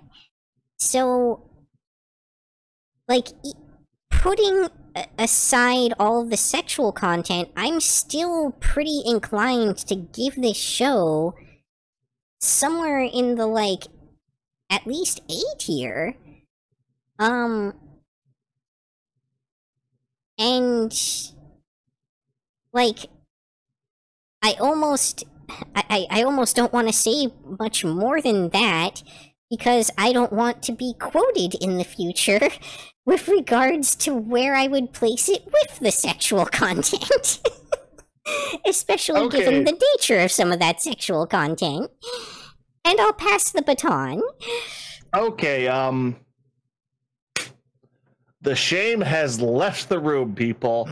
I am going to go all out here and give this a review a discussion that is going to make almost anyone with that sense of shame still very, very, very uncomfortable in every aspect. And if they do have it, they should feel it. If you do not, welcome to the club. Throwing out there real quick, I am ostensibly a safer work VTuber. But I do not judge. Yeah, there is no shame here for at least this. This is a show where I will call it a hentai. Most people will call this a hentai. If people argue against that, I want to know what you call a hentai. This show is not just a magical girl show. This is a magical girl soft core hentai, technically, under the strictest terms on that sense, because there is technically no sex in the show. This is all very... I'm going to debate that for a second, because there is definitely a scene where there is straight up, like, at least manual stimulation of a vagina. Oh yeah, I forgot about that. The one that didn't involve magical powers and tentacles, weirdly enough. Yeah, and given that that's a scene between two females, that's something that could be reasonably construed as sex between the two. Okay, yep, I will give you that particular one on that. But for the rest of this show, a little piece of me wants to look up their ages, but the other piece of me is even terrified of that. Yeah, that's for good reason, because they are middle schoolers. Did they say middle school or did they say high school? They said middle school. Yeah. And they are wearing middle school outfits in the show. Okay, a little bit on that. But what the plot, what almost the plot and story of this show is almost a dark sexual awakening and fetish. It's not almost. It literally is a sexual awakening in the main character. Well, it's like, okay, that is the part I understand. That I'm more getting along the lines of looking at yourself and looking at your darkest parts, and it's that experience of going onto the internet in those years and going through sites that have the erotic, hentai, pornographic material, and then figuring out, oh, I like this. I really like this. Yeah, there's a surprisingly, perhaps,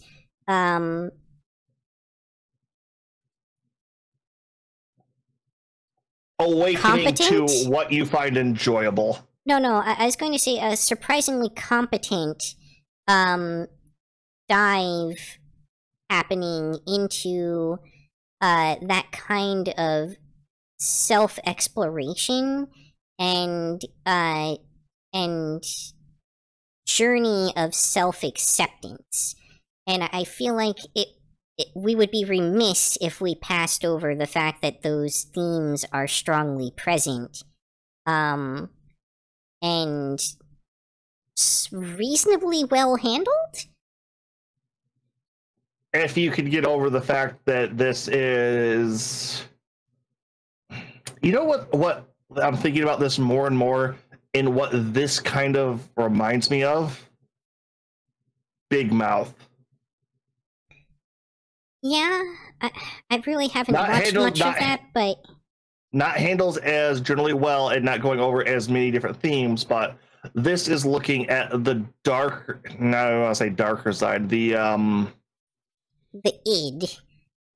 Yeah, this is looking at your inner id and looking at what kind of things do you like, and learning what those are, and learning how much of that is in you and how much you would like to push that.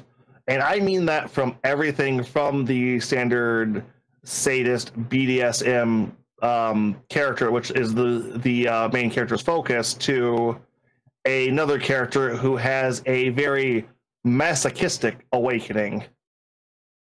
Oh yes, I believe you're referring to Blue in that regard. Yeah, Sapphire. Yeah, who as well as other characters who have a distinct idea of what they like to begin with, and once they got a taste of it, it's like, oh nope, I'm all in on that. To others who have the apprehension and deal with how they like it, what manner they have to adjust in their lives to that, and how they would like to express that. That being said, there is an egregious amount of tentacles, BDSM. Definitely a lot of femdom. Yeah, okay, that's a better word for what I was going to use there. Weirdly enough, they don't sex the lolly. I mean, technically they're kind of all lollies, but yes, I was thinking something similar. The one who's actively presented as a lolly, for the most part, is largely kept out of that. Yeah, every time that is brought up is shuffled to the side or left out. With one exception, there was the episode where she brought one of the characters into the dollhouse with her, and there was the mommy theme going on. Yep. Weirdly enough, that was still one of the most innocent things going on in that show. But yeah, it was the one exception where she kind of... relative to the show, they kept it relatively non-sexual, while also very blatantly serving that as a kink. Yep, fetishizing it too. It's this show understands what its material is on a fundamental level and what it's trying to do. It has giant steel balls to do it with. It knows exactly who its market is, it knows exactly the content that it's dealing with, and it knows how to execute on that content extremely competently. In a deeper way than you would expect to see in any kind of show like this. This is... I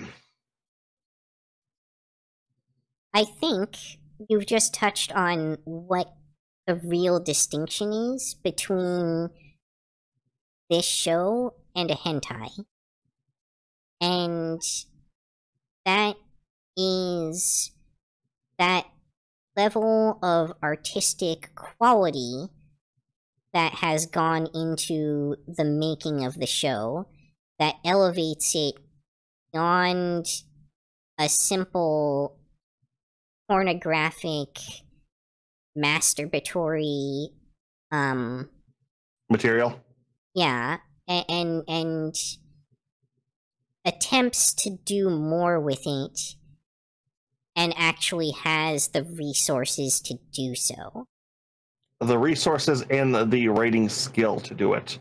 Yeah. As well as apparently a studio and budgetary group willing to put this into production. Somehow. Who made this, by the way? I never bothered to look into that. Do you, I don't know. It's a mystery to me how this thing ever made it to market, much less how it got licensed in the US. Like, this was aired on TV in Japan. This was a televised show. Yeah.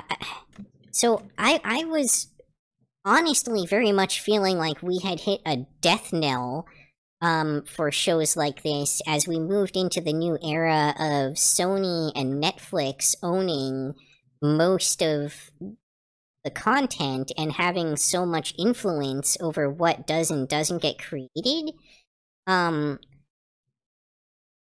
Seeing something like this was a huge outlier. Apple TV picked this up. What?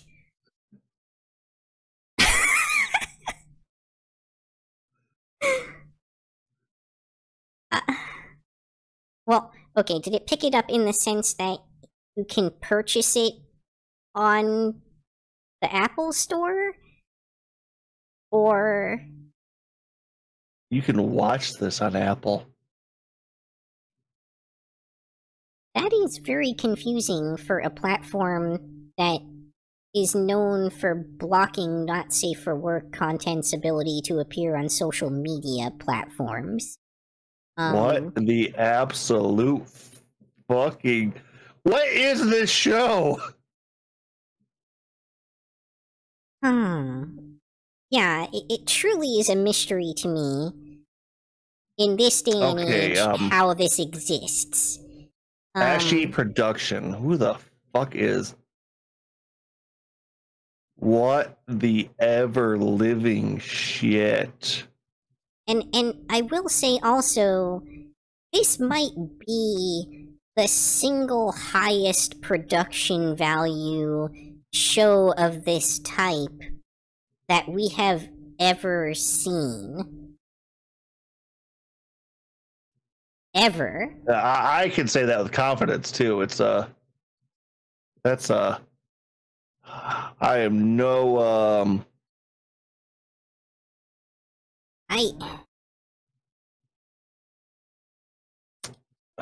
like, so when we put it into that context, it kind of feels like this has to go in the S tier because nothing like this has been done before. Okay, I feel a little... At least not on this level and scale.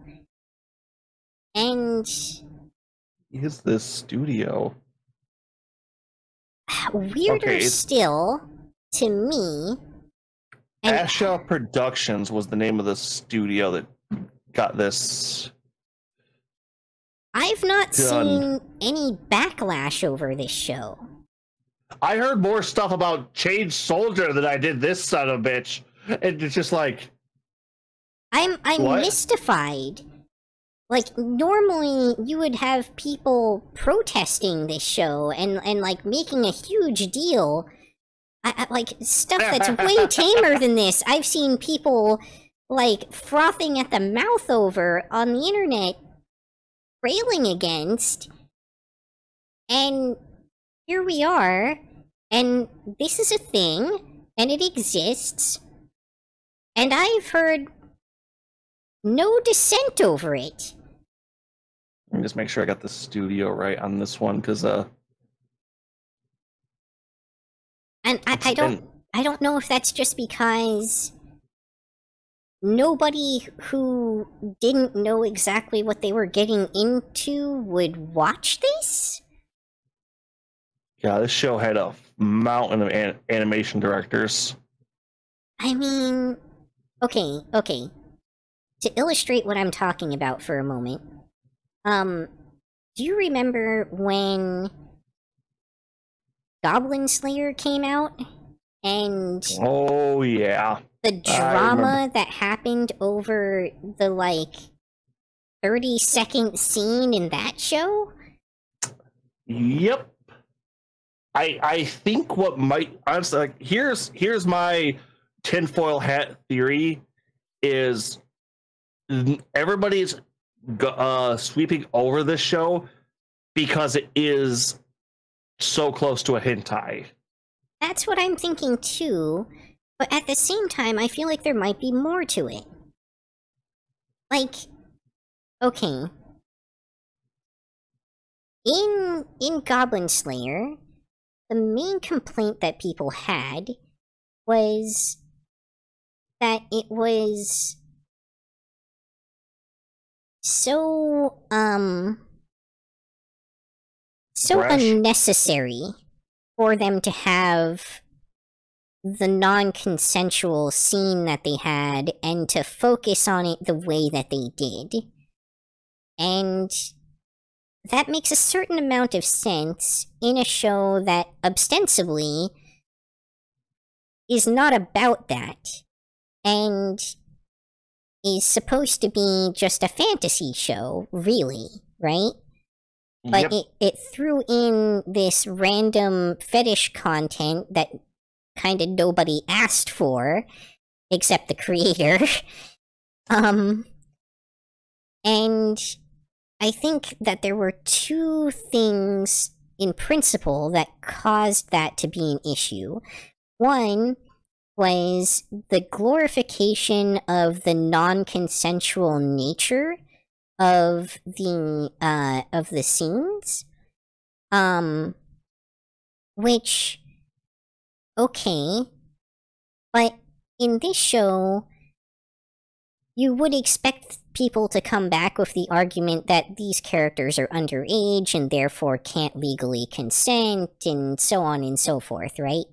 And also that, at least in the case of the magical girls, they are hypothetically non-consensually being targeted in a lot of cases. But the reality is they don't at all act like that. Like, everyone in this show is clearly to some extent consenting to what they're doing, even in the scenes that are overtly, explicitly, plot-wise supposed to be non-consensual. And we see them increasingly enjoying the activities the more they engage with them, in a way that tells us, the audience, that they were never probably really all that opposed to them to begin with, other than the fact that they were supposed to be, right? But I think there's another piece to it too. And probably the bigger piece, the bigger reason why we haven't seen backlash against this show, is that in a show like Goblin Slayer, those kinds of scenes effectively made the audience, or at least segments of the audience itself, be exposed unconsensually to the content. They didn't go into that show expecting to see that, and therefore, in fact, they had a reasonable expectation that there wouldn't be any of that kind of content, especially as a major release that otherwise appeared on the surface level to be very wholesome, you know, gore aside. So, when the audience was blindsided by the inclusion of these non-consensual scenes, they themselves became non-consensual participants in that content. And I think that's what upset people the most. I think that could be a big thing on that. This, where anybody who looks at the cover of this show instantly, oh, it's one of those. Yeah, there's this show's not hiding what it is on any level. All of the advertising, all of the promotional materials, all of the packaging tells you right away what you are getting into, and you have no one to blame but yourself if you step into this and are exposed to a scene of that nature, right? Yep. Anyway, sorry for the lengthy diatribe. No, this is a show that Whoa, Nelly, is a lot to digest, and especially like you said, if you're somebody who is squeamish or who has a hard time looking at any kind of content like this, and is just that being said, it is exceptionally well done. It does a great job of exploring all of its characters. Honestly, it explores what fetish content is and how you would discover, explore, accept, or do any of that, which anyone who's been to the darker parts of the internet has probably picked up a couple of tags on their favorite search engine that's you wouldn't want probably getting out in public circles. Yeah, I will say too, it does a pretty good job overall of exploring these subject matters in a way that feels relatively positive and weirdly enough, a bit natural. Yeah, it feels natural, organic, and it doesn't feel like judgmental or like it's getting weird or self-conscious about its themes. And I feel like it does, in that regard, a good job of representing BDSM and also, to some degree, even like non-heteronormative relationships. I would say role play. Yeah. That too? For multiple instances on different things too. Yeah.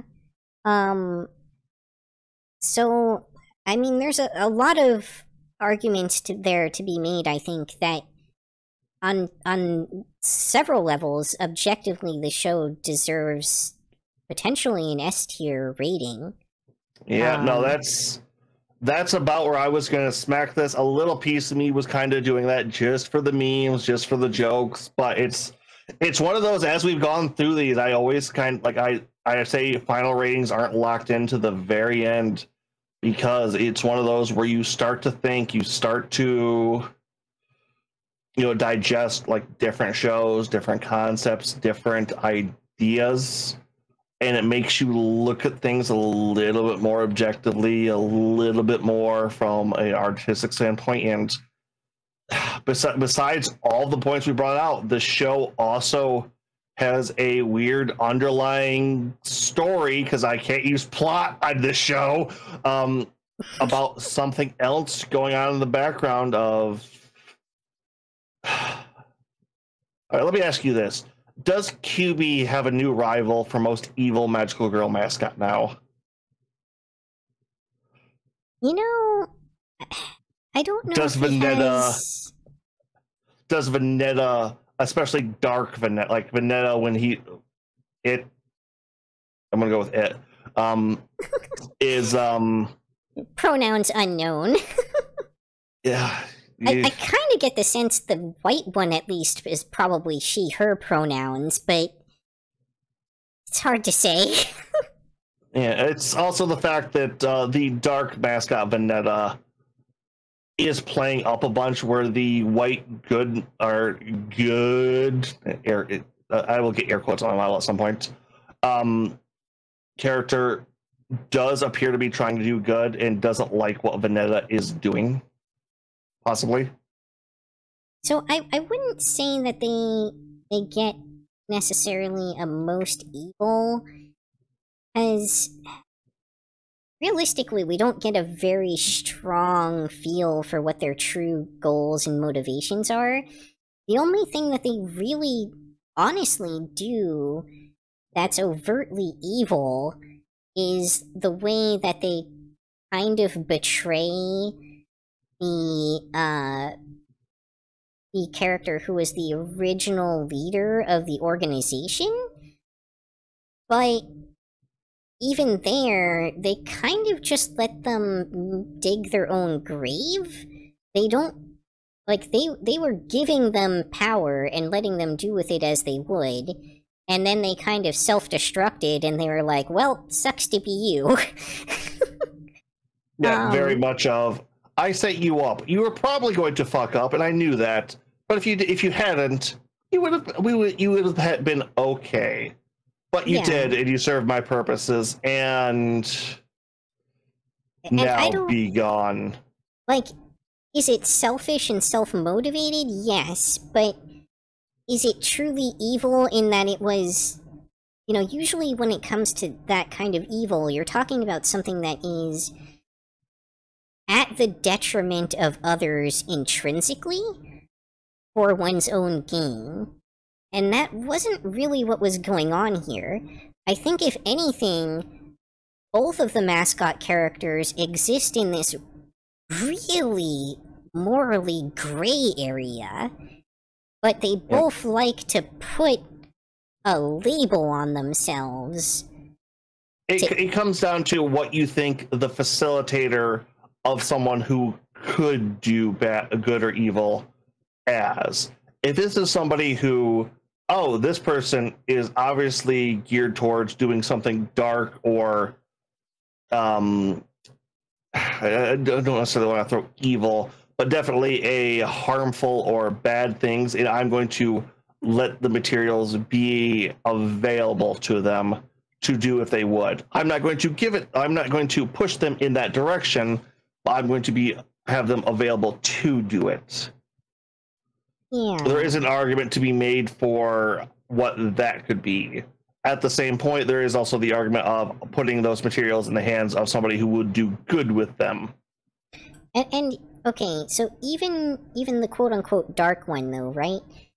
They were not actually caring at all about destroying or taking over the world.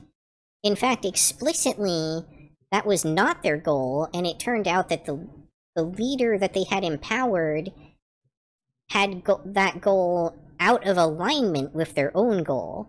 So we don't actually know what their goal is. All we know... The reason I say that is they do say you would have had everything you wanted if you would have just stayed to my plan. Yeah. Well, I mean, I guess that's true, but... Like I said, we don't know enough. We both want a season 2 of this show because we're curious about the story and where these characters will eventually go. Right, and so this is the proper way to do a lead-in for a season 2, right? This was a self-contained show. It wrapped up all of its plot threads. We got to enjoy that and get the full benefit out of that. Yeah, but we sure did watch all the plot being wrapped up.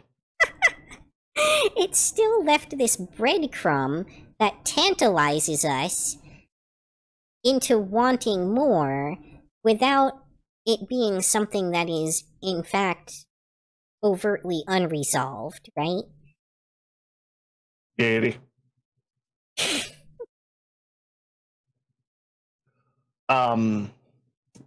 But yeah, it's going. Honestly, looking at the S tier, I can't. The S tier is going to be a solid S tier. I can't put anything on there above or below anything else. The puns don't stop, do they? Other than that, you got a good view of the current tier list we have set here. Anything moving, finalized, or changed, depending on everything we've discussed for the night? Let's see. I would probably put Weakest Tamer above, the, Yoko one. Pretty minor change, but I feel like... This because this had a unresolved ending, and it looks like we are going to eventually get the resolved ending on this one. Is the biggest reason I kept there on that. That's a reasonable argument, I guess. As far as the self-contained, I feel like it was, from what I saw... And this is going off not because it could be finished, but we don't know if this is getting more. We know this is, announced at this time. Is that... No, not really. I think this is a pretty reasonable representation. All right, we have saved, and you will download. This is the finalized form of Winter Anime 2024, everybody. Once again, coming out of one of these sessions feeling like I have outed myself for having far more knowledge of some of these subjects than I should. Yeah, just count these as an agent stream, not a Yuki stream for everyone watching on her VODs or side. I am a corrupting dark factor of all who are around me. My shame has left me. I only keep up appearances to keep a steady job and income. Which, if you would like to let me go off the rails, please view, subscribe, follow, throw funny bits at me, torment me with sound bits, clouds, all of the above. But overall, yep. But we should be back here in probably a couple of weeks with the review for the spring session of 2024, which looks to be a lot less. Well, if the fall season of 23 was the season of Edge and the winter of 24 was the season of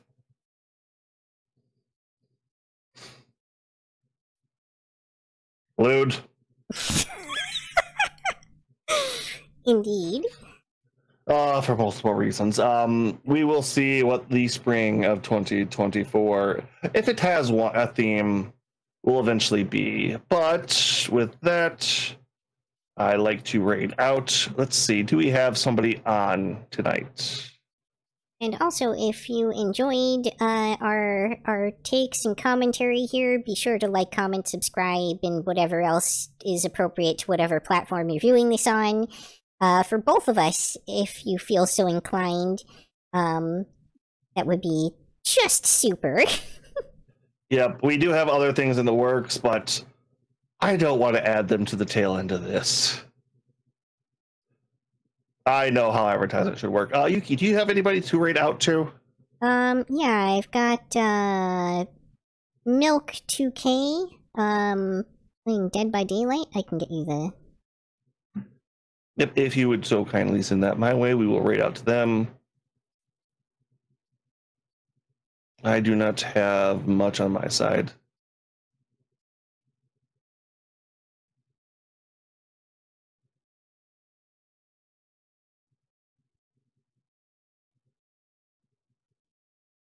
Ooh, some underscores there. Yeah, I know, right?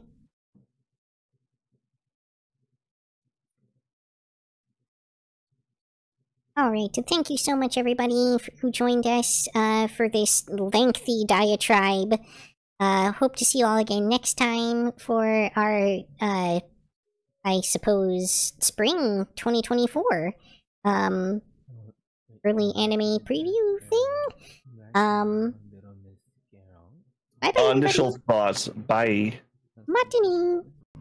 That's all for this episode. If you enjoyed, please like, comment, subscribe, or join me on Twitch or Twitter. Hope to see you next time on Yukikaze Gaming. Matane!